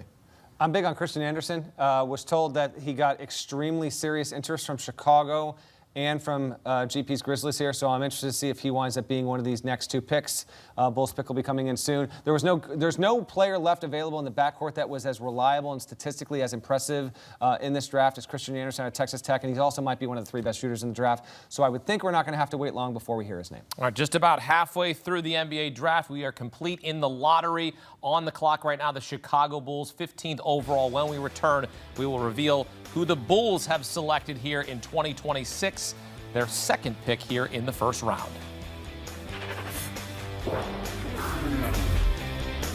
You want to fight about it? Let's go. Y'all gonna make me lose my mind. Up in here, nobody seen that coming. Y'all gonna make me. Who's the gangster now? Family does not leave family behind. Y'all gonna make me. You are a stone-cold killer. I want success. Get it for me.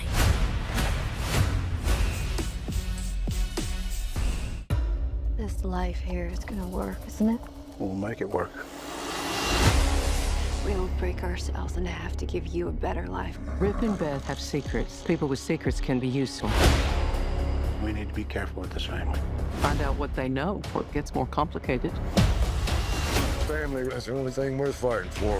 If either one of you want to walk, I won't hold it against you. I'll be right next to you.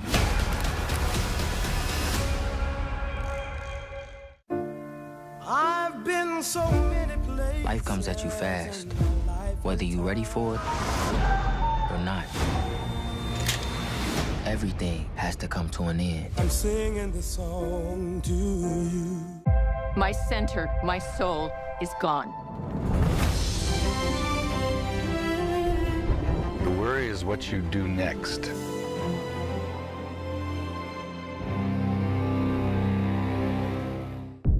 Open your eyes. Paramount Plus has a mountain of movies. Wow. New movies. Timeless movies.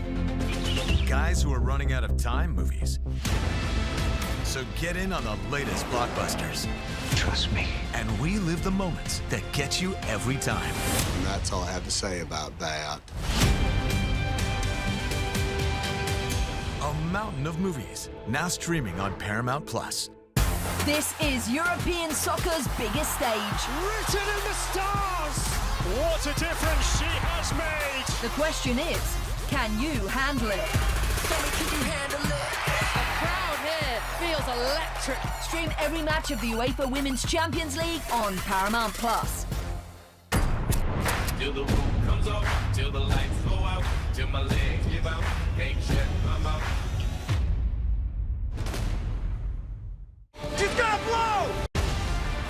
All episodes of Landman, TV's biggest phenomenon, are now streaming. The situation's about to come to a head. How do you know? Because I'm about to take it there. Every time you take a breath, you owe me. I want success. Get that for me. Well, God, you got anything else? Landman, all episodes now streaming only on Paramount Plus. There's some in life that you can't quite explain. An extraordinary story. Maybe it sounds flawless, looks effortless, or makes you feel like a part of history. The first ever goal for BFC. And when all of those phenomenons come together, it's perfect. Pitch perfect.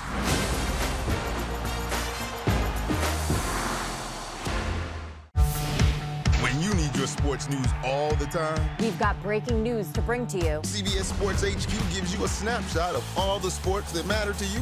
Big news coming out of the NFL. A lot of movement in the rankings this week. With highlights. What a finish at the final round of play. And in-depth analysis. Can they three-peat? Tony Romo joins the conversation. What can you say about this game? When you need your sports in a snap, we're bringing you that breaking news right here on HQ. Find it on CBS Sports HQ. Streaming free anywhere you are. Back here on CBS Sports HQ, on the clock, the Chicago Bulls have selected Jaylen Swain, the forward out of Texas, 6'8", 225 with the 15th overall selection, 17 points per game, 7.5 rebounds, 3.5 assists per game, one of two Division I players with 17, 7, and 3 averages on 50% shooting last season. The other player, Cam Boozer. So Jaylen Swain headed to the Bulls, their second of 2 first-round picks here. Your grade is what on this one? Let me first say that Jaylen Swain is a polarizing prospect. I mean, if you believe in him, you think he's got a chance to emerge into one of the best defenders in this class. You love his creation and his rim pressure at his size, and you are hoping that he's going to get better as both a shooter and with a really high turnover rate.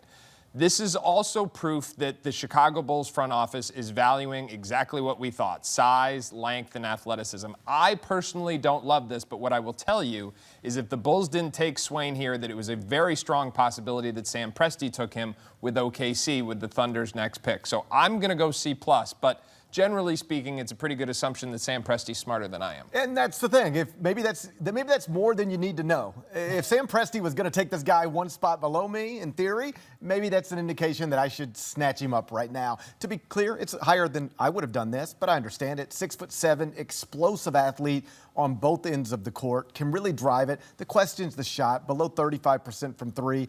That's not good enough if you actually want to be an elite two-way player in the NBA.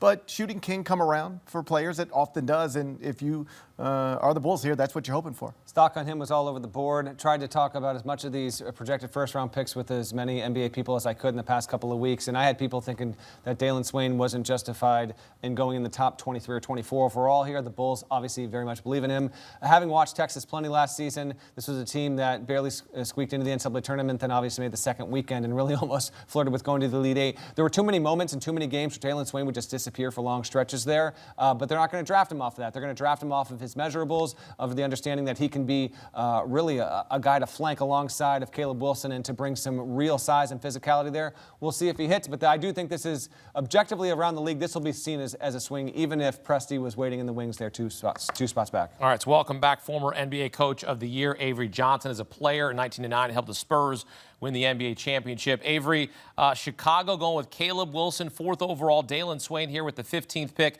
Let's talk about the fit now, as they also have acquired Nick Claxton as well as part of a trade a day before. What do you make of the fit and the picks here by Chicago? Yeah, a little bit surprised Jaylen Swain went here to Chicago. But again, with Caleb Wilson, we'll see what happens. I think they need Swain to be more of a guard. Really struggled turning the ball over, decision-making ability. But this is all about player development. Tiago Splitter, who's a former Spur, is now their head coach. So they're going to lean heavy on their player development. He's got poor shooting mechanics, but it can be corrected. He's still a young player, obviously, but a little bit of a surprise here. The Bulls have a lot of work to do. Obviously, they made the trade, and with Brooklyn Nets, Colin Sexton, who I coach, is there. We'll see, if he's going to be a starter in the backcourt or they're going to bring him off the bench. So I think the Bulls, when you have this many question marks, that normally leads to a team that's not going to make the playoffs, and that's going to be more in a 3-year rebuilding process with a new head coach. Well, perhaps maybe Chicago's thinking, right, like they got a slam dunk, pun intended, on Caleb Wilson. Maybe you take a swing on a guy like Dalen Swain because somebody's either going to move up and take him or he's going to be the next guy off the board. Potentially, but I just don't see him as being the kind of player that's going to be a franchise-changing player. He could be a nice little piece. I mean, we're in the mid-teens at this point, so who's to say? Like, every single draft practically is littered with a couple of guys that hit and are underdrafted and a couple of guys that just don't hit, period, and had no business being taken in the top 20, let alone where they wind up going. So we'll see. He is an impressive player. He's a little bit on the older side. That's another storyline that's developing here. We've got either freshmen or some pretty grizzled vets here that are coming through the ranks and getting drafted relatively high. I like to see that, but I'm surprised because I just don't think Swain's stock league-wide was surefire, even top 20, let alone going 50. All right, we're halfway through the first round of the NBA draft. 15 picks in. The Memphis Grizzlies on the clock. Gary, we already saw them select Cam Boozer. What would you like to see them do here with the 16th overall selection? I haven't mocked Christian Anderson, the point guard out of Texas Tech. He has met with the Grizzlies. I know they're fans of him. Described as the best shooter in the draft, 41.5% from behind the arc on nearly 8 attempts per game. This is a guy who can maybe add back some of the shooting Memphis lost when Desmond Bane was traded for Orlando, if he is actually the pick. All right, we will be back after a quick timeout here on CBS Sports HQ. The pick is in, and we will break it down what the Memphis Grizzlies do here with the number 16 overall pick. You're watching CBS Sports HQ on the clock. You want to fight about it? Let's go. Y'all gonna make me lose my mind. Up in here, nobody's seen that coming. Y'all gonna make me. Who's the gangster now? Family does not leave family behind. Y'all gonna make me happy. You are a stone-cold killer. 1, 2, hit me outside. I want success. Get it for me.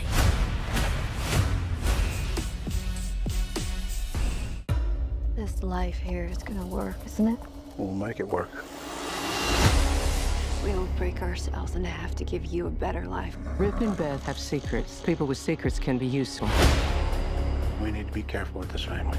Find out what they know before it gets more complicated. Family is the only thing worth fighting for. If either one of you want to walk, I won't hold it against you. I'll be right next to you.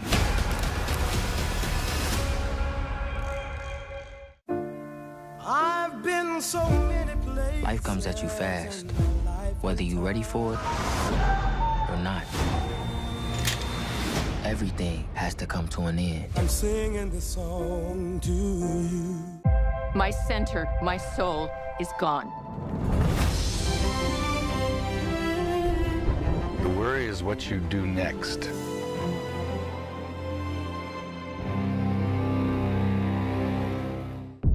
Open your eyes.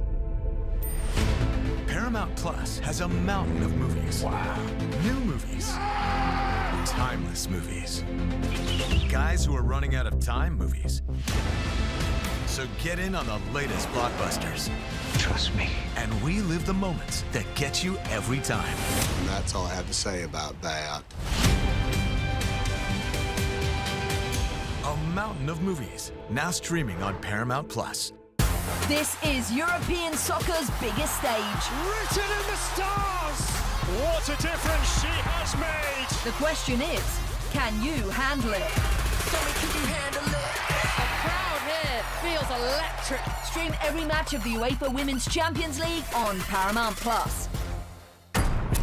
Till the roof comes up, till the lights go out, till my legs give out, can't shut my mouth.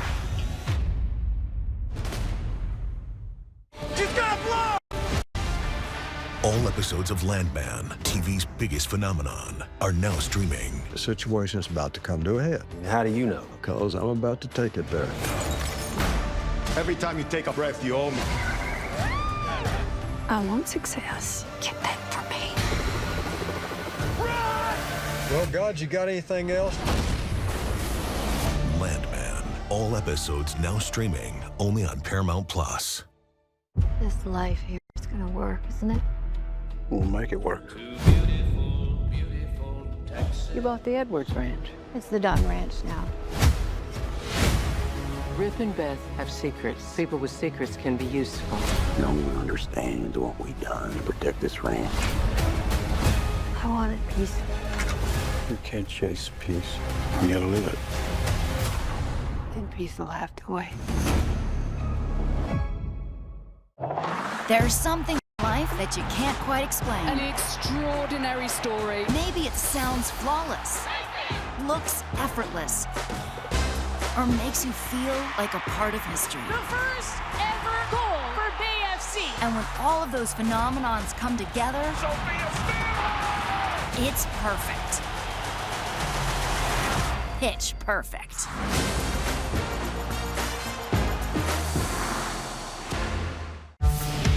When you sport all the time, We've got breaking news to bring to you. CBS Sports HQ gives you a snapshot of all the sports that matter to you.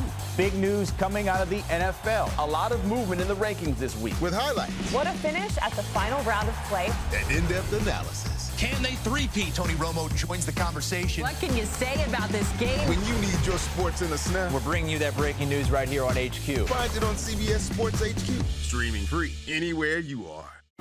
Do you think it's possible to discern some hidden pattern shared by all serial killers? Maybe they are unique. Their own sick snowflakes. Elias, would you be able to help us? Once it starts, it can't be stopped. We are going to go where the evidence takes us. I see those wheels turning. Whatever it takes.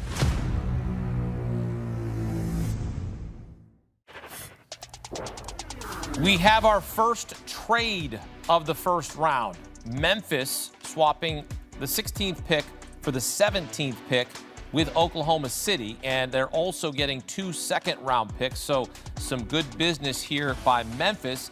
So the Thunder, with the 16th overall selection, taking Bennett Sturts, the guard out of Iowa, 6'4", 190. This guy did not want to come out of games. 43 games with 40-plus minutes played in the past 2 seasons. That's 18 more than any other Division I player in that span. So, again, our first trade of the first round back here on CBS Sports HQ. Hakeem Dermish alongside Matt Norlander, Adam Finkelstein, Gary Parrish. All right, so we've sorted out the trade details here. Now let's get a grade for this pick, 16th overall, Bennett Sturts to Oklahoma City. Yeah, I'm going B+. I think it's really solid. Bennett Sturts, one of the more reliable players in this draft. He is an excellent shooter. His feel for the game is even better. And in terms of the total transaction, those 2 second-round picks are almost meaningless because OKC has so much draft capital. They literally have too many picks. So being able to move off 2 seconds in order to make sure the guy they want isn't off the board a pick later, that's good business. And for Memphis, conversely, adding 2 second-round picks and presumably still getting the guy you want, which we'll talk about in a moment, also good business. Vic's got it exactly right. That is what just happened. My wife just texted me from home and was like, this is all getting really confusing, so I'll try to clarify. The Grizzlies clearly have somebody that they want in this spot, and the Thunder clearly had somebody that they wanted and didn't want to risk the Grizzlies taking him first. The Grizz are comfortable moving down, picking up 2 future seconds, and Oklahoma City gets the point guard they want, and now Memphis will get the player it wants at 1 spot lower. And also, not that this is a big deal, but with Zach Kleiman, every little thing matters. He's the general manager in Memphis. You get 2 extra second-round picks because you did this, and also your rookie salary slot is now 1 spot lower than it otherwise would be. What do you make of this selection, Bennett Sturts? Yeah, so Bennett Sturts was brought in. Oklahoma City brought him in with a slew of other guards, and Sturts has actually been killing his workouts. His OKC one in particular left some really, really rave reviews, and as a result, I'm not surprised that they make the pick here. Sturts' camp was pretty confident that he was not going to last beyond 17, which would have been the Thunder's pick there, so he goes here. He is a pure hooper. He's got great natural feel for the game.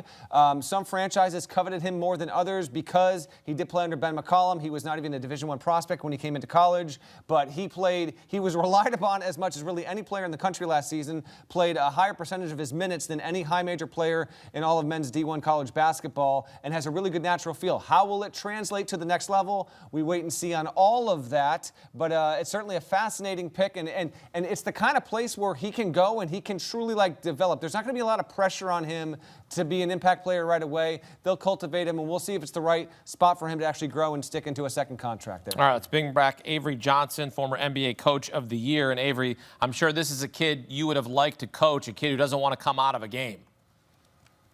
Yeah, this kid, I think he's special. I've been following this kid. Obviously, he went, Division II, and then went to Drake, and obviously to Iowa. Called one of his games when he was in the conference tournament playing at Drake. I think he's made of the right stuff. He fits right into the culture. I know Sam Presti. Remember, Sam Presti was with us in San Antonio, and also obviously Clay Bennett, the owner, was a part of our ownership group way back when. So I know when these guys are looking for culture fits. And when you look at, can this guy come in and play day one? Okay, can he come in and come off the bench with Caruso? And who knows what's going to happen from a health standpoint. They traded away Wiggins, but AJ Mitchell got hurt in the playoffs, their third leading scorer, but he fits right into that culture and being able to make plays on the ball, off the ball. He draws double team. And I call this guy a pick and roll specialist. And that's what the NBA is about. And he's a threat. So he's going to cause some coaches some sleepless nights. Because when he enters the game, this guy's one of the best two-man pick-and-roll players in college basketball. Bennett Sturts headed to Oklahoma City. We're headed to break, and we're going to sort out what just went down. Another trade, the Pistons moving up to number 17. We'll break it down next on CBS Sports HQ on the clock.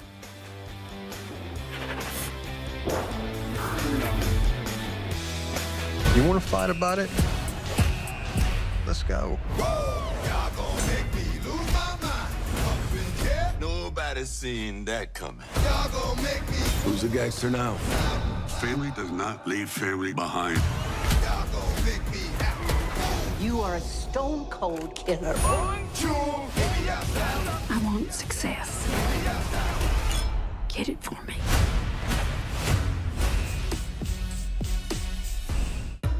This life here is gonna work, isn't it? We'll make it work. We'll break ourselves in half to give you a better life. Rip and Beth have secrets. People with secrets can be useful. We need to be careful with this family. Find out what they know before it gets more complicated. Family is the only thing worth fighting for. If either one of you want to walk, I won't hold it against you. I'll be right next to you.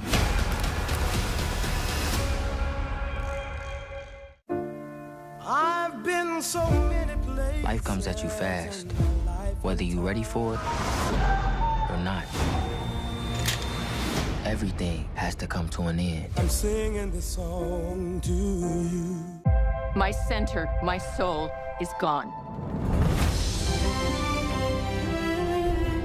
The worry is what you do next.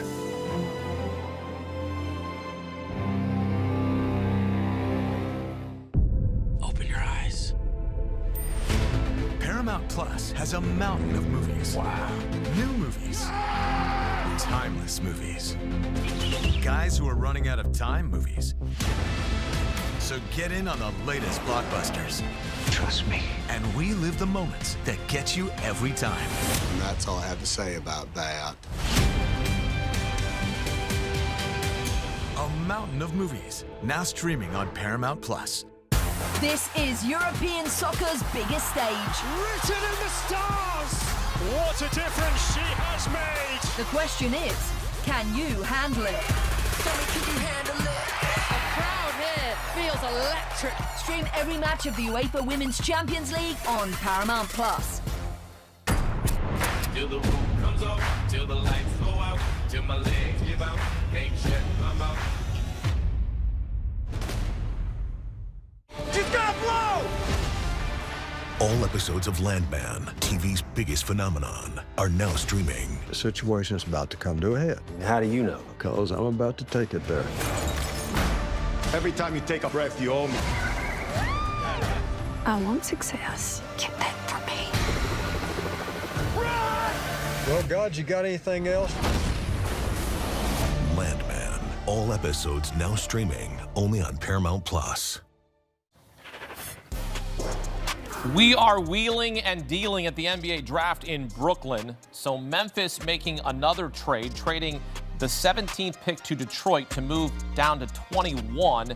In addition, they'll get 3 second-round picks as well. So unofficially 5 second-round picks for making a couple of moves. So the Detroit Pistons have this pick at 17, and they are selecting Ibuka Okori, the guard out of Stanford, 23.2 points per game, third most points per game by a freshman last season, behind only AJ Debansa and Darius Acuff Jr. So we've sorted out another Grizzlies trade, Pistons taking Okori at 17.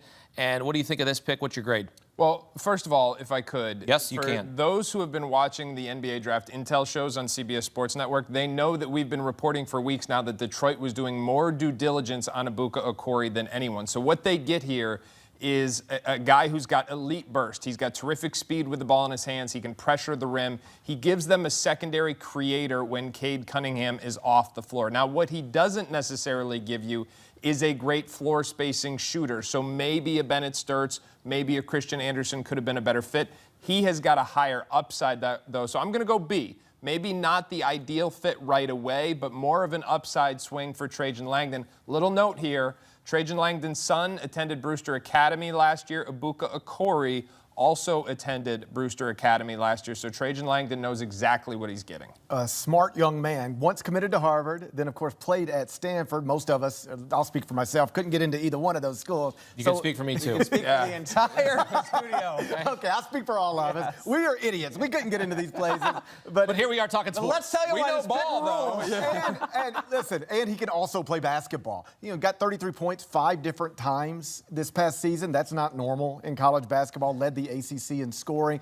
I actually had him mocked to the Pistons at 21, but it appears Detroit realized that, or at least got to a point where they believed he might not be here if we wait.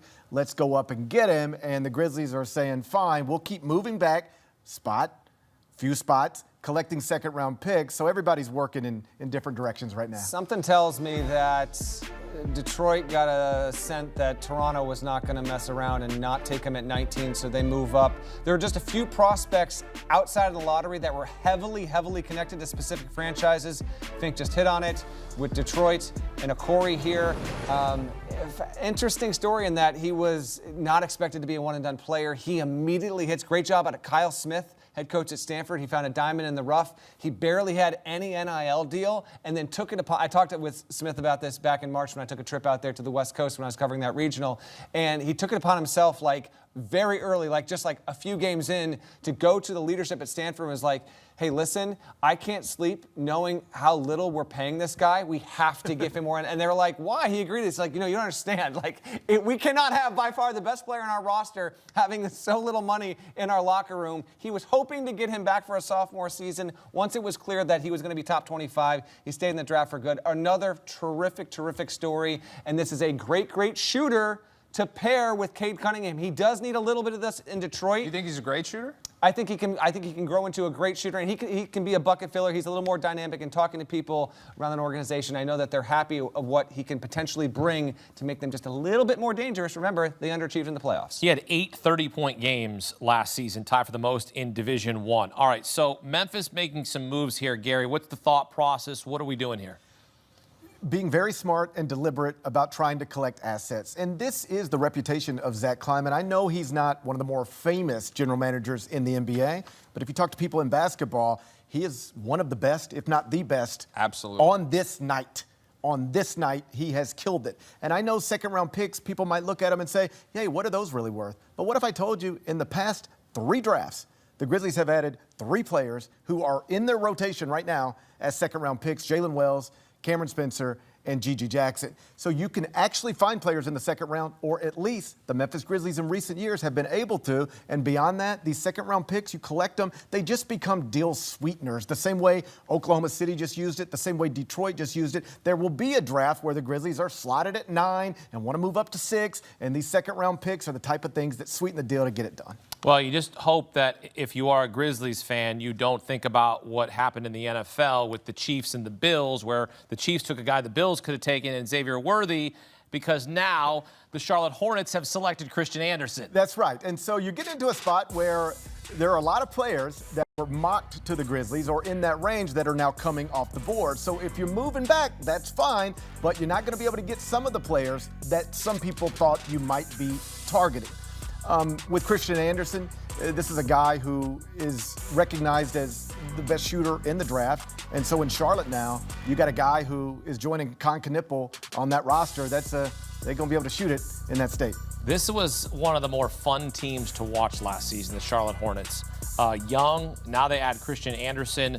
Adam, what's your grade on this one? I'm going B+. I think Charlotte's already a very good shooting team, not just Con Knipple, but they've got LaMelo Ball, they've got Brandon Miller, so their floor spacing is extreme, and now they add arguably the best shooter in the draft. My only concern, and I'm a big Christian Anderson believer, in fact, I think he should have gone higher. I think a lot of people probably over-indexed his lack of size. However, I think that this is a little bit a case of giving Charlotte what they already have. This was a spot where if Dalen Swain were still on the board, I thought he would have made more sense because it gives them rim pressure and defense that they don't yet have. Charlotte's got plenty of shooting. They needed more defense. So this is kind of just adding to what they already have and not really addressing what they don't have. But having said that, I'm a big Christian Anderson fan. This is one of your favorite players in the draft. I know that very much so. What do you think here of him going to Charlotte? Love the pick. And for those that might think he's a little undersized, it actually was revealed on his medical when he went to the combine. His growth plates haven't closed. There's actually a hope that Christian Anderson might be able to put on a little more on his frame over the next 12 months of his life and actually prove to be a little bit bigger of a player. That's not insignificant when you're drafting around this point in the first round and what you're trying to get out of it. Listen, he was as reliable of a scorer and combo assist man as really anyone in college basketball last season. I do think he has a healthy shot at emerging as one of the 3 best shooters in this draft. I'm not surprised at all by the pick because I had been told for weeks now that the Hornets were going to target a big and a guard, and the likely combo of that would be the big would come first, and then some point guard was going to come with that 18th pick. And now Charlotte's the beneficiary. I think Memphis blew it here. The Grizzlies had Christian Anderson in multiple times. It was the only place that he took multiple visits to, and there seemed to be that there was a sense of some momentum. We're going to see who the Grizzlies wind up taking as a result here, but Christian Anderson was too talented to fall beyond this pick, in my opinion, and I think he's a great additive piece for a Hornets franchise that might be like top 3, top 4 in terms of, all league pass watchability next season. All right, let's go to our coach, former NBA Coach of the Year, Avery Johnson. Avery, do you agree with Matt here? Is this a miss by Memphis to not take Christian Anderson? 100%. 100%. I'm doubling down on it. This should have been an easy pick for Memphis and good for Charlotte. And I don't know even about the fit with Charlotte, because we got Ball there and Kobe White who made a big shot. We got to see what his future is, because sometimes when players get drafted, it's like, what team? What's the fit? What's the offensive system? How do they protect certain players defensively? So I think this was a huge miss by Memphis. This kid would have been a tremendous addition to their team. Unlimited range. Obviously, his body needs some work, but his offensive skills, especially at the guard position, running that pick and roll, especially in the middle of the floor.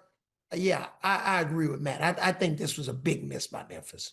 All right, so Christian Anderson headed to the Charlotte Hornets, 18th overall. Coming up here on CBS Sports HQ, what is next for the Toronto Raptors, 19th overall? We'll get into that pick next here on CBS Sports HQ on the clock.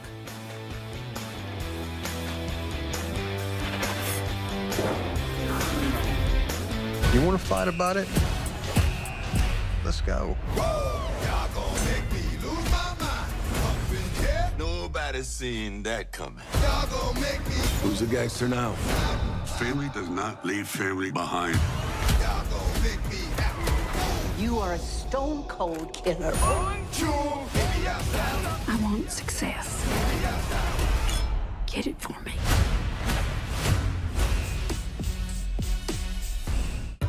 This life here is gonna work, isn't it?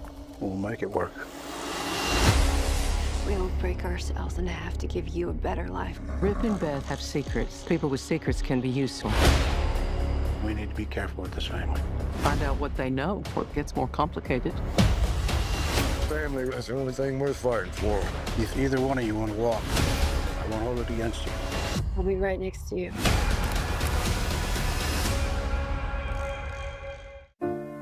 I've been so many places. Life comes at you fast, whether you're ready for it or not. Everything has to come to an end. I'm singing this song to you. My center, my soul is gone. The worry is what you do next.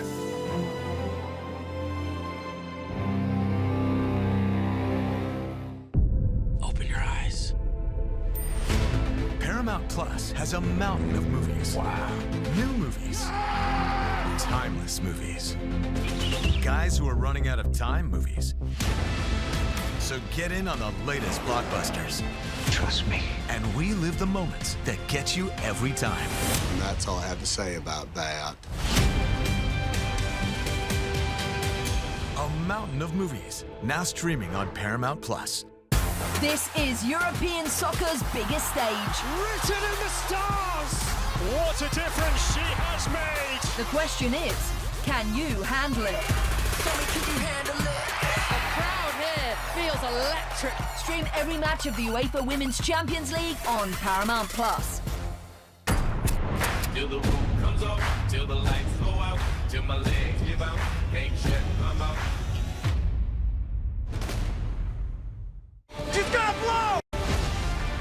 All episodes of Landman, TV's biggest phenomenon, are now streaming. The situation's about to come to a head. How do you know? Because I'm about to take it there.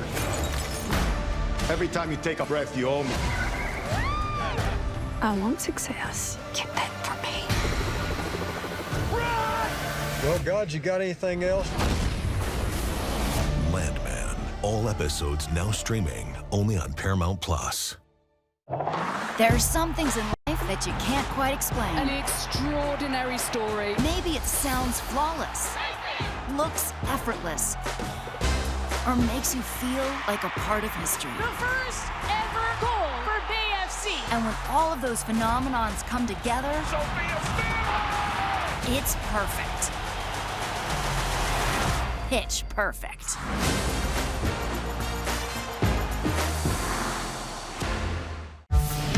When you need your sports news all the time, We've got breaking news to bring to you. CBS Sports HQ gives you a snapshot of all the sports that matter to you.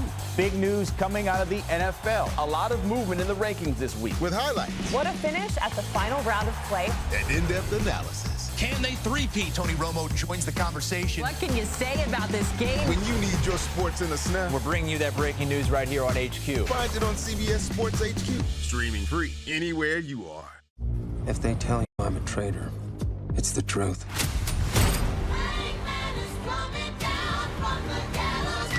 I betrayed my country. Did I cause harm? Yes. I sacrificed people. I deserve my fate. If I had to do it again, I wouldn't hesitate. Before you agree, you should understand how dangerous this is.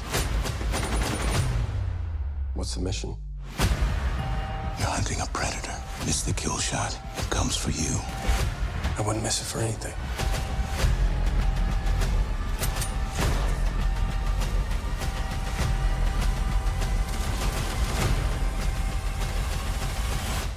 Whatever it takes. You understand?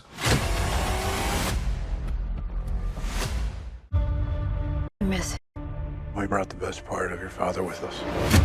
Heard you and your folks moved down here from Montana. Rio Paloma's a bit more complicated. No one understands what we've done to protect this ranch. I need you ready for the hard parts, because they're coming. Sounds like fun. Legacy is a beautiful thing.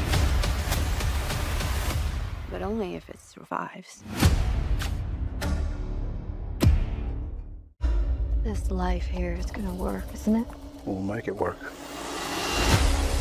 We don't break ourselves in half to give you a better life. Rip and Beth have secrets. People with secrets can be useful. We need to be careful with this family. Find out what they know before it gets more complicated. Family is the only thing worth fighting for. If either one of you want to walk, I won't hold it against you. I'll be right next to you.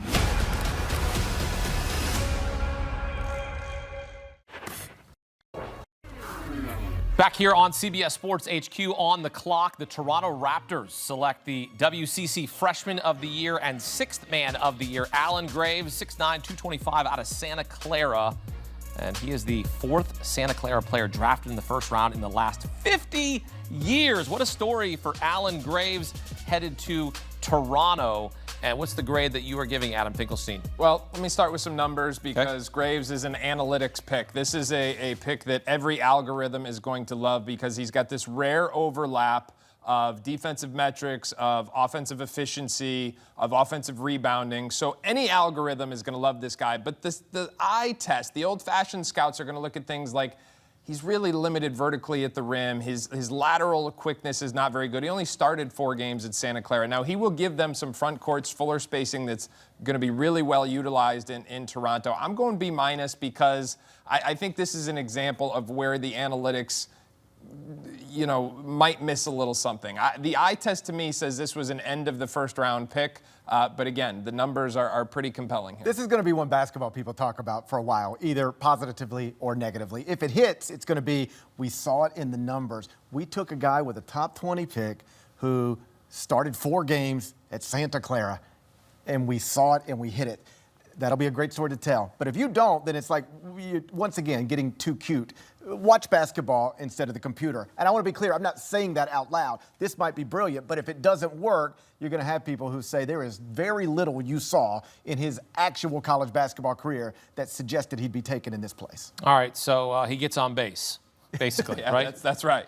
Right? I mean, right, he gets on base. But a cool story, though. 4th Santa Clara drafted in the first round in the last 50 years. Okay, up next, 20th overall, San Antonio, going with a big man, Jaden Quaintance, 6'10", 255. Only played 4 games at Kentucky, dealing with lingering knee issues from a torn ACL in February of 2025 with Arizona State. But in 2025, he was Big 12 All-Defensive Team, Big 12 All-Freshman Team with the Sun Devils. So now you are betting on his potential here if you're San Antonio. And Adam, what do we think here for Jaden Quaintance, 20th overall to the Spurs? So what I will tell you is that if he were healthy, he would have been a top 10 pick. One of the highest level athletes in the draft, a true defensive savant.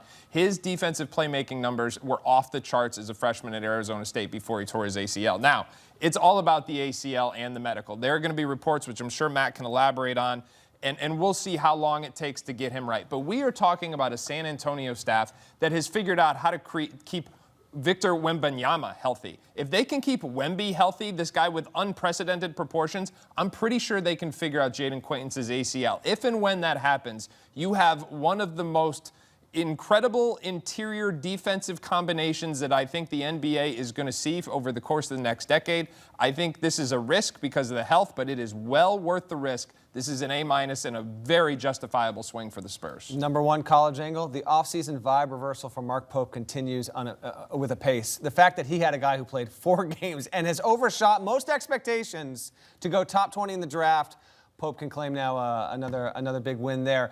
The Quaintance medical just isn't clean. I mean, I talked to a variety of sources. The knee, there's still plenty of work to do. It was giving a lot of franchises some real hesitation. I actually had one team picking in the 20s speculate to me whether they thought he might actually really, truly flirt with falling to the bottom couple of picks in the first round. San Antonio says no to that and pairs with Wembanyama. If Quaintance can get healthy, yes, San Antonio quite clearly is going for the best overall defensive team in the NBA to try and get themselves to a championship as quickly as possible. But this will be a polarizing pick, no doubt about it. There was also a lot of heavy speculation in league circles that San Antonio was targeting Graves. Toronto, one pick before, goes with Graves, and so it's interesting just to see the ripple effect here as they go with a player with a lot of potential, but the opinion on him is widespread. I had one other GM tell me, I'm just not sure how good of a basketball player he actually forecasts to be over the next 5 years. All right, let's go to Spurs great.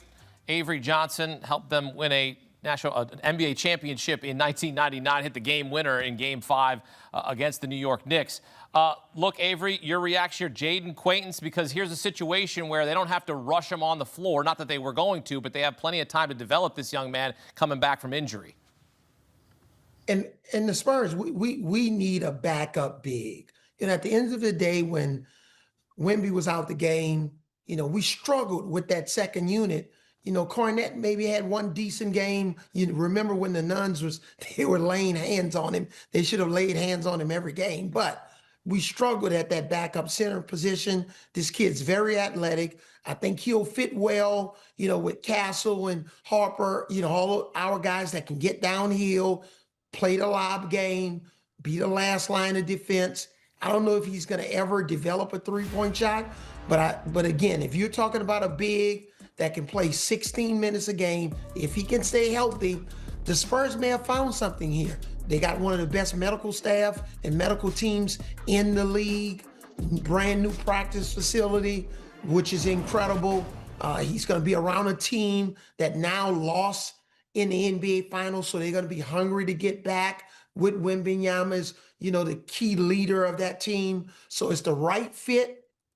He's in a good situation. If he can stay healthy, he could really add something to that second unit and be a threat, especially a lob threat with that second unit, because we took a step back, especially in the finals. We couldn't protect the lead. We all know the story. So I'm hopeful that he can come in and give us 12 to 15 minutes a game. Gary, what do you make of this pick? How would you describe this pick made by San Antonio, 20th overall? Excellent. I love it. Okay. Because think about where you're at if you're San Antonio. They didn't just win the title, but they are the favorites to win the next one. Mm-hmm. Who are you adding with the 20th pick that is going to realistically be a meaningful player in a second-round series in the Western Conference playoffs next year? I'm not sure. But what you could be adding here is the best defensive prospect in the draft to go with the best defensive player in the world.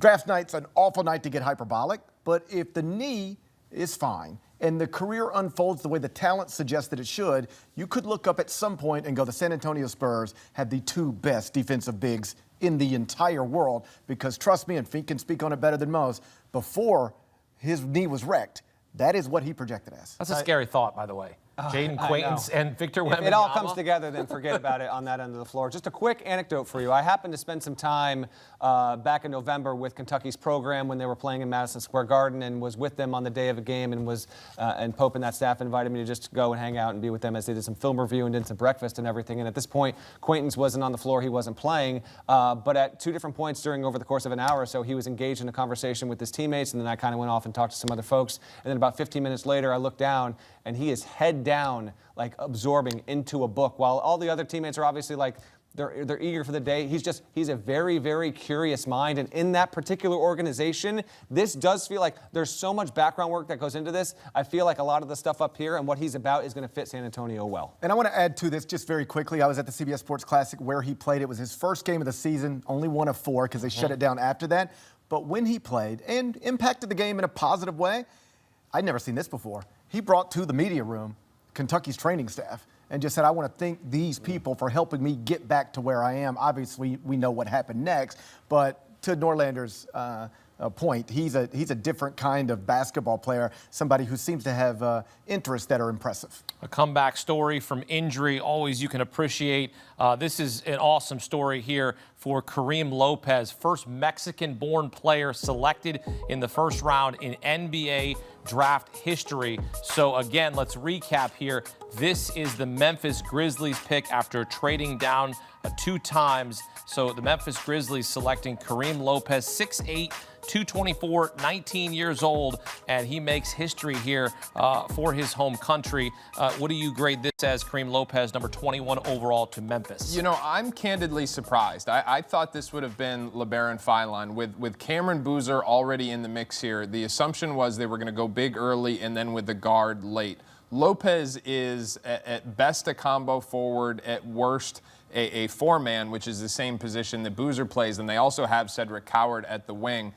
Think about like a young Denny Avdia, someone who's big, strong, physical, but largely unrefined with his game. He's going to need some time to polish it off, but the physical tools are all there. So this is more of a long-term stock for Avdia, but one that had some real interest, even as high as the late lottery. So I'm going to go B, because I am generally a fan of Memphis not only being able to add to their assets, but also doing the due diligence in order to forecast, presumably, who was going to be taken. And so we can only assume that Lopez was their guy.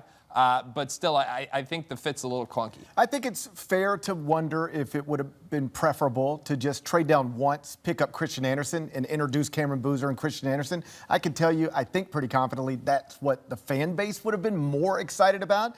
But Kareem Lopez is a teenager, just like Cameron Boozer is a teenager. So we're on the same time frame here. And like Fink said, big physical wings, shots got to come around. We say that a lot on draft night with prospects. If it does, you got something special. If not, you still got a body and physical tools to work with. Listen, I lean with Fink here. I just wonder about the fit alongside Boozer. The feedback consistently from NBA sources over the past couple of weeks was exactly this, that they would get Boozer and then they would pair with someone in the backcourt, particularly not knowing what the true future holds with John Morant. But that's not the way they went here. Now, I understand, now that we know the pick, the Grizzlies leadership quite clearly identified accurately, like, we want Lopez, we can give up all this, we know he's going to be there if we drop into the early 20s, and now they get him. But there's a lot of facets to a game, and just talking to people that know his game and what he's about, what he's proven, what he still has to prove, there's a lot of ironing out with his skill set, and isn't expected to be, this is the opinion of people I talk to, is not expected to be the kind of first-round pick that you see immediate gains from in year 1 and maybe not even year 2. All right, so Kareem Lopez, again, the first Mexican-born player selected in the first round in NBA draft history. Congrats to him and his family. Pretty cool moment there as Memphis wraps up its first-round selections, unless they try to trade back into the first round. Right now, the 76ers on the clock, 22nd overall. Who they select, that's next here on CBS Sports HQ on the clock. You want to fight about it? Let's go. Y'all gonna make me lose my mind. Up in here, nobody's seen that coming. Y'all gonna make me. Who's a gangster now? Family does not leave family behind. Y'all gonna make me. You are a stone-cold killer. I want success. Get it for me.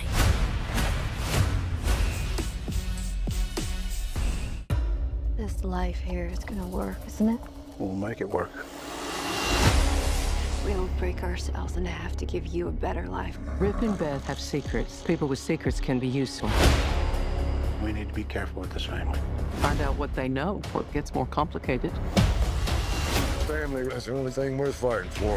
If either one of you want to walk, I won't hold it against you. I'll be right next to you.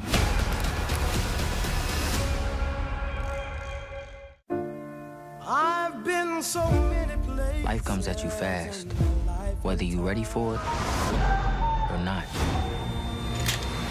Everything has to come to an end. I'm singing this song to you. My center, my soul is gone. The worry is what you do next.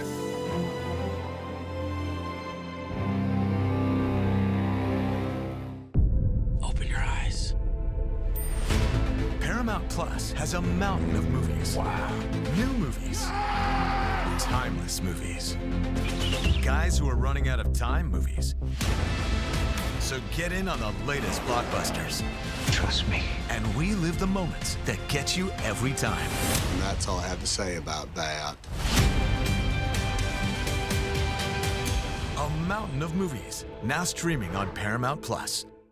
This is European soccer's biggest stage. Written in the stars! What a difference she has made! The question is, can you handle it? Tell me, can you handle it? The crowd here feels electric. Stream every match of the UEFA Women's Champions League on Paramount Plus. Till the roof comes up, till the lights go out, till my legs give out, can't shut my mouth. She's gonna blow! All episodes of Landman, TV's biggest phenomenon, are now streaming. The situation's about to come to a head. How do you know? Because I'm about to take it there. Every time you take a breath, you owe me. I want success. Get that for me. Well, God, you got anything else? Landman, all episodes now streaming only on Paramount Plus. You need your sports news all the time. We've got breaking news to bring to you. CBS Sports HQ gives you a snapshot of all the sports that matter to you. Big news coming out of the NFL. A lot of movement in the rankings this week. With highlights. What a finish at the final round of play. And in-depth analysis. Can they three-peat? Tony Romo joins the conversation. What can you say about this game? When you need your sports in a snap. We're bringing you that breaking news right here on HQ. Find it on CBS Sports HQ. Streaming free anywhere you are. There are some things in life that you can't quite explain. An extraordinary story. Maybe it sounds flawless, looks effortless, or makes you feel like a part of history. The first ever goal for BFC. And when all of those phenomenons come together, it's perfect. Pitch perfect.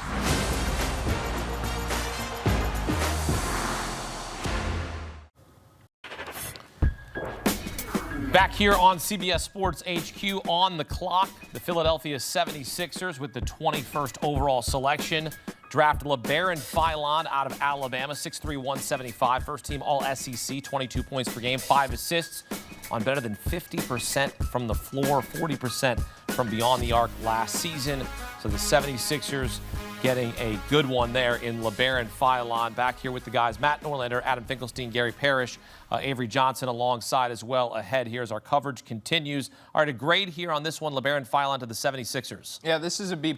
I don't think the 76ers expected Philon to be on the board here. Obviously, there was a little bit of a late slip. Some people, myself included, view him as a potential better lead guard prospect than a number of the point guards we've seen go in the last 5 or 6 picks here. He's got tremendous pace with the basketball. He made a significant jump from his freshman to his sophomore year, not just in terms of his overall production, but the shooting. And the shooting is going to be a very important variable at the next level because you're surrounding guys like Tyrese Maxey and VJ Edgecombe and Joel Embiid, and you have to be able to create that spacing. We know he can create shots with the ball in his hands. I think he will be able to do that on the second unit. What he's going to have to do is rediscover the defense that he started to become known for as a freshman at Alabama and then just forgot about as a sophomore. This is one of the players that I just sort of wondered if he should have more seriously considered going back to school, not because he couldn't get picked. He was always going to get picked somewhere in the first round, but because there were so many other lead guards in this draft that were just going to push him down to a range that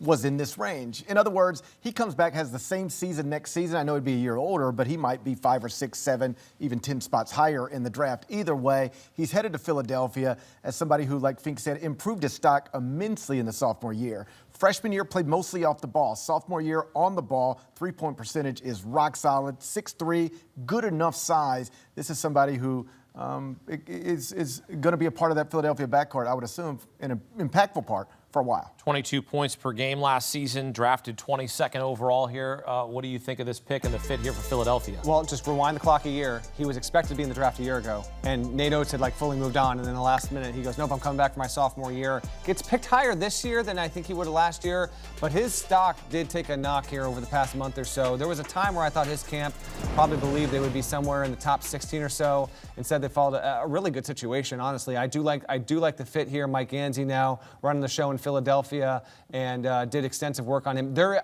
I'm of the opinion that if Philon puts it all together, I do think he's going to be one of the 10 to 12 best players in this draft class when we check in 5 years from now. I like how he handles. I've seen him in person plenty of times. He can be a blur with the ball, and knowing what his role is going to be. Like, there's some really established pieces there in Philadelphia, and being a wingman to Maxey amongst other players. I think it's a really good value pick, and I think the upside's tremendous. Former NBA Coach of the Year Avery Johnson also alongside of us. He also coached at Alabama, and they get LeBaron Philon, do the Philadelphia 76ers. Avery, your reaction here to this pick? I like the fit. And when you're talking about Tyrese Maxey, VJ Excombe, these guys are stockpiling some young talent at the guard position. Philon, incredible ball handler. I agree with Fink. His defense has been very inconsistent from year to year. Freshman year, terrific defender. Took a major step back defensively. And I know, with their system, they're more of an offensive team. But we'll see if he's able to guard his yard, is what we talk about, especially in closeout situations, and guard those first 3 dribbles when he's on defense. But I think this kid's got a tremendous upside. There's no pressure for him to come in and start immediately. We would have been, thrilled if he was picked in the top 15. That probably would have been okay. But he slid to the 22nd pick. I think this is a terrific pickup. Again, another guy that can come in and give you those 18 to 22 minutes day one. And we'll see what happens with, whether they can stay healthy, but I like this for the Philadelphia 76ers. Gary, when you look at this franchise, they moved on from Daryl Morey, and you see what they're doing now. They're trying to get the most they can out of Joel Embiid. You saw Tyrese Maxey, you saw VJ Edgecombe in the playoffs, how excellent he was. When this team is properly constructed, and whatever that looks like here in the future, this can be a team that can get back to being a contender in the East. There is no question, but the issue is Joel Embiid. Yep. I mean, he is on a big contract, and he's just never healthy consistently. And even like in this past postseason, you saw it. He plays in a game and he looks great, and then he can't play because his body doesn't hold up. And so that's going to be the thing hanging over Philadelphia until that's no longer there.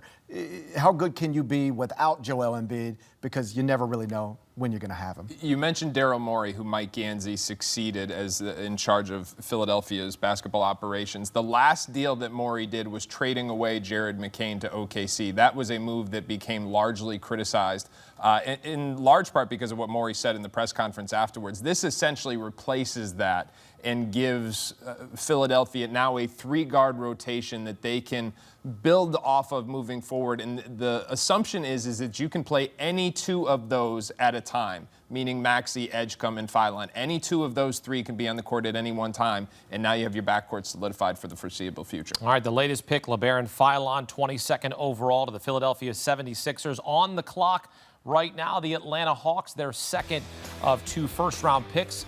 We'll talk about that pick next year on CBS Sports HQ On the Clock. You want to fight about it?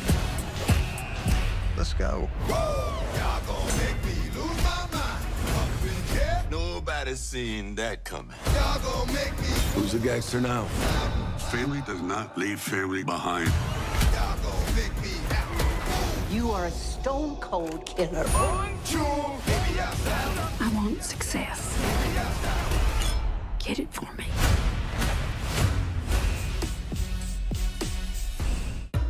This life here is gonna work, isn't it? We'll make it work. We'll break ourselves in half to give you a better life. Rip and Beth have secrets. People with secrets can be useful. We need to be careful with this family. Find out what they know before it gets more complicated. Family, that's the only thing worth fighting for. If either one of you want to walk, I won't hold it against you. I'll be right next to you.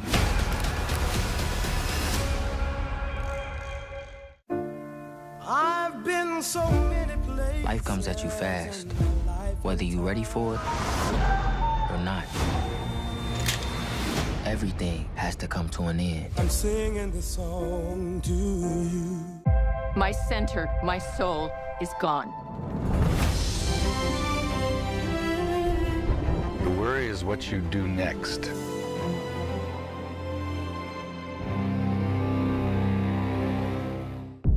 Open your eyes. Paramount Plus has a mountain of movies. Wow. New movies. Timeless movies. Guys who are running out of time movies. So get in on the latest blockbusters. Trust me. And relive the moments that get you every time. And that's all I have to say about that. A mountain of movies, now streaming on Paramount Plus. This is European soccer's biggest stage. Written in the stars! What a difference she has made! The question is, can you handle it? Can you handle it? The crowd here feels electric. Stream every match of the UEFA Women's Champions League on Paramount Plus. Till the roof comes off, till the lights go out, till my legs give out, can't shut my mouth. She's gonna blow!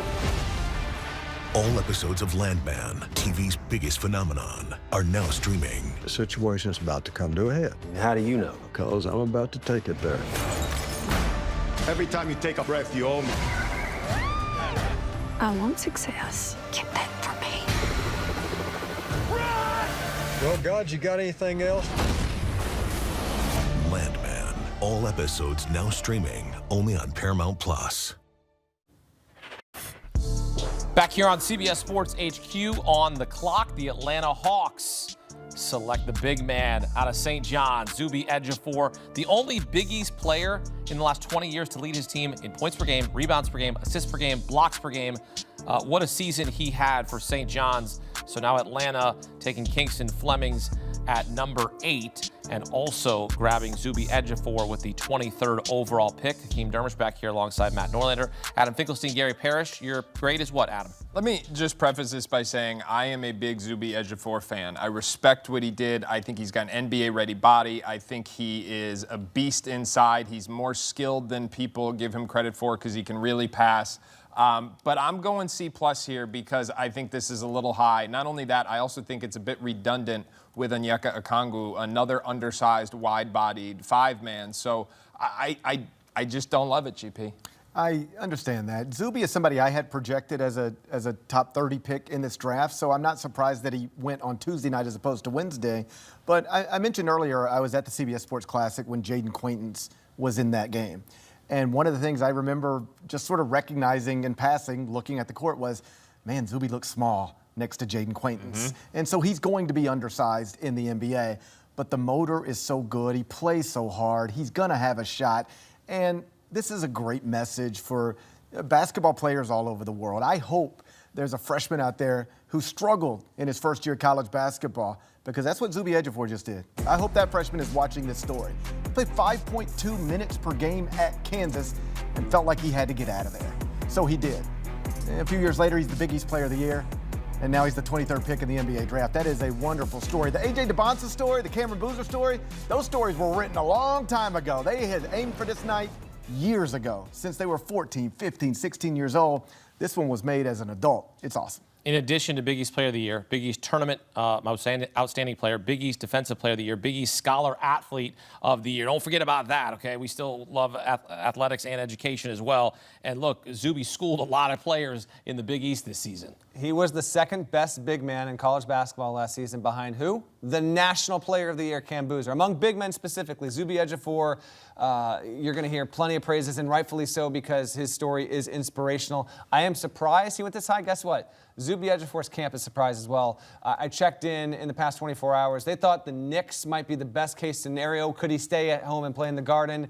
But indeed, Atlanta, it knew that front office knew that Ejiofor would be there for the taking at 23, put a premium on him, and so they take him. And oh, by the way, one of the better defenders in all of college hoops last season as well. We'll see how that translates. By the way, you know you're about to get dragged from our guy Fink when Hakeem tees him up on the grade. He goes, before that, I just want to say something. And you know it's over for them. And let me just say, out of experience, when you're sitting at a desk and you want to preface something, you're hoping the clip gets all of that. The social media clip needs to have all the preface, because otherwise the preface doesn't help you. Let me just add, it's really hard to get through my thought, too, when I see Norlander start to crack up laughing and when I'm in the middle of that preface. So You guys have done this before, though. You guys were on the podcast together, so you should know your trends and all these things. All right, let's go back out to Avery Johnson, former NBA Coach of the Year. So the Hawks here in the first round draft Kingston Flemings out of Houston, Zuby Ejiofor out of St. John's. I know you know the St. John's program very well.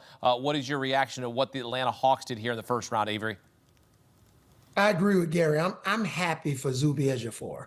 You know, when you look at a player who stays in college, obviously he's a little bit undersized. We'll see how his game translates on the NBA level, but this kid put in the work, okay? Especially in the Big East. I know the lead donor for St. John's, Mike Rapoli, I think he's really deep in Mike Rapoli's pockets over the last 2 years. But this kid is, I think he'll be a solid addition. He's not going to blow you away. He's not going to out-jump anybody. They'll move him around. But when you look at he and Kingston Fleming combined with this draft, especially with Atlanta trying to take the next step and maybe win more than one game in a series, when they thought they won the championship, when they beat the Knicks, or 2 games. But I like this fit overall. I know it's not going to get a high grade, but we'll see how he fits in and what's his role going to be from day one, along with Kingston Fleming's role, because we know CJ McCollum, re-signed with Atlanta or did an extension, so we know he'll be back. But this adds more quality depth to the Atlanta Hawks team. Yeah, the grade was a C+. You can hit him up at Adam Finkelstein, CBSSports.com. I'm kidding. All right, so we have another trade here in the first round. The Knicks and Lakers swapping picks at 24 overall. The Lakers going to get Cameron Carr, the talented guard out of Baylor. 3rd most points scored by a Big 12 player a couple of seasons ago. Son of Chris Carr, so he's got some ties to the NBA. Chris Carr, 1997 NBA Slam Dunk Contest runner-up to Kobe Bryant. So the Lakers are getting Cameron Carr out of Baylor. Your grade better than a C+?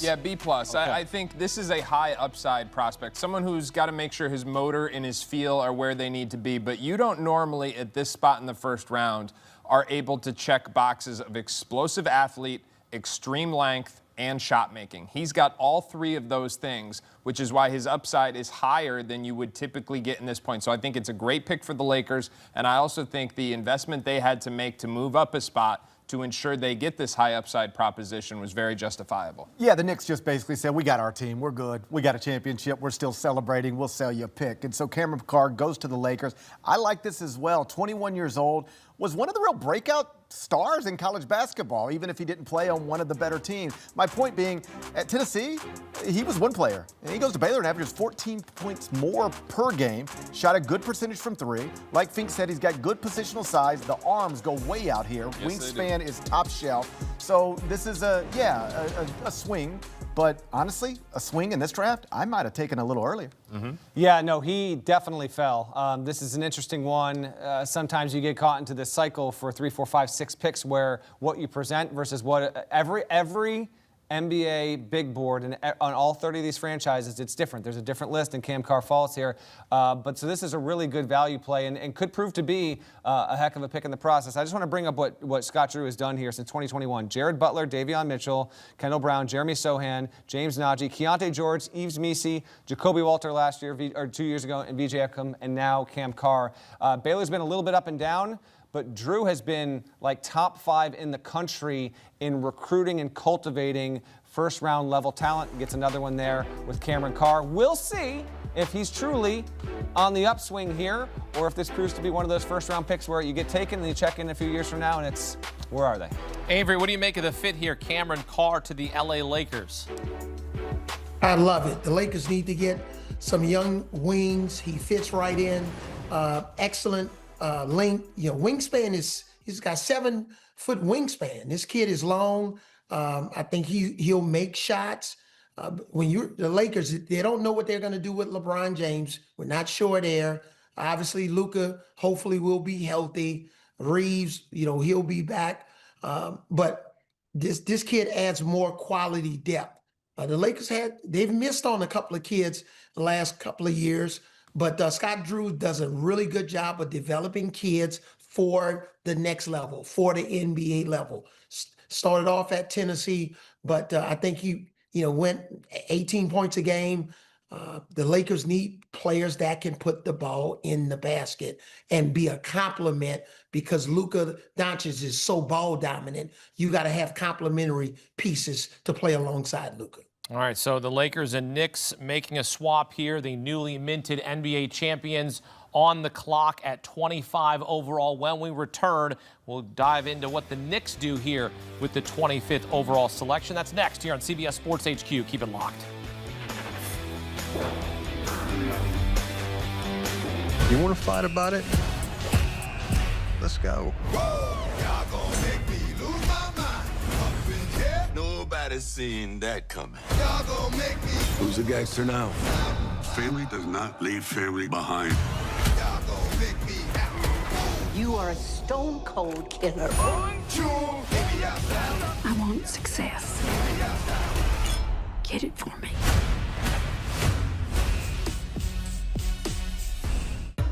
This life here is gonna work, isn't it?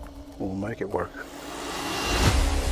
We'll break ourselves in half to give you a better life. Rip and Beth have secrets. People with secrets can be useful. We need to be careful with this family. Find out what they know before it gets more complicated. Family is the only thing worth fighting for. If either one of you want to walk, I won't hold it against you. I'll be right next to you.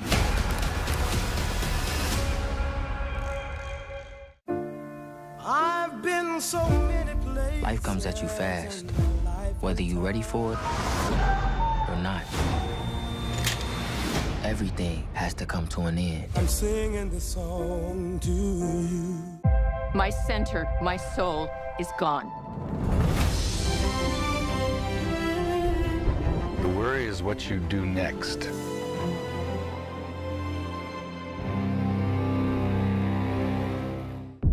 Open your eyes. Paramount Plus has a mountain of movies. Wow. New movies. Timeless movies. Guys who are running out of time movies. So get in on the latest blockbusters. Trust me. And relive the moments that get you every time. And that's all I have to say about that. A mountain of movies, now streaming on Paramount Plus. This is European soccer's biggest stage. Written in the stars. What a difference she has made. The question is, can you handle it? Tell me, can you handle it? The crowd here feels electric. Stream every match of the UEFA Women's Champions League on Paramount Plus. Till the roof comes up, till the lights go out, till my legs give out, can't shut my mouth. She's gonna blow! All episodes of Landman, TV's biggest phenomenon, are now streaming. The situation's about to come to a head. How do you know? Because I'm about to take it there. Every time you take a breath, you owe me. I want success. Get that for me. Well, God, you got anything else? Landman, all episodes now streaming only on Paramount Plus. Back here on CBS Sports HQ as our NBA draft coverage continues on the clock as you take a look at the best available players according to CBSSports.com. Koa Pete here still on the board. Chris Sinak out of Houston. Henry Vasar from North Carolina. Isaiah Evans and Terrace Reed Jr. the top 5 best available right now. All right, back here in studio, Matt Norlander, Adam Finkelstein, Gary Parrish, Hakeem Dermish here with you. What do we make right now of Koa Pete here still on the board, and we are some 25 picks into the draft? Yeah, I mean, I feel for him, quite honestly, because Koa Pete is a terrific kid. He's a terrific competitor, and he's had a terrific career. And both he and Henry Vasar left multi-million dollars on the table to pursue this dream of playing in the NBA draft. And we only have a few more picks left, which equate to a guaranteed salary. I would suspect if those guys go in the second, they still get a guaranteed deal, but it is not an automatic like it is in the first round. So this is Russian roulette for those guys. Like Fink said, I feel bad for Koa Pete because, how could you not? This is supposed to be a dream come true night, and it's not turning out to be a dream, at least so far. But on the other hand, The whole world told him what was going to happen or what was possible. He was told the morning after he announced he's remaining in the NBA draft. I wrote a column for CBS Sports.com saying, hey, your choice and all that, but there was $5 million waiting on you to be the best basketball player on one of the best basketball teams in the country, playing in sold-out arenas twice a week, maybe going to another Final Four, improve the shot, get back in the draft. He wanted to do it this way, which is fine, but now it's crystal clear. No matter where he plays next season, he's going to be making less money than he would have made if he'd have played at Arizona. I don't know if that's the smartest thing. Yeah, it's not even close. This scenario we're talking about, and as we talk to you in real time, he could be the next pick. He might be waiting until tomorrow to get picked in one of the first picks of the second round. We'll wait and see on that and know the answer to that soon.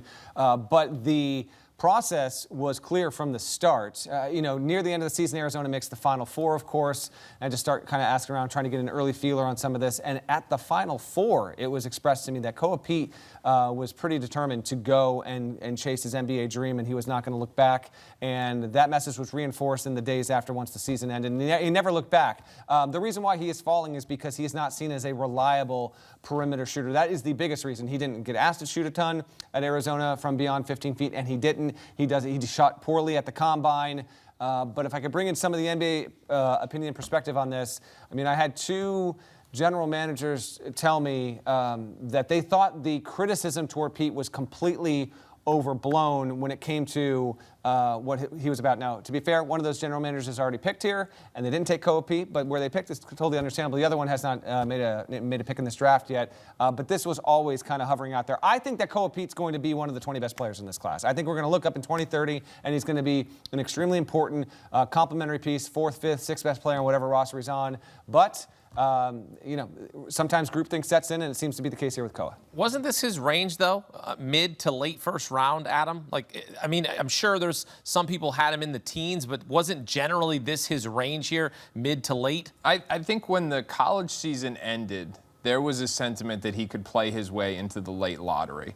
That there was also an expectation that when you get out of the college season and you go into the pre-draft process, that your jumper's going to make some incremental gains that'll convince some people of some long-term optimism. It was actually the opposite that happened with Koa. He went into his pre-draft process, and his shot got worse. At the combine, it was very noticeable that he had tweaked his mechanics, and it was the buzz in the gym. I was there, and everybody said, oh, no, what's going on? Mm-hmm. And there were bad misses off the side of the rim, and I think what happened there is he got a little flustered, because what I have heard is not only did that not go well, but then some of his private workouts didn't go well. I think this is a young man who's dealing with all this pressure, who had viewed himself as going to the draft no matter what, and to GP's point, had all this evidence saying go back to school, was determined to pursue it, probably should have gone back to school. But I'll tell you what, right now as we stand, having said all that, I'm still not going to bet against him. I still think this guy is a productive NBA player for a long time. What Fink just described is something that I think was pretty common for high school five-star prospects for a while. Pre-NIL, pre-transfer waivers. You go to school, you're expected to be a one and done, and you're going to be in that next draft no matter what. Maybe your one season didn't go so well, but you're going to be in the next draft and get picked somewhere, because what's the option? Go back to school for a scholarship, cost of attendance stipend, and maybe some under the money table? The world's changed. Just because you used to think that way doesn't mean you should now, because the option at college wasn't just a scholarship anymore. It was literally millions of dollars, millions more than you'll probably make next season. Well, the Knicks have made a selection. Knicks in 5. You heard her first. I had the Knicks in 5. And here at 25, they go Sergio De La Reyna out of Spain, 20 years old, 6'5", 175. He was named the MVP of the 2025 Spanish Super Cup.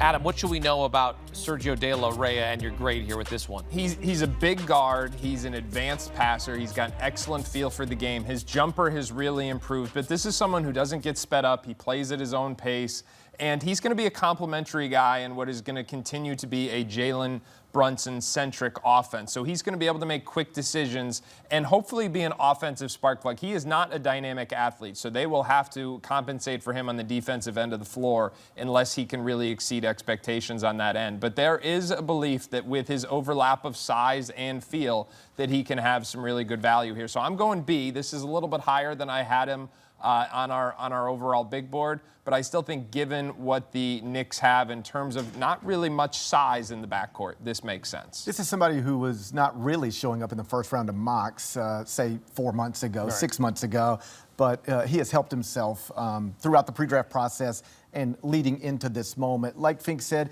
6'6" combo guard, 6'9" wingspan, can operate in pick and rolls, can shoot the ball. He's an interesting prospect. It's just not somebody most basketball fans in America are that familiar with, because we spent the past 5 months watching college basketball more so than this league.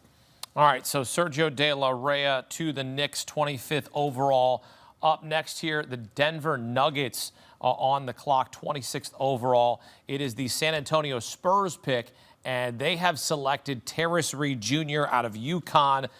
Grade for this, because this was where his range was, bottom of the first round, top of the second round. Yeah, I think this is a B.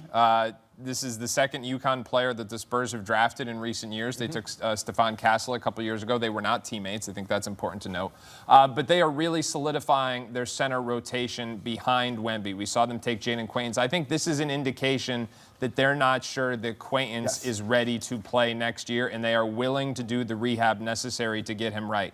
Darius Reed is a high-floor big man. We saw him make extreme strides over the course of his 2 years at UConn. He's skilled on the interior. I think he's more skilled facing the basket than people give him credit for. Similarly, he's a high-volume rebounder and also pretty versatile defensively for someone who has the size, length, and strength of a true NBA center. It's a very solid pick. It's a B. I like this. I guess in San Antonio, the idea is in a year or two, maybe Jaden Quaintance, you're the first big off of our bench because you're fully healthy and an explosive athlete on the defensive end. In the meantime, Darius Reed, this is your job. And he's old enough, had a great NCAA tournament. He's plug and play and ready to go. And I think the reigning Western Conference champs favorites to win the NBA title next season just help themselves. Well, look, they like UConn players, right? I mean, they got Steph Castle, now they got Darius Reed. Maybe, I know they got Mitch Johnson there, and he's been heavily criticized. They got 35. Caravan's there.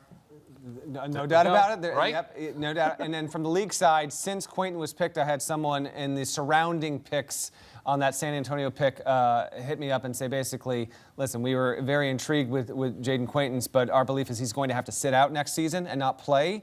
That seems like the more likely route than not. So if indeed that winds up being the case, it makes complete sense why they go with Reed here, who really did, like, you want to talk about a player who took the month of March and changed his future for the better of it. It was Reed. He was always going to be a draft pick given what he did in aggregate with UConn this season, guys, but he had a dynamite run helping propel UConn to its third national championship game in a 4-year span. Thrilled for him. Dan Hurley with yet another first-round pick, and a good night for the Big East to have two critical bigs there go in the first round. All right, let's go back out to Avery Johnson, helped the Spurs win the NBA championship in 1999. And look, you get a guy in Darius Reed Jr. from UConn. The kid's going to walk right through the door with the culture already ready to go and ready to play right away. Yeah, this is basically Andre Drummond, guys. At the end of the day, you know, this is someone, you know, that can come in. If Quaintance is not ready to go, he can give the Spurs, you know, 10 to 12, 15 minutes a game. He's a big body, bruiser, physical, 0 3-point range. He'll be a dribble handoff to get the Spurs into some of their action as they're swinging the basketball. Physically ready to play, imposing. But at the end of the day, this guy is a walking double-double.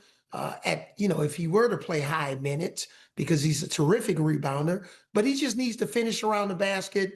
You know, he'll play solid defense from the Spurs. He comes from a winning program. Steph Castle proved that when you come from UConn, you know, you've been a part of Final Fours and championship teams. That translates well. So I'm really excited about the package of centers that the Spurs have addressed, that they know at the backup center position that they really need help to compete at a high level. Again, Denver traded this pick to the Spurs, 26 for 35 and 2 future second-round picks. So the San Antonio Spurs taking Darius Reed Jr. out of UConn. When we continue here on CBS Sports HQ, the Boston Celtics on the clock. That's next here on the Clock on CBS Sports HQ. Keep it locked. You want to fight about it? Let's go. Y'all gonna make me lose my mind. Nobody seen that coming. Y'all gonna make me. Who's the gangster now? Family does not leave family behind. Y'all gonna make me happy. You are a stone cold killer. 1, 2, baby, I want success. Get it for me.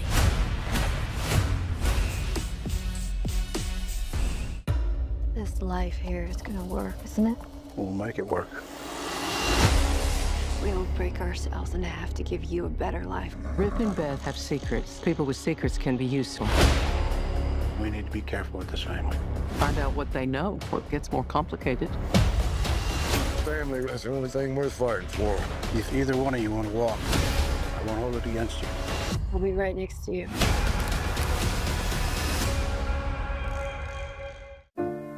I've been so many places. Life comes at you fast, whether you're ready for it or not. Everything has to come to an end. I'm singing this song to you. My center, my soul is gone. The worry is what you do next.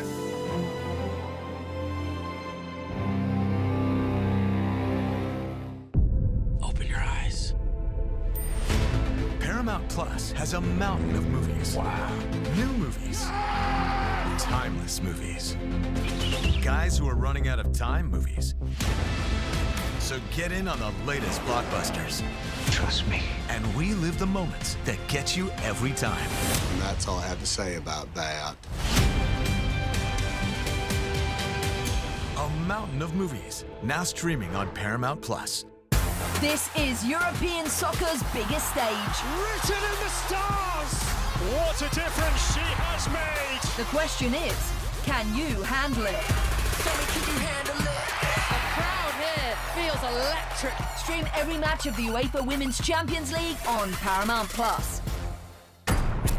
Till the roof comes up, till the lights go out, till my legs give out, can't shut my mouth. She's gonna blow! All episodes of Landman, TV's biggest phenomenon, are now streaming. The situation's about to come to a head. How do you know? Because I'm about to take it there. Every time you take a breath, you owe me. I want success. Get that for me. Well, God, you got anything else? Landman, all episodes now streaming only on Paramount Plus. NBA draft continues here on CBS Sports HQ. 27th overall, the Boston Celtics selecting Chris Senak Jr. out of Houston, 6'11", 240, led the Cougars with 6 double-doubles this past season and averaged nearly 8 rebounds per game, most by a Big 12 freshman last season. And he is headed to the Boston Celtics. Back here in studio, Hakeem Dermish alongside Matt Norlander, Adam Finkelstein, Gary Parrish. Chris Senak Jr. to the Boston Celtics. I like it. I mean, this guy is 6'10" without shoes on. He's got a 7'5" wingspan. He answered the questions about his motor this year at Houston. He established himself as a high-volume rebounder. He's extremely mobile for his size. So the potential to be a very switchable defender is right there. Didn't put a ton of pressure on the rim this year. He's got a tendency to settle for mid-range shots. That's got to get cleaned up. I just won't be tolerated in Boston, so I think that's a positive thing. And I do think he's more of a lob threat than we saw, in large part because there were just spacing concerns in Houston. The other important note here is Boston has become really well known for their player development program, and Senak is far from a finished product. So I think this is a pick that could pay dividends down the road.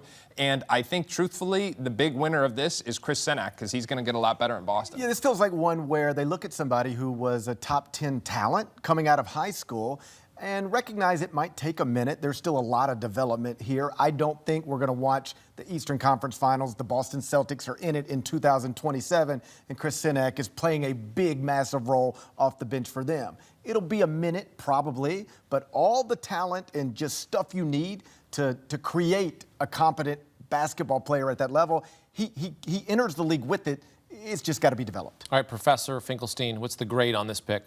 B. Did I not say that? Apologies. It's okay. B. You agree with that? I would go A-. Not that I'm the grade guy. Here's why. Wow. Now here's why. It's because to be the it's grade because, guy. it's maybe because you're the not the grade guy. You get an A. You get an A. Okay, for a guy, he asked me, what do you want from me? Listen, Sinak unquestionably went lower than he thought. He left at least $4 million in an NIL contract at Houston on the table by doing this. But Fink and I are simpatico on this. The franchise that he is going to give him a wonderful chance to be, at first, a bit player, but really grow into himself. It took him a while to really find his stride at Houston under Kelvin Sampson. That wasn't the case with Kingston Flemings, who, in his first week on campus last summer, was the best player on the roster immediately. Sinak, he is going to be a little bit of a slow cook, but Boston has to be, Brad Stevens has to be over the moon, the fact that he was sitting there at 28, because there wasn't like there was a lot of bad intel on him or bad info. I don't know why he dropped this far. This is a big win for Boston. I really like the pick. At 18 rebounds in that round of 64 win, most rebounds by a Houston player in a tournament game since my guy Hakeem Olajuwon in 1983 in the national title game. All right, back to Avery. Avery, you know the program well at Houston. Chris Sinak Jr., what are the Boston Celtics getting? Yeah, they're getting a kid that's obviously versatile in terms of, mid-range game. I love his size. We'll see if he can make the three-point shot. The Boston Celtics, they love to shoot the three. I mean, it's nothing for Boston to attempt, 45 threes in a game? So I don't know if he spreads the floor in that way. But again, as we discussed earlier, player development is a huge key. Sam Cassell is on that staff. I know him extremely well. We'll see what happens there. But again, Chris Sinak, I wish this kid would have gone back to college for one more year, because I think, especially with next year's draft, I don't know, Fink and the guys could tell you whether it's really deep compared to the draft this year. This kid could have very well been a top 10 pick next year. So who knows? I think he could have easily slid out of the first round. Fortunately, Boston thought enough of him to take him at 27. But I know the hype that he had coming into his college basketball season, McDonald's All-American, Jordan Brand games, this kid was projected to be a lottery pick. And it was a massive slide, on 24, 23 minutes a game and only 9 points a game. So we'll see how the player development, how his game is going to translate into a system where they love for all 5 of their players on the floor to be able to shoot the three-point shot. Yeah, we'll have to wait and see how that plays out. A couple of players in this draft could certainly have benefited from going back a year, but here they are, NBA professionals. And when we continue, the Brooklyn Nets on the clock here on CBS Sports HQ, making their second selection. That's next here on CBS Sports HQ. You want to fight about it? Let's go. Y'all gonna make me lose my mind. Up in here, nobody's seen that coming. Y'all gonna make me. Who's a gangster now? Family does not leave family behind. Y'all gonna make me happy. You are a stone-cold killer. 1, 2, baby, outside. I want success. Get it for me.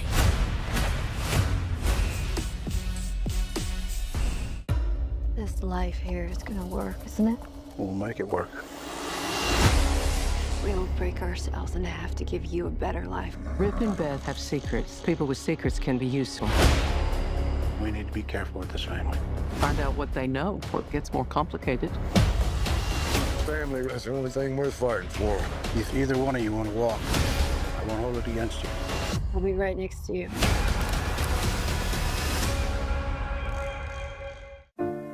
I've been so many places. Life comes at you fast, whether you're ready for it or not.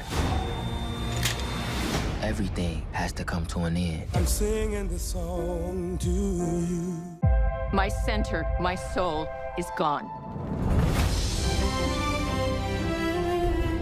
The worry is what you do next.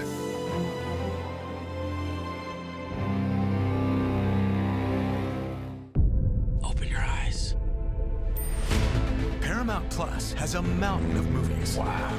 New movies. Timeless movies.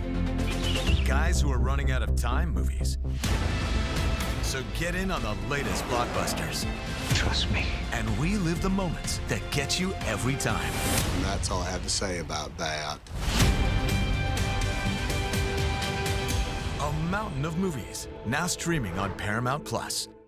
This is European soccer's biggest stage. Written in the stars! What a difference she has made! The question is, can you handle it? Can you handle it? The crowd here feels electric. Stream every match of the UEFA Women's Champions League on Paramount+. Till the roof comes off, till the lights go out, till my legs give out, can't shut my mouth. She's gonna blow! All episodes of Landman, TV's biggest phenomenon, are now streaming. The situation's about to come to a head. How do you know? Because I'm about to take it there. Every time you take a breath, you owe me. I want success. Get that for me.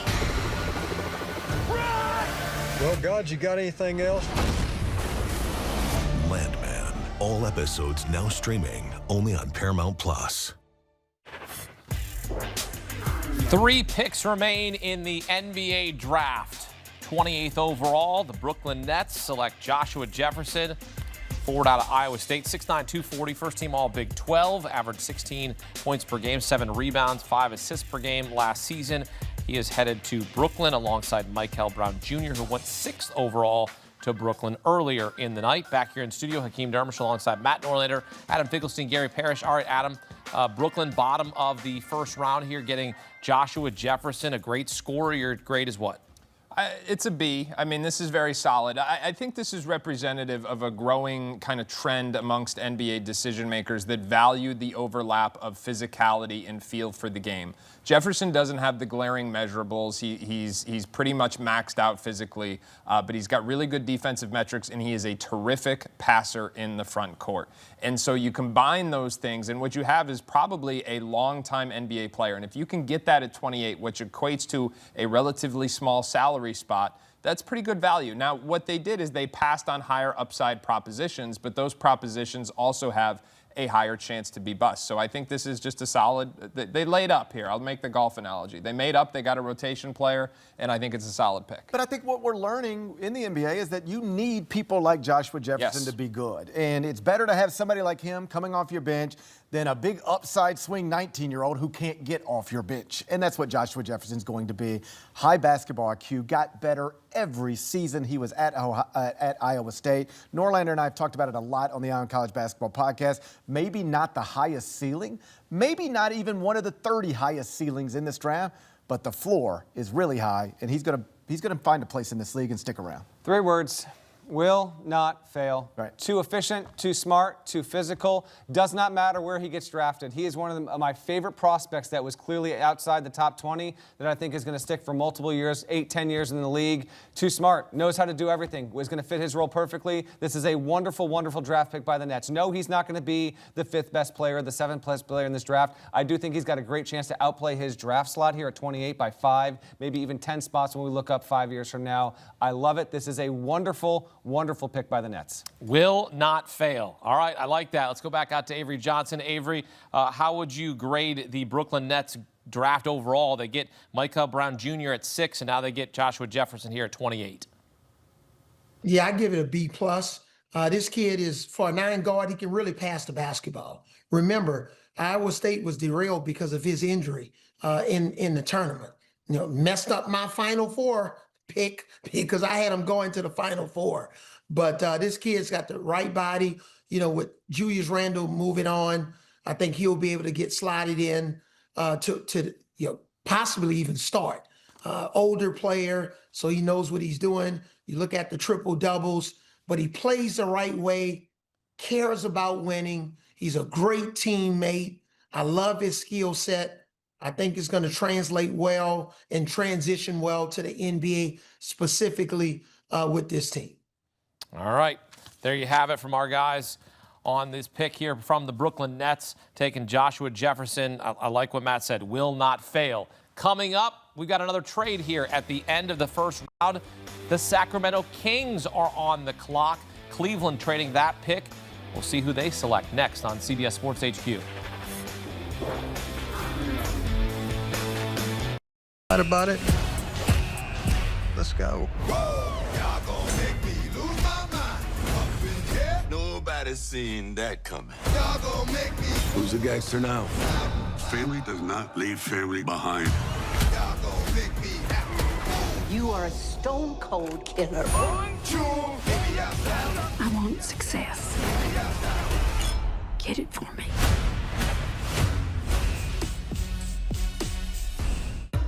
This life here is gonna work, isn't it? We'll make it work. We don't break ourselves in half to give you a better life. Rip and Beth have secrets. People with secrets can be useful. We need to be careful with this family. Find out what they know, or it gets more complicated. Family is the only thing worth fighting for. If either one of you want to walk, I won't hold it against you. I'll be right next to you.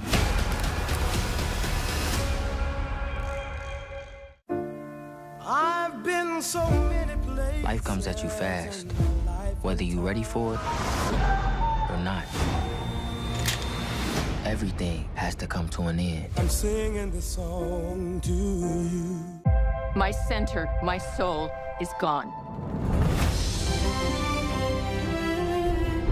The worry is what you do next.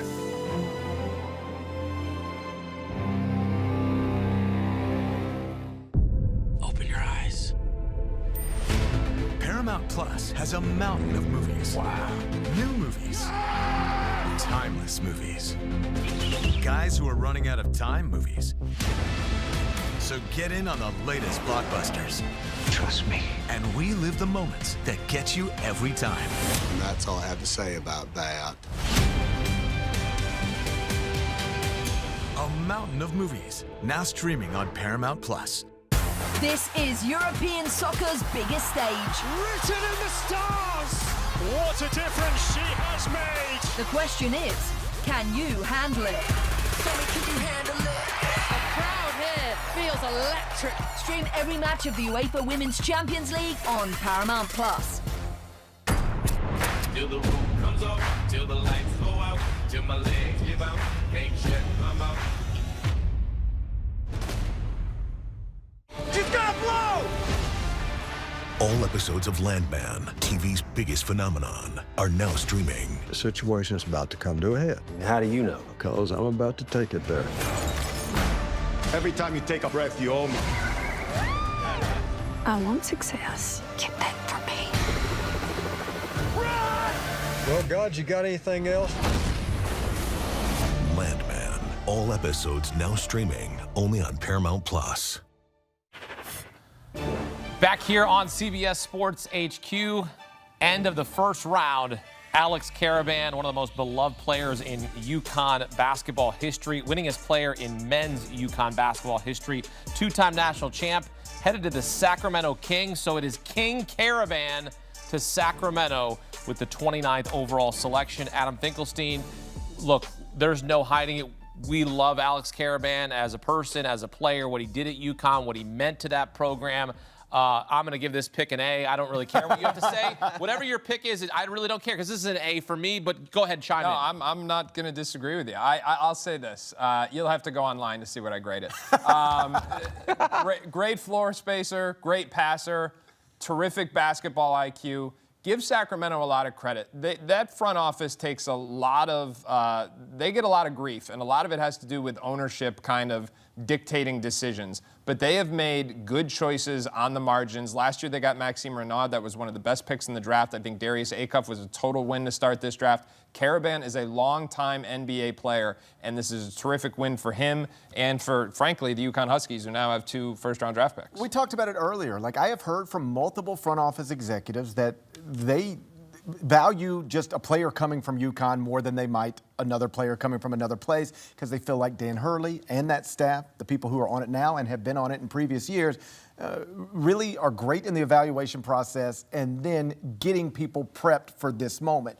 Alex Karaban has spent 4 years in college, went to 3 Final Fours, and is going to be a legend on that UConn campus forever. And to see him get rewarded for that with this is a really cool story.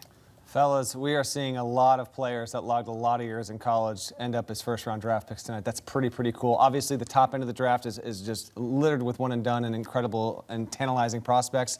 A lot of vets that are getting picked. That's cool. I got a story for you on Karaban. So 2 years ago, UConn's a two-time national champion. Karaban has lived an incredible college life just 2 seasons in, and he seriously explores the NBA draft process. He had a 2-year guarantee from the Golden State Warriors in the second round, and he seriously considered it.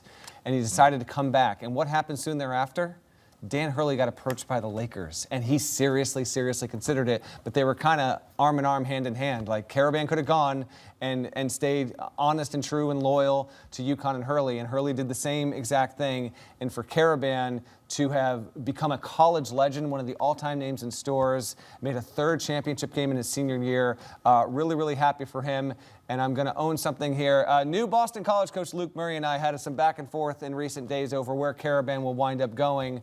And based on what the feedback I had gotten, it felt like he was going to go somewhere in the early 30s. The reason why he goes here, because Sacramento knew it, and I insisted to him, and Luke insisted that he was really going to have a great chance of going in the 20s. I'm owning it, Luke.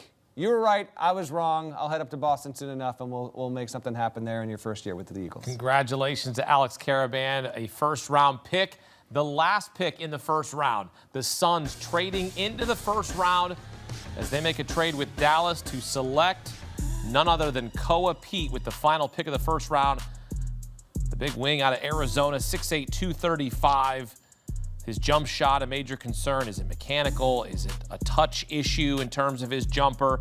But the Suns are going to take a gamble here as they have traded into the first round with Dallas and selecting Koa Pete 30th overall. Your reaction and your grade? This is an A-. Okay. I am relieved for Koa Pete. Koa Pete will play in the NBA for 10-plus years. You remember I said that. The Phoenix Suns are an NBA program that models themselves after Michigan State. And while Koa Pete went to Arizona, he is a Tom Izzo type of guy, a hard hat type of just strong body, plays hard, about all the right things, all the competitive intangibles. And yes, listen, everybody is belaboring the point. He's not a good shooter, but here's what he is, okay? He is someone with an NBA-ready body. He gets downhill. He's a mismatch problem who can drive opposing forwards. He's great in the short roll. He's got playmaking ability in that he can pass the ball. Defensively, he's got some versatility there. Although doesn't have great size, he can match up with bigger guys and be switchable on a 5. This guy will play in the NBA for a long time. And credit to Phoenix for recognizing they were getting extreme value here. I'm glad we end the night here. Yes. Because it would have been a tough story if not. A lot of people could probably say, I told you so. And, you know, we do that sometimes. But it's still not fun to have fun with a young man's career. So for him I want to keep this as simple as I can keep it. For him to not have to go to sleep tonight, still wondering, is a really nice thing for him, I assume. How about the fact that he stays local, too? Yeah. I mean, he's from Arizona, played at Arizona, now he's going to go and play for the Suns. This actually does have about as happy of an ending as you could ask for, given that he doesn't have to wait until day 2. I'm not shifting off my opinion. I think Koa Pete's going to be one of the 15 best players in this draft when we check in 5, 6, 7 years into his career. And maybe in Phoenix, he's got a new lease on life. They're going to give him an opportunity to be able to really grow and cultivate and flourish there. I think he's just a naturally really good athlete, smart, intelligent, good basketball player. I think we see a real impact here. Good for Koa Pete. All right, so we're still trying to figure this out here. There has been a trade, and what I'm hearing here, Koa Pete to the Knicks. Is that what I'm hearing? I'm trying to make sense of it as well. I could read you what I'm reading. Okay. All right, so we're just in here that the Knicks have traded the 25th pick to the Mavericks for number 30 Koa Pete and 2 second-round picks. That's according to an ESPN report. So the Knicks have made this trade out of the first round. All right, so we're still sort of figuring this out. The Knicks traded Pete to the Phoenix Suns for three rounders in cash. So it just so it's still sort of. So it's not a homecoming. No. All right, then I take back my entire take. It does appear that he's still going to play for the Phoenix Suns. Okay. But this is just to hammer home a point. Yes, let me be clear. He is still headed to the Phoenix Suns. So, yes, he's still headed to the Suns. Take yes, reinstated. Bring your point back. I love it. Okay. There's got to be a better way to do this on draft night. Actually, maybe there doesn't. Hey, look, we were 29 for 29 tonight. I love what's happening here. Yeah, we're doing our best to keep up, but like, you know, my wife is at home trying to enjoy the NBA draft with our young sons, and she's in a group text with her friends, and they're all trying to get excited, and they could not be more confused about how this night is unfolding. The New York Knicks traded 25 Sergio Delaria to the Dallas Mavericks for Koa Pete and 2 second-round picks. And then the Knicks traded Pete to the Phoenix Suns for three second-rounders in cash. That's according to Shams. Okay. Can you imagine trying to be a casual fan and follow the NBA draft? Avery, sort this out for us. Koa Pete to the Suns. Is Koa Pete going to play with Devin Booker? That's all I want. That's what it sounds like. We think so. Let's check in Wednesday morning and see where we're at this base. Yeah. You know, I played against Larry Johnson, who played at UNLV and played against us in '99 with the New York Knicks. He has a similar body, you know, 6'8", 245 pounds. He'll fit right in. You know, he puts a lot of pressure on the defense. You know, he drives bigger guys off the dribble. He does a nice job of posting up smaller defenders. You know, we'll see if he can improve his shot.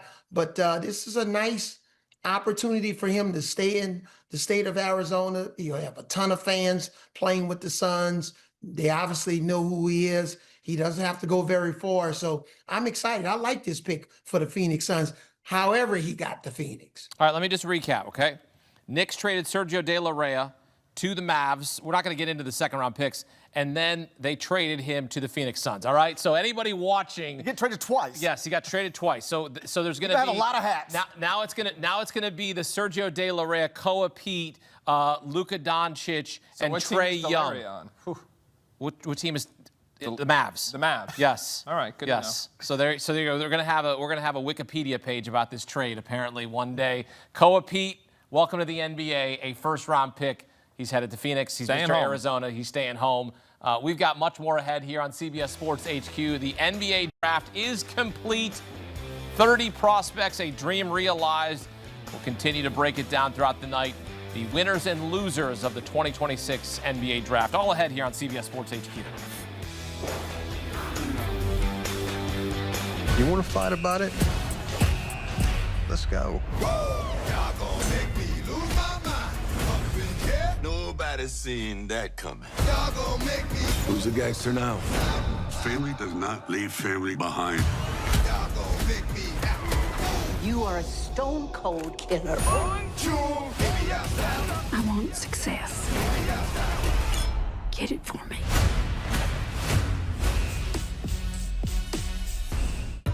This life here is gonna work, isn't it? We'll make it work. We don't break ourselves in half to give you a better life. Rip and Beth have secrets. People with secrets can be useful. We need to be careful with this family. Find out what they know before it gets more complicated. Family is the only thing worth fighting for.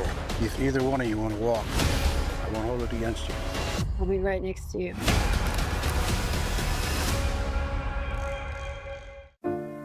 I've been so many places. Life comes at you fast, whether you're ready for it or not. Everything has to come to an end. I'm singing this song to you. My center, my soul is gone. The worry is what you do next.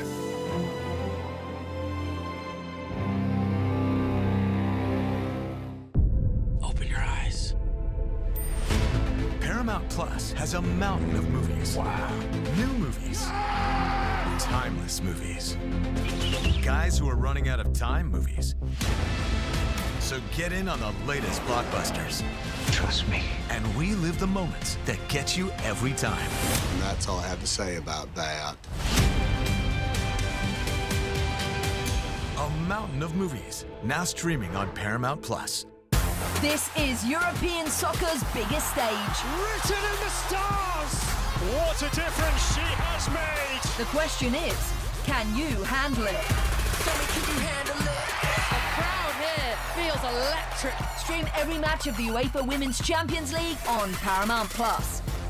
To the room. goes off, till the lights go out, till my legs give out, make sure I'm out. She's gonna blow!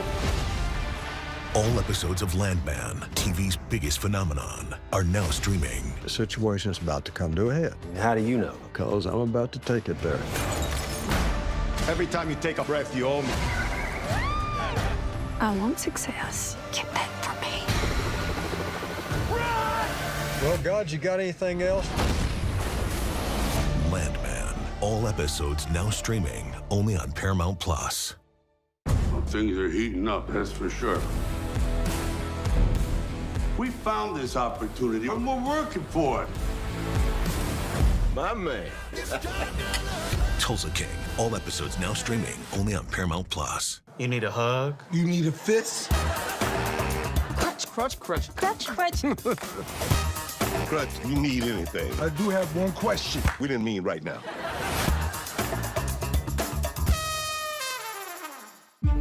At the start of every year, I find myself wondering again, constantly questioning life's mysteries. Could I make it in the UFC octagon? When Jeff Probst asks survivors, ready? Do they ever want to say no? Has Dexter ever considered meditation? Will Beth and Rip make it last on the new series Dutton Ranch? If not, Rip, call me. Stream new series and returning favorites, plus huge events. It's going to be the biggest year yet. My name is Jeffrey Manchester. I robbed 45 McDonald's. Good morning, team. And I've been living in a toy store for 6 months. Authorities everywhere are on the hunt for the roof man. But that wasn't even the crazy part. I would like to introduce you to someone. Would you go out with me? I would very much like to go out on a date with you. You're not good at being a criminal. Whatever you do, you can quit right now. Oops. This isn't just combat. It's cinema.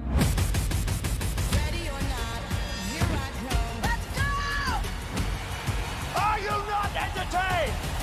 The new home of UFC, Paramount Plus. In the Champions League, every picture tells a story, and every great story Would you believe this? needs an audience. It's a really special moment. The UEFA Champions League, every goal, every game, live on Paramount Plus. There's something in life that you can't quite explain. An extraordinary story. Maybe it sounds flawless, looks effortless, or makes you feel like a part of history. The first ever goal for BFC. And when all of those phenomenons come together, it's perfect. Pitch perfect.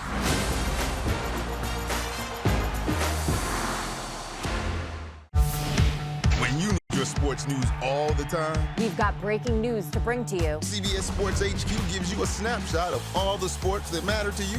Big news coming out of the NFL. A lot of movement in the rankings this week. With highlights What a finish at the final round of play. and in-depth analysis. Can they three-peat? Tony Romo joins the conversation. What can you say about this game? When you need your sports in a snap, We're bringing you that breaking news right here on HQ. find it on CBS Sports HQ. Streaming free anywhere you are.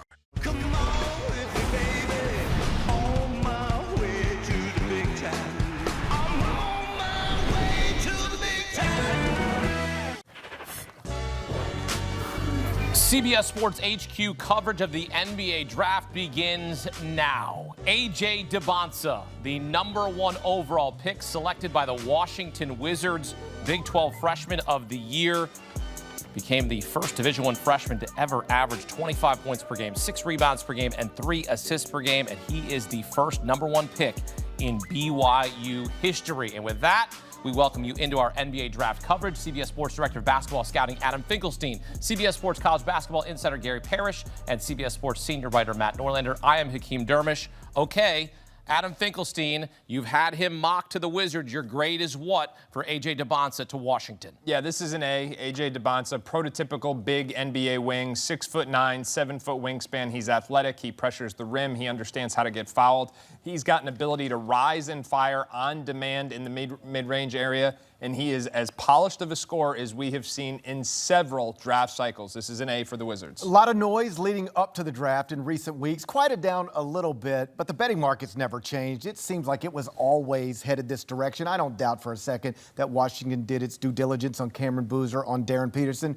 perhaps more. You should when you own this type of pick. But ultimately, I think they got it right. Like we've talked about all night, Debansa, he's a super high ceiling with a really high floor. Even if he doesn't maximize his potential, he's still going to score a lot of points in the NBA. And my prediction would be we will look up next spring and he is on a playoff team in the Eastern Conference. Third freshman ever to lead D1 in scoring. Matt, you spent a lot of time with him during the season, talking with his family. What kind of player and what kind of human being is Washington getting here with AJ Debansa? I think one of the most important things viewers need to realize is that Debansa obviously presents as this huge potential future mega celebrity in American sports, and that might be the case. He's got a very loud game. You can't not have your eyes drawn onto him when you see him on the court. He has a tremendous reputation for being a great teammate. He's almost a willing passer too much by default. He is the right pick, the number one pick. They have had this journey, this vision, that family for 4 years. They dictated and controlled every step of the way. Sometimes at the detriment to some people. They ticked off some people along the way, but I got to talk with AJ last week. I spoke with his father twice today, and the message never wavered. He wants more than anything to be number one. They were very close with the Utah Jazz franchise. He wanted to be number one more than he wanted to play at Utah. And as of, within an hour of the draft starting, Ace Debansa and that family did not waver. They believed that he was going to go number one, and so he goes there. And we could potentially have one of the 5 biggest faces in the NBA by the time he ends his rookie contract, Hakeem. And I agree with Fink. I think he will lead the NBA in scoring, not just once. I think this is a player who's actually capable of doing it 2, 3, maybe even 4 times. A real debate, but he's the right guy for it. And Washington hasn't had a pick since John Wall that injected this amount of optimism into that franchise. Well, when you think about John Wall, right, he was the face of the franchise. He was face forward. He was out there. They're putting posters downtown D.C.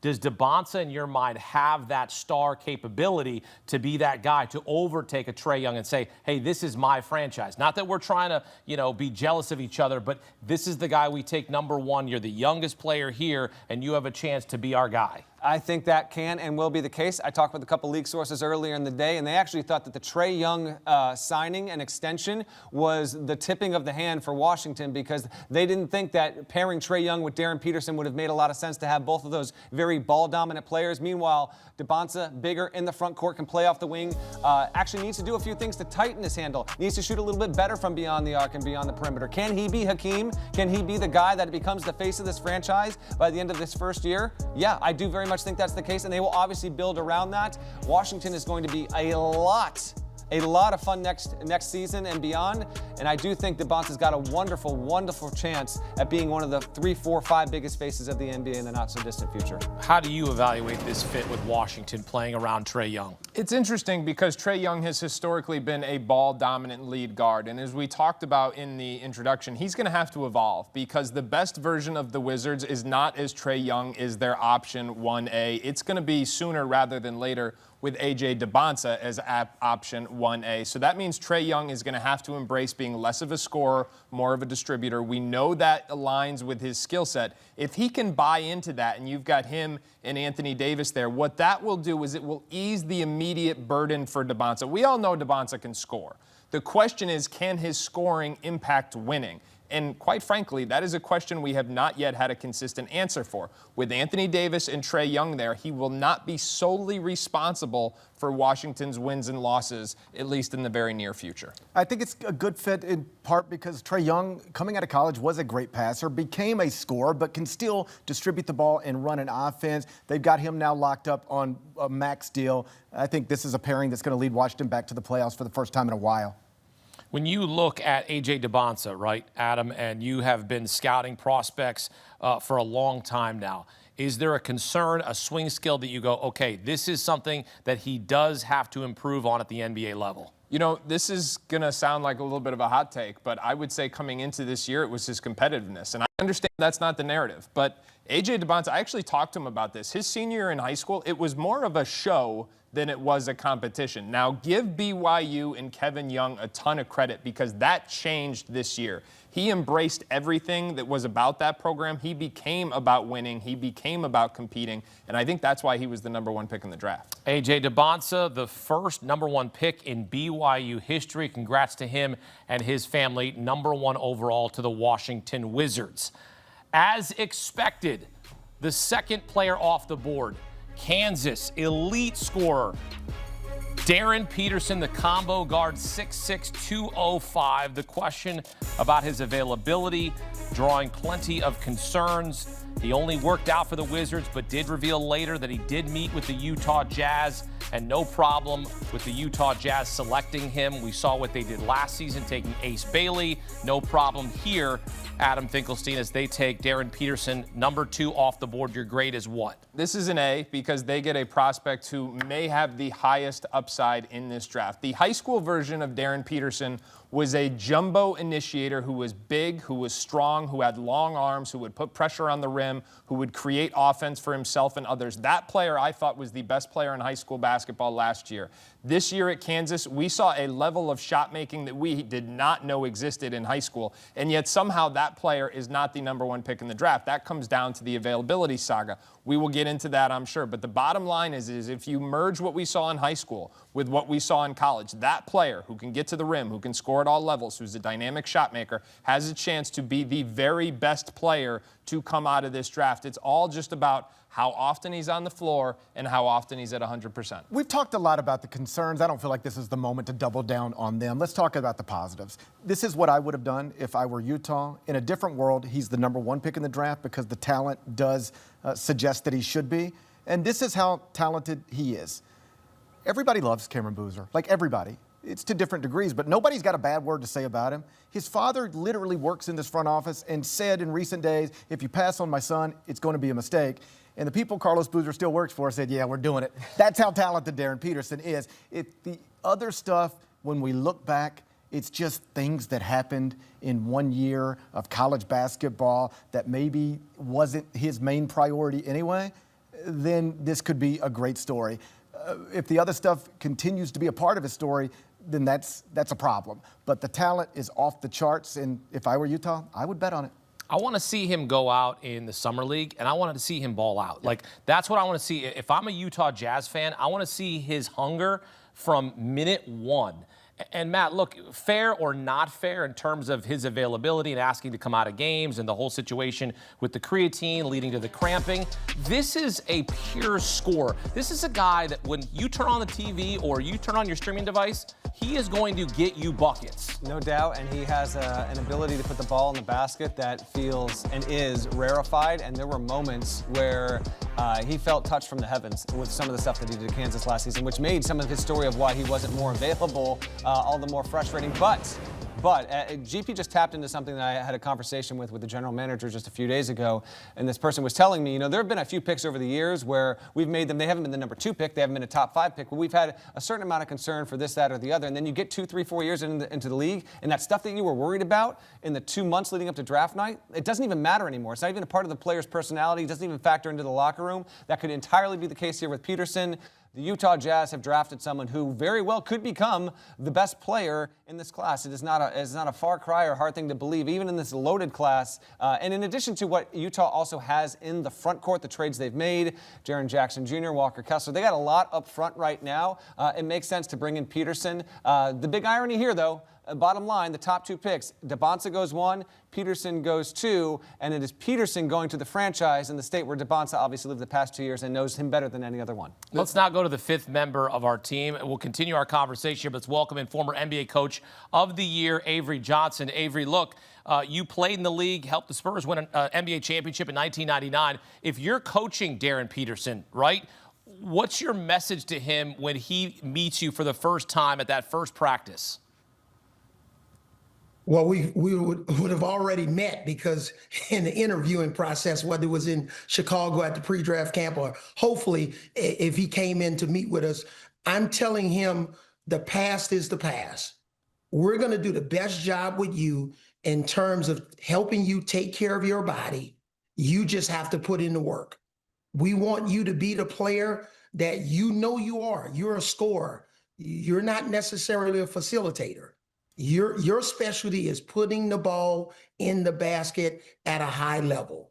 But we're going to help you take care of your body so that you can be available, because that was part of the big question mark with Darren Peterson is his availability. We're talking about an 82-game schedule. So how best can our medical staff, trainers, treatment folks, massage therapists do whatever they need to do to help you be available on the court so that you can play to the best of your ability? So I think that's the biggest question mark about him is he going to be able to play through some aches and pains and play through it in a way that he can play at a high level? Because Utah needs to get this franchise turned around, and he's going to be a major part of it.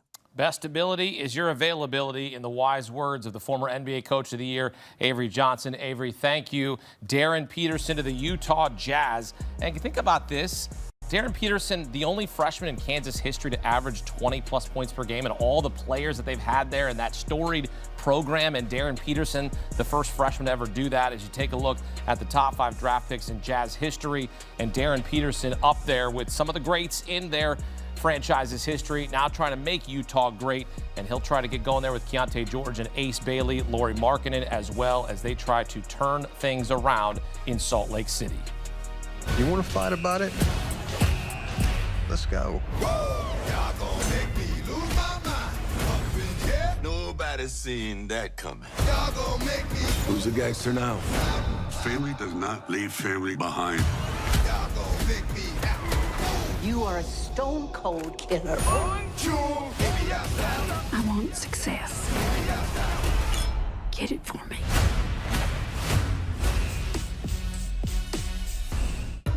This life here is gonna work, isn't it? We'll make it work. We'll break ourselves in half to give you a better life. Rip and Beth have secrets. People with secrets can be useful. We need to be careful with this family. Find out what they know before it gets more complicated. Family is the only thing worth fighting for. If either one of you want to walk, I won't hold it against you. I'll be right next to you.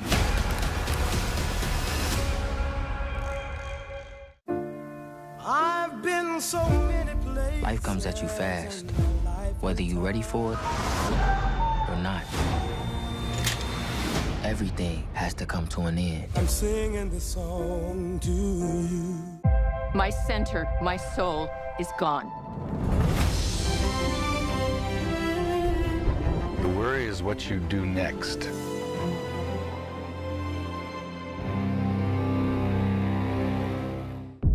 Open your eyes.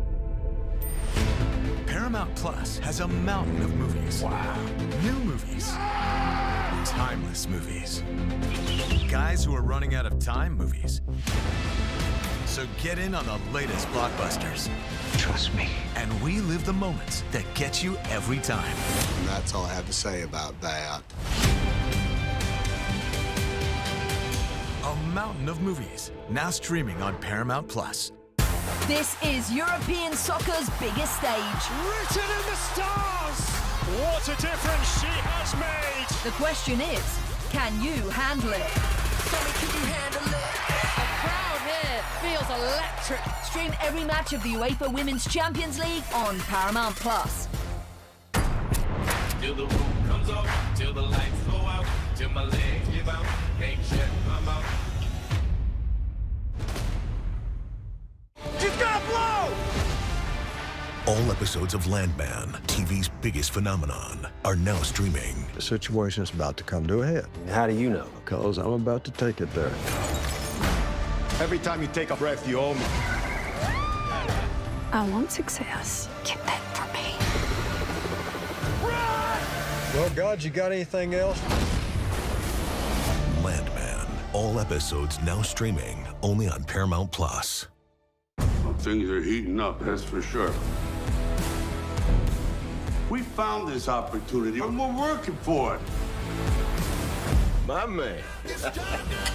Tulsa King, all episodes now streaming only on Paramount Plus. You need a hug? You need a fist? Crutch, crutch, crutch. Crutch, crutch. Crutch, you need anything. I do have one question. We didn't mean right now.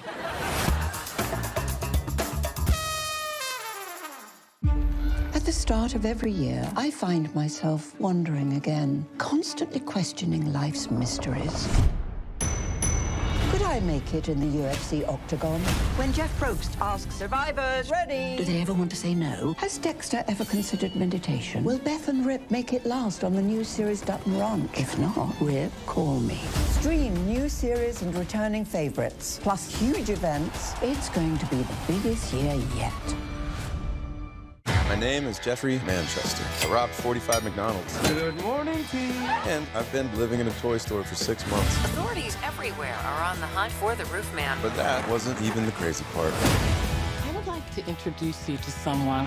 Would you go out with me? I would very much like to go out on a date with you. You're not good at being a criminal. Whatever you do, you can quit right now. Oops.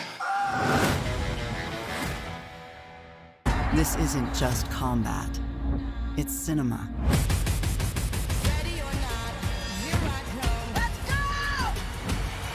Are you not entertained? The new home of UFC, Paramount Plus. In the Champions League, every picture tells a story, and every great story Would you believe this? needs an audience. It's a really special moment. The UEFA Champions League, every goal, every game, live on Paramount Plus.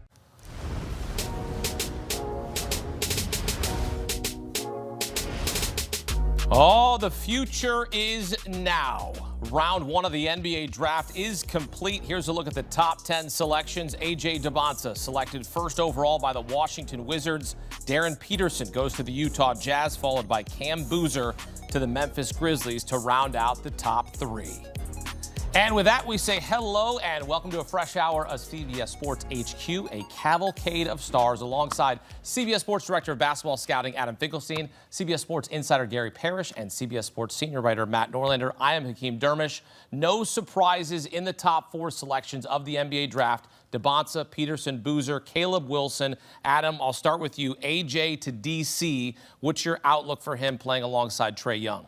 Well, I think right away they're going to have to learn how to coexist because AJ's used to being option 1A, as is Trae Young. So I would hope that Trae Young will recognize what the future is in Washington and embrace more of being a pure point guard. If he can do that, I think it'll expedite a path to the future. And the future is hopefully where AJ Debansa evolves into one of, if not the premier scorer in the NBA. I do believe he has that kind of upside. This guy is a prolific scorer, 6'9", 7-foot wingspan, can rise and fire on demand in the mid-range area. He's able to get to the rim, and he's able to draw fouls, which is such a critical component of being an elite scorer in the NBA. I love the talent, and I love the fit. Like, Washington has not been good in a minute. That's obvious. It's why they're picking first.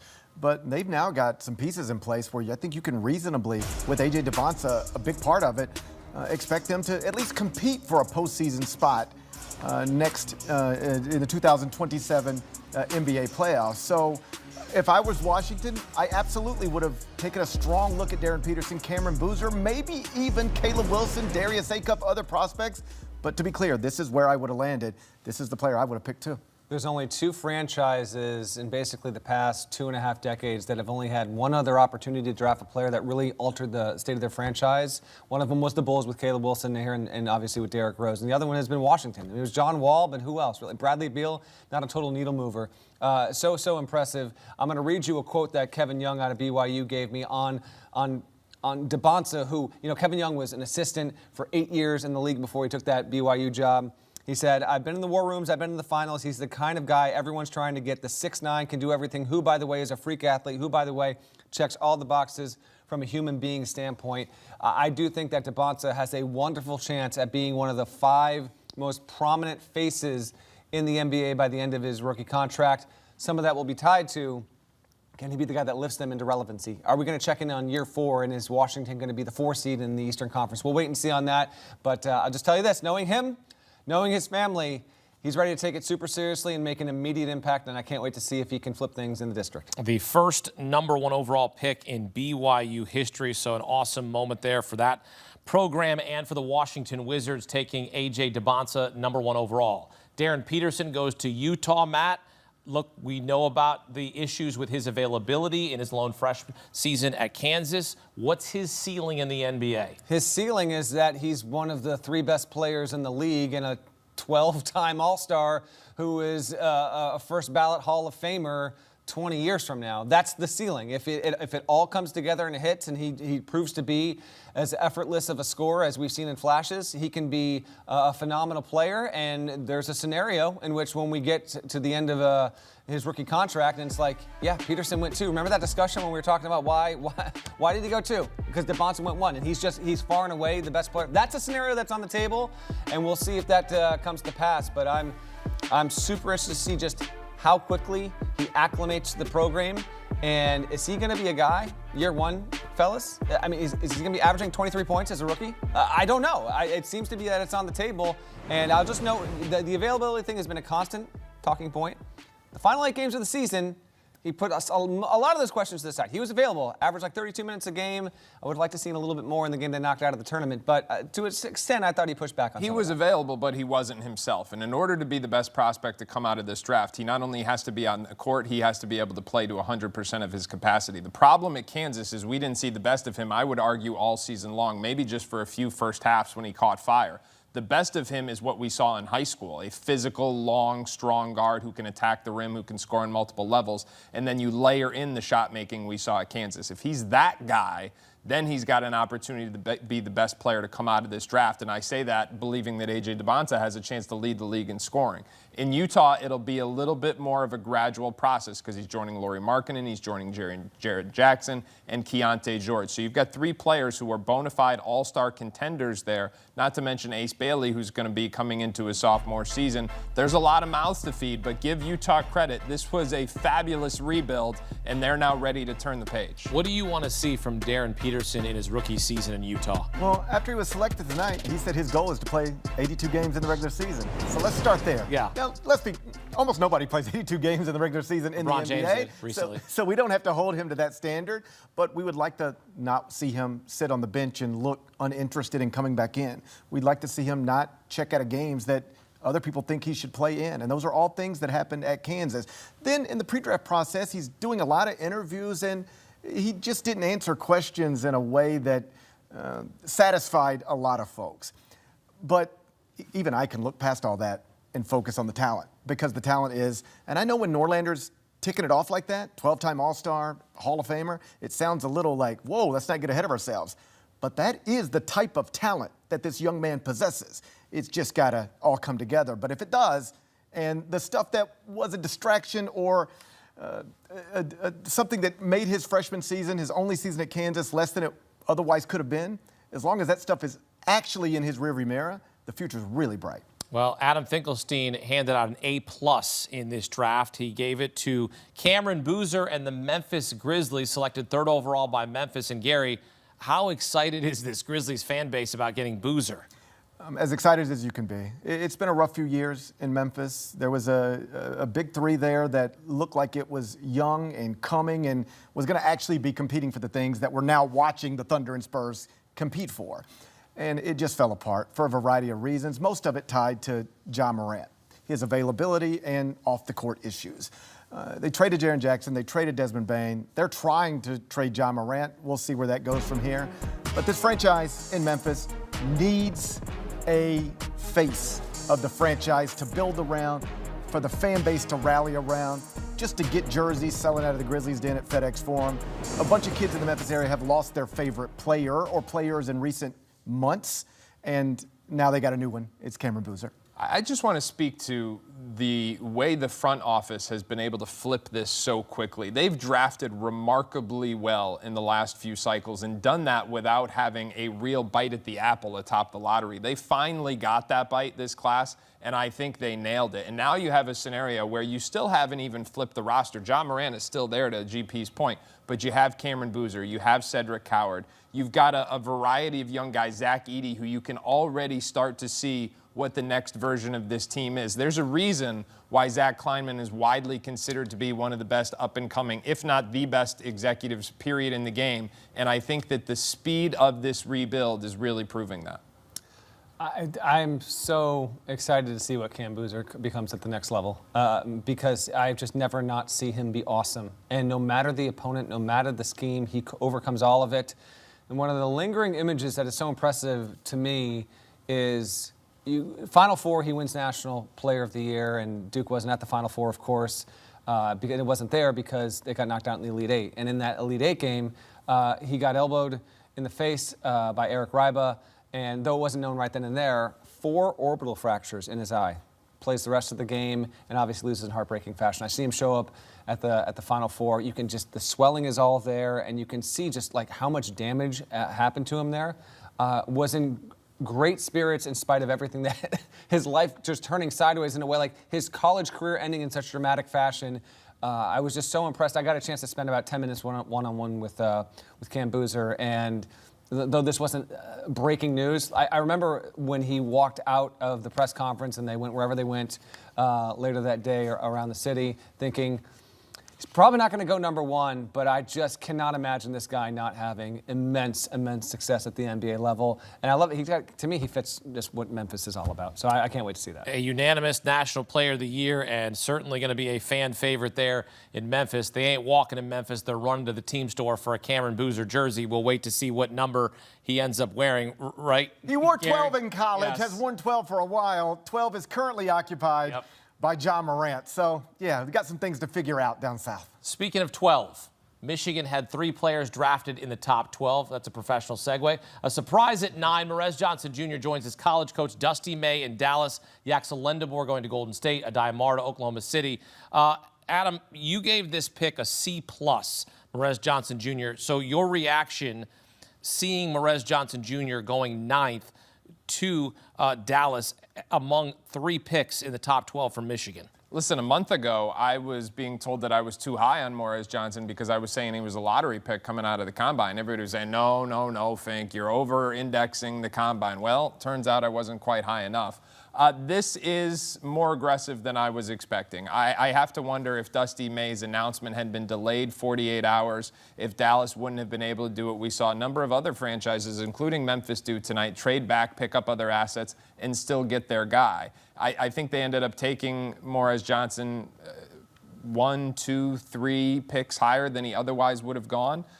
Listen, he might end up being a very good player. As I said, I would have taken him late in the lottery. 9 was just a little high for me. How cool is this for Michigan? And albeit, I understand that maybe it was a reach to take Morez Johnson Jr. at 9, but still, you get 3 of your big guys to go in the first round of top 12 is pretty awesome. It's an awesome story for the Michigan program, and especially incredible for Morez Johnson. I mean, this was a guy that was never thought of this way before he got to Michigan, and now a top 10 pick. And based on everything we had been told from people we talked to, based on all of the mock drafts out of there, this is a little high. I don't know many people, if any, had Morez Johnson in the top 10. But what it says to me is that Dusty May has an extremely high opinion of this young man, because if he didn't, there's no way this happens. This has to be on some level the byproduct of Dusty May saying, hey, you guys have been working on the draft for a while, but just if you want to ask me about Morez Johnson, I'll tell you everything I know. And he's clearly a big fan, and that franchise is now too. Matt, Michigan is the 3rd reigning champion in the common draft era since 1966, with 3 players selected in the top 12. You've heard of the Nova Knicks? It's the Michigan Mavs. That's what we got here now with Morez Johnson Jr. and Dusty May.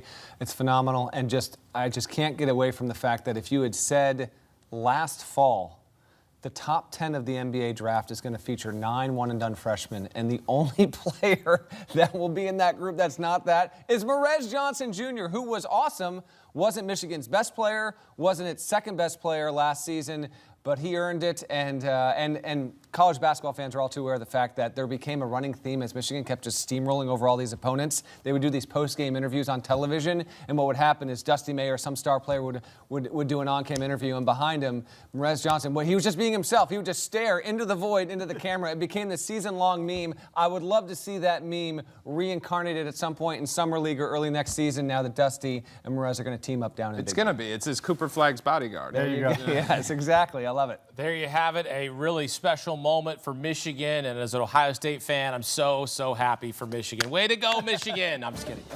Congratulations. That is an awesome feat. Again, Michigan with 3 players selected in the top 12, the third reigning champion since 1966 with 3 players drafted in the first 12 selections. Coming up, the biggest winners from round 1 of the NBA. Does that include the Milwaukee Bucks? That's next on CBS Sports HQ. You want to fight about it? Let's go. Nobody's seen that coming. Who's the gangster now? Family does not leave family behind. You are a stone cold killer. I want success. Get it for me.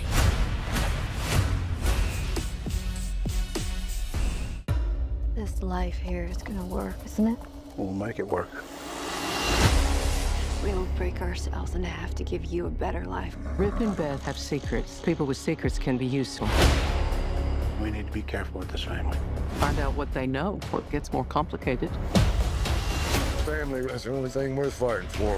If either one of you want to walk, I won't hold it against you. I'll be right next to you.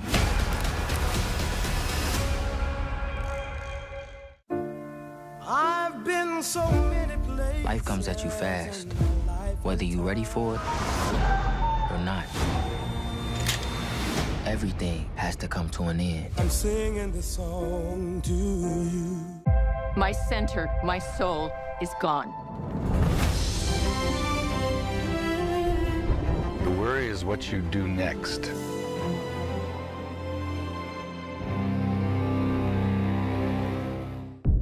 Open your eyes. Paramount Plus has a mountain of movies. Wow. New movies. Timeless movies. Guys who are running out of time movies. So get in on the latest blockbusters. Trust me. And we live the moments that get you every time. And that's all I have to say about that. A mountain of movies, now streaming on Paramount Plus. This is European soccer's biggest stage. Written in the stars! What a difference she has made! The question is, can you handle it? Can you handle it? The crowd here feels electric. Stream every match of the UEFA Women's Champions League on Paramount Plus. Till the roof comes off, till the lights go out, till my legs give out, can't shut my mouth. She's gonna blow! All episodes of Landman, TV's biggest phenomenon, are now streaming. The situation is about to come to a head. How do you know? Because I'm about to take it there. Every time you take a breath, you owe me. I want success. Get that for me. Well, God, you got anything else? Landman, all episodes now streaming only on Paramount Plus. Back here on CBS Sports HQ, back here with Adam Finkelstein, Gary Parrish, Matt Norlander, here to break down the winners from round 1 of the NBA draft. Several big winners on night 1 of the NBA draft. Adam, start with you. Who are your big winners? Yeah, let's talk a team and then let's talk a player. For the team, I like the Milwaukee Bucks. They came in with picks, 2 lottery picks, but outside the top 8 or 9, so I wasn't sure they'd be able to get much star power here. But Braden Burry slips. I thought he'd be in 9. He was available at 10. I think that gives them an immediate impact two-way guard, one of the higher floor prospects in this draft. And then to get Nate Amen, who I think they probably would have considered very heavily at 10 if Burries weren't on the board. For him to still be available at 13 gives them a high upside proposition. Burries and Amen at 10 and 13 is really good value. For a player, how about Chris Senak? He is going to a Boston Celtics organization that specializes in player development. And oh boy, does this guy have some tools to develop over the course of the foreseeable future. We're talking about 6'10" without shoes on, a 7'5" wingspan, versatile defender, high volume rebounder, good athlete at the rim, and just enough shooting potential to have some optimism there. There's a lot to work with for the Celtics, and Senek's going to benefit from it. And before I get to your winners, the Big 12, a big winner. The Big 12 had its most players ever selected in the first round with 9. Chris Senak, one of them. So certainly the Big 12 Conference, a winner. Your winners are who? I'll start with Michigan. I mean, that's a program that had 3 players selected in the top 12 after winning a national championship. And to be clear, like none of these players were projected to go in the top 12 the day that Dusty May enrolled them at Michigan. So I would say, man, this is really going to help him in recruiting going forward, but you probably heard he doesn't really need to recruit anymore. He's coaching the Dallas Mavericks and will be coaching one of his former players in Mo Johnson. I also, another winner, just love what San Antonio did. They get Jaden Quaintance, a big swing there, and he is the best defensive prospect big in this draft. It's just that he's not healthy, only played 4 games at Kentucky this season. But if he ever gets healthy and the knee is not an issue, you're talking about somebody who could maybe, in theory, be Wemby's biggest threat as a defensive player of the year. So they got him now to back him up moving forward. And then elsewhere in the first round, they grabbed Darius Acuff Jr., who, of course, is the star big out of UConn, had a great NCAA tournament. And if Quaintance isn't able to give them real minutes as a rookie, and there's a lot of indications that they don't think that he will be, well, then Darius Acuff can fill that void while Jaden Quaintance continues to rehab, continues to get healthy, continues to develop, and someday, in theory, he should be able to look like a top 10 prospect from his draft, even though he wasn't selected in that way. I'm going to go with a player and a team. Player, how about a former Division II guy who found himself as a top 15 pick? Not just that, he's going to go to arguably the best franchise in the league. It's Bennett Sturtz out of Iowa, who really did just ignite the workout scene over the past couple of weeks with a number of different franchises that he went and worked out with an interview. He knocked it out of the park. Give credit to him, Ben McCollum, his camp. They had a lot of confident optimism that he was not going to last beyond essentially where he was taken. That wound up being the pick. I heard from Ben McCollum since he got drafted, obviously over the moon with this, and in particular loves the combo with him, Daimara going to the Thunder, and you get to, similar to Senak, in that he's going to be able to go to a franchise that's a winning franchise, but he's going to be able to cultivate that talent and really grow into it. So Sturtz, from where he was, 3-4 years ago to where he is now, that's an awesome story. Team-wise, it's a team that I know others were trying to get one of their 2 picks, but I was told from the start that they were not interested in giving them up. It's Charlotte, and they get a big, and then they get a guard, and they get Hans Steinbach, who was the big that they had to take in that spot. Now, he is someone who really, turned heads because of his measurements overall. He could be just a workmanlike, reliable front court man for the next, 7-8 years in that franchise and be an impactful player. But it's the other guy that they got, and it's Christian Anderson, who, you see the listing there, 6'1", 180. That's why, if Christian Anderson had the same exact stats and was 6'3", 205, he's a lottery pick. But he dropped for reasons I still don't fully understand. I mean, better than 7.5 assists a game last season, elite shooter, has a knack for scoring, patient, coachable, passed all of the interviews with flying colors. I thought Charlotte did enough here to give that fan base real optimism that it's going to be in the playoffs in 2027.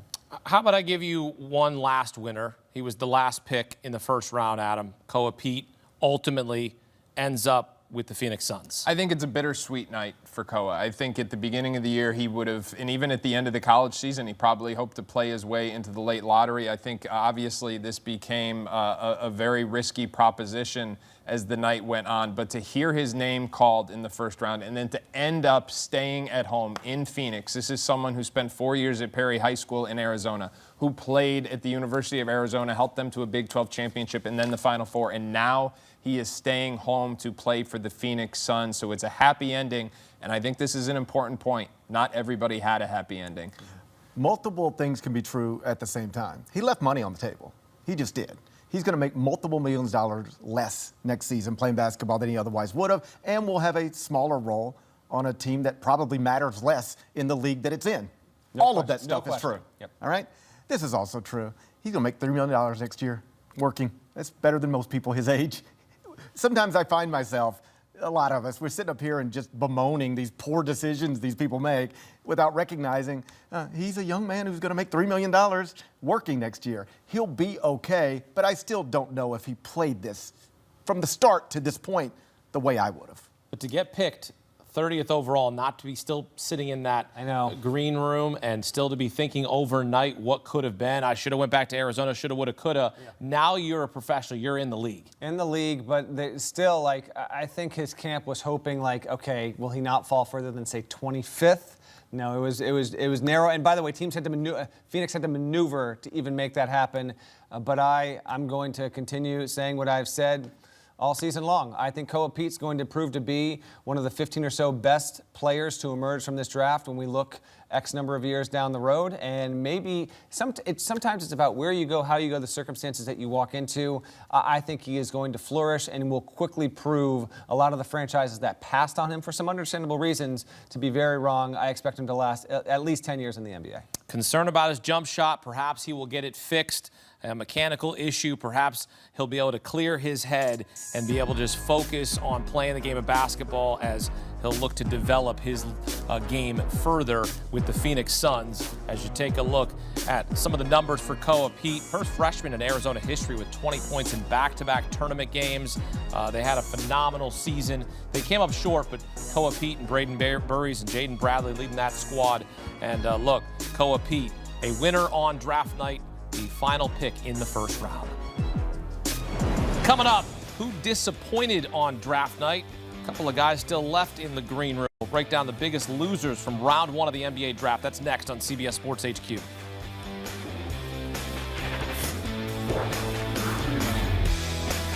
You want to fight about it? Let's go. Y'all gonna make me lose my mind.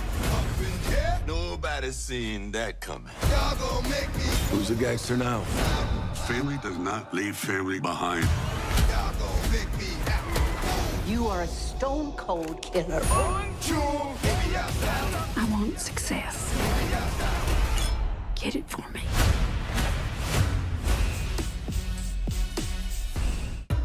This life here is gonna work, isn't it? We'll make it work. We'll break ourselves in half to give you a better life. Rip and Beth have secrets. People with secrets can be useful. We need to be careful with this family. Find out what they know before it gets more complicated. Family is the only thing worth fighting for. If either one of you want to walk, I won't hold it against you. I'll be right next to you.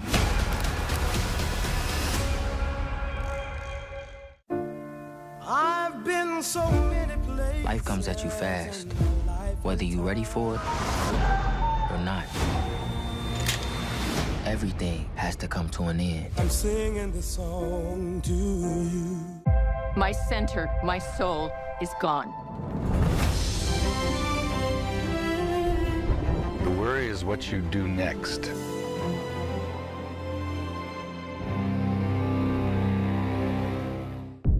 Open your eyes. Paramount Plus has a mountain of movies. Wow. New movies. Timeless movies. Guys who are running out of time movies. So get in on the latest blockbusters. Trust me. And we live the moments that get you every time. And that's all I have to say about that. A mountain of movies, now streaming on Paramount Plus. This is European soccer's biggest stage. Written in the stars! What a difference she has made! The question is, can you handle it? Tell me, can you handle it? The crowd here feels electric. Stream every match of the UEFA Women's Champions League on Paramount Plus. Till the roof comes up, till the lights go out, till my legs give out, can't shut my mouth. She's gonna blow! All episodes of Landman, TV's biggest phenomenon, are now streaming. The situation's about to come to a head. How do you know? Because I'm about to take it there. Every time you take a breath, you owe me. I want success. Get that for me. Well, God, you got anything else? Landman, all episodes now streaming only on Paramount Plus. Back here on CBS Sports HQ, Adam Finkelstein, Gary Parrish, Matt Norlander, Hakeem Dermish here with you, here to break down the losers from round one of the NBA draft. And unfortunately, Matt, Isaiah Evans was left in the draft room. That's a tough look when you're invited late and you do not get selected in round one. Yeah, there's too many people in the green room, period. That's a discussion GP and I will have on the Eye on College Basketball podcast. I actually, when I did my mock, I did not have Evans as a first-round pick, and then the news came that he was going to be in the draft, and I reached out to a couple NBA sources. I said, I guess I'm going to be wrong, and two of them were like, actually, no, you might not be, because some of the intel back on Evans hasn't suggested whatsoever that he's going to be more likely than not to go in the first round, and that wound up being the case there. So we have a rare situation. Evans doesn't get picked. That means Duke. Boozer was the only first-round pick for Duke this season. Duke was the #1 overall seed. Typically, John Shire, Mike Krzyzewski, they are routinely putting at least 2 players into the first round. That was not the case this year, and it's just an unfortunate look. This is actually the second time in a few years where this has happened to Duke. You'll remember Kyle Filipowski also had to sit and wait another day before he was drafted after being largely and widely anticipated to be like a top 20, top 22 pick. So undoubtedly, because he's going to have to wait again overnight and have to just see what team's going to take a chance on him, Isaiah Evans is among the biggest losers here on Tuesday. I think a guy in a similar boat is somebody who played just a few miles down the road from him. That's Henry Vasar from North Carolina. Entered the draft despite being able to go back and play for Michael Malone at North Carolina, former NBA champion coach, for at least $4, maybe even more, $1 million per year, and decided to stay in the draft. I will let every young person make their own decisions, but it doesn't mean I have to understand it. Like, this is a real situation where you left several $1 million on the table to run to a league that has told you they're not ready for you yet. I don't need to understand why, I guess, but trust me, I don't.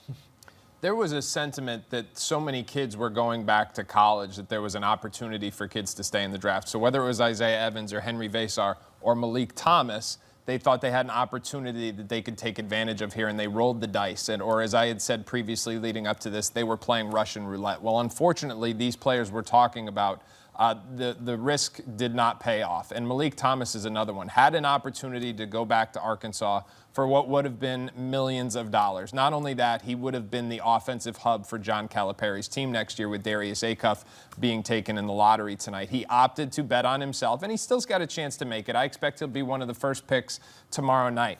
The problem with tomorrow night is when you're picked in the second round, it is not a guaranteed contract. Sometimes it's a two-way deal. You know what a two-way deal pays? Just under $600,000, and it's not guaranteed. That's barely like eighth man money in high major basketball right now. So it is a big risk, and unfortunately these guys, everyone we're talking about is paying a financial penalty, shall we say, for this. Whether it's Henry Vasar, Malik Thomas, any of these players that we're discussing, my advice to all of them would be, if you're a borderline first-round pick, enter the draft, sure, but also enter the transfer portal. Yeah. Just leave all of these options open, and when it gets to this place, you can roll the dice if you want to. It's your life, but we should be clear. Rolling the dice is not what it used to be. Rolling the dice used to be, hey, let's see if I can get picked in the first round, and if not, what am I really passing on? Right. A scholarship? Now you're passing on $4 million, $5 million, $6 million. That's a roll of the dice where you crap out pretty badly. Well, and here's the other thing, too. Their representatives, I think, have to answer for this. And I'm not trying to call people out, but it's one of the reasons why having quality representation who can get you real actionable intel and say, you can feel good about being a first-round pick. Henry Vasar, I'm sure, thought he was going to be a first-round pick. I thought he was going to be a first-round pick. He's not. I always thought Malik Thomas was a fringe kid. Maybe he had different intel. Who knows? But it's why having representation that gets you actionable, quality information for you to base your decision on is more important than ever. Certainly a topic that will continue to be discussed throughout the coming years in the NBA draft. Another storyline on draft night, the Grizzlies got Cam Boozer, right? That's a win, right? Huge. But did they get too cute, Matt, trading down multiple times and passing on Christian Anderson? Yeah, see, to me, this was just a missed opportunity. The Grizzlies were sitting there at 16, and then they trade down a spot. Okay, understandable. But then they traded down again, and after they traded again, the team that was waiting was Charlotte, which took Christian Anderson, which I thought Memphis was going to draft. I mean, that was the only franchise that Anderson took 2 trips to go and see on different occasions, and it seemed like the intel was really there, that they were really sweet on him. And they take Kareem Lopez instead, who just feels like a little bit of an awkward fit, probably isn't going to be a player who has overwhelming impact next season, maybe not even the season after that. So you get Cam Boozer, that's amazing. I felt as though Memphis was positioned to be among the 3 biggest winners coming out of the first round on Tuesday night, and instead it's just a little bit of a, okay, that's amazing with Boozer, and then it's a wait and see with Lopez. Congrats to him, first Mexican-born player to ever be taken in the first round. But I think there were a couple teams in that general area that were a little surprised that when Anderson was there for the taking, he didn't go a spot or 2 sooner. Conversation does not stop. For more reaction to the NBA draft, join Matt Norlander and Gary Parrish on the Ion College Basketball Podcast. If you're not listening or watching, why not? One of the best podcasts on the market, the Ion College Basketball Podcast. Download and follow today. Coming up, what to watch for on day 2 of the NBA draft. The defending champion Knicks have the first pick in round 2. What should New York do? That's next on CBS Sports HQ. You want to fight about it? Let's go. Y'all gonna make me lose my mind. Up in here, nobody's seen that coming. Y'all gonna make me. Who's the gangster now? Family does not leave family behind. Y'all gonna make me happy. You are a stone cold killer. I want success. Get it for me.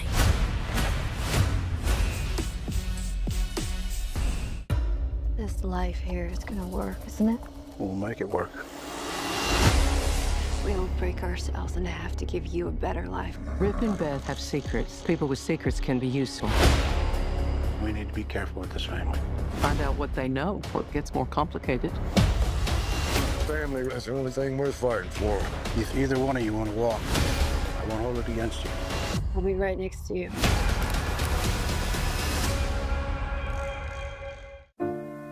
I've been so many places. Life comes at you fast, whether you're ready for it or not.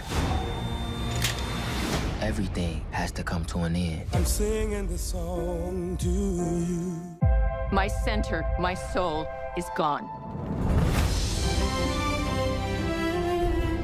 The worry is what you do next.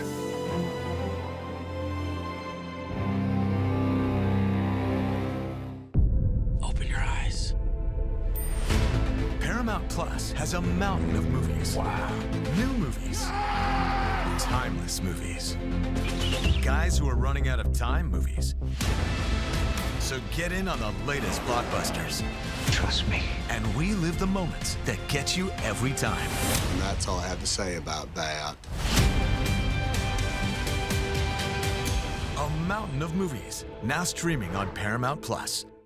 This is European soccer's biggest stage. Written in the stars! What a difference she has made! The question is, can you handle it? Can you handle it? The crowd here feels electric. Stream every match of the UEFA Women's Champions League on Paramount Plus. Till the roof comes off, till the lights go out, till my legs give out, can't shut my mouth. She's gonna blow! All episodes of Landman, TV's biggest phenomenon, are now streaming. The situation's about to come to a head. How do you know? Because I'm about to take it there. Every time you take a breath, you owe me. I want success. Get that for me. Well, God, you got anything else? Landman, all episodes now streaming only on Paramount Plus.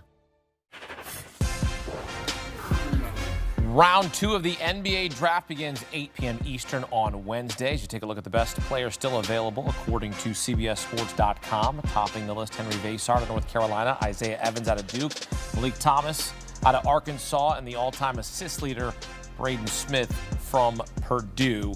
The defending NBA champion Knicks have the first pick in the second round. Back here with Adam Finkelstein, Gary Parrish, and Matt Norlander. All right, Adam, your favorite prospect to watch for on day 2 is who? I'm a Henry Vassar guy. Skilled 7-footer. He's going to be great in modern offense because he can pick and pop. I mean, some guys can make threes. This guy is a three-point shooter at every bit of 6'11". Not only that, he can play out of dribble handoffs. He can put the ball on the floor. He's attacking the rim with more force, really turning the corner on some of those DHOs this year. Now, he's got to pick it it up defensively. He's got to be more consistent on the glass, although his counting numbers are pretty good. And most of all, he's got to get stronger. I think that was something that hurt him when he weighed in lighter than expected in the combine. But this is a first-round caliber talent who will be one of the best, if not the best player on the board to begin day 2. Yeah, there were 27 players in my first-round mock that went in the first round. The 3 that didn't were Henry Vasar, Isaiah Evans, and Malik Thomas.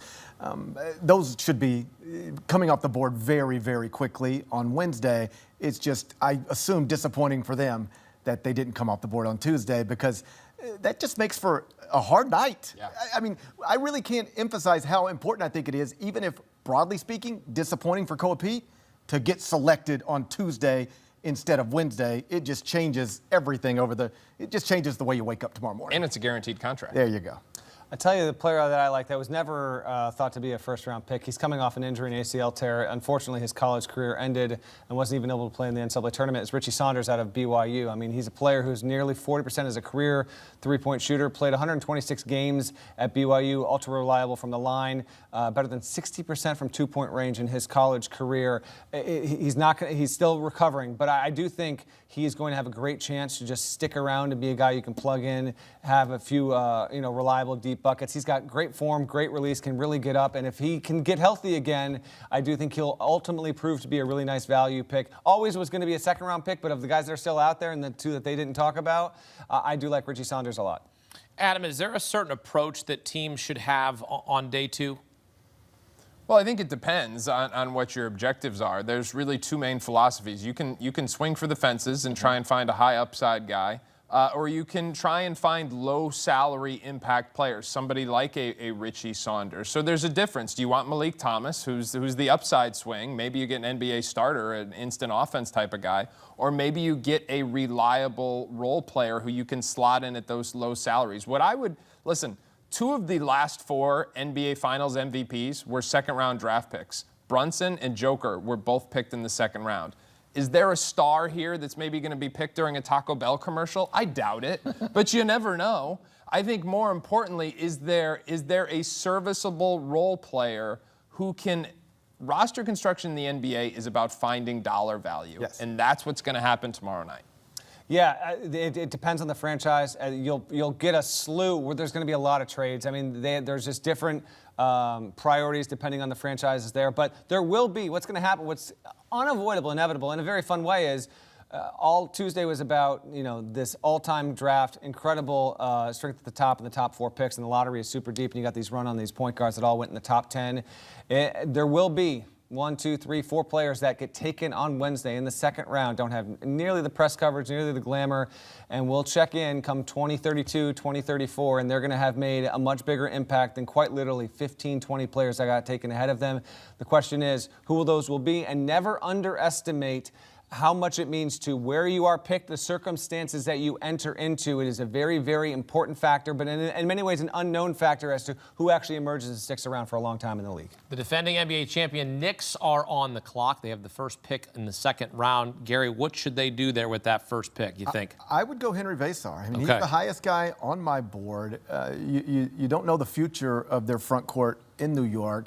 And at this point, early in the second round, I really do think I'm just taking best prospect available in my mind. Now, reasonable minds can disagree, but that's where it would be in my mind. James Dolan has said they're not going into the second apron, and so there's real concerns that they won't be able to re-sign Mitchell Robinson, in which case they were going to need to draft a big. Having Vasar slip to the second round where you can slot him in at a lower salary is actually a big win for the Knicks if he is, in fact, the pick. I will just say Malik Thomas played at Arkansas for John Calipari. There are very obvious connections to the New York Knicks organization and John Calipari. So would love to know just what kind of conversations and text messages and phone calls may be happening in the near 24 hours between the end of the first round and the beginning of the second round. He's in New York, my man. This is an in-person meeting. Correct. That's a great point. Cal is already in New York, so I'm not directly predicting it. I will not be remotely shocked if Malik Thomas is the first off the board to the Knicks on Wednesday. And these are always interesting little things because you saw it with Yaxel earlier. He was asked about Dusty May being the coach in Dallas, and he said,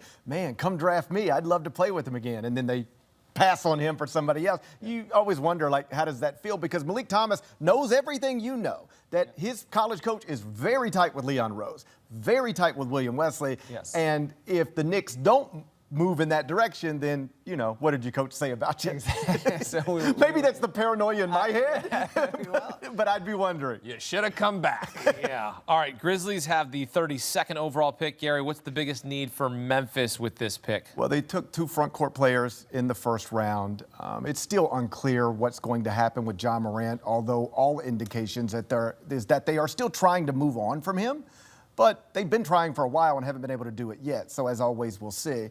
I would probably, at 32, if Malik Thomas is on the board, I might just go that direction. Again, there's only 3 people who weren't selected on Tuesday that I thought would be. He's one of them. He's the one guard, or he's the better guard of the group. I'd probably go that direction. We provided 6 hours of NBA draft coverage here on this night. Gary Parrish, Adam Finkelstein, Matt Norland, our entire crew. Heck of a job here, taking from pick 1 to pick 30, wrapping it up for you and looking ahead to day 2 when we will be back for more of that as you take a look at the draft order, the top 10 selections. Again, the Knicks have the first pick in the second round. What will they do? Perhaps they'll draft Malik Thomas. Perhaps they'll draft Henry Vassar. We will wait to see. Again, NBA coverage begins 8 p.m. Eastern. We will have NBA draft coverage all day long right here on CBS Sports HQ. Coming up, we hit the diamond, an epic comeback between the Phillies and Nationals. You got to see what happened next on CBS Sports HQ. You want to fight about it? Let's go. Nobody's seen that coming. Who's a gangster now? Family does not leave family behind. You are a stone cold killer. I want success. Get it for me.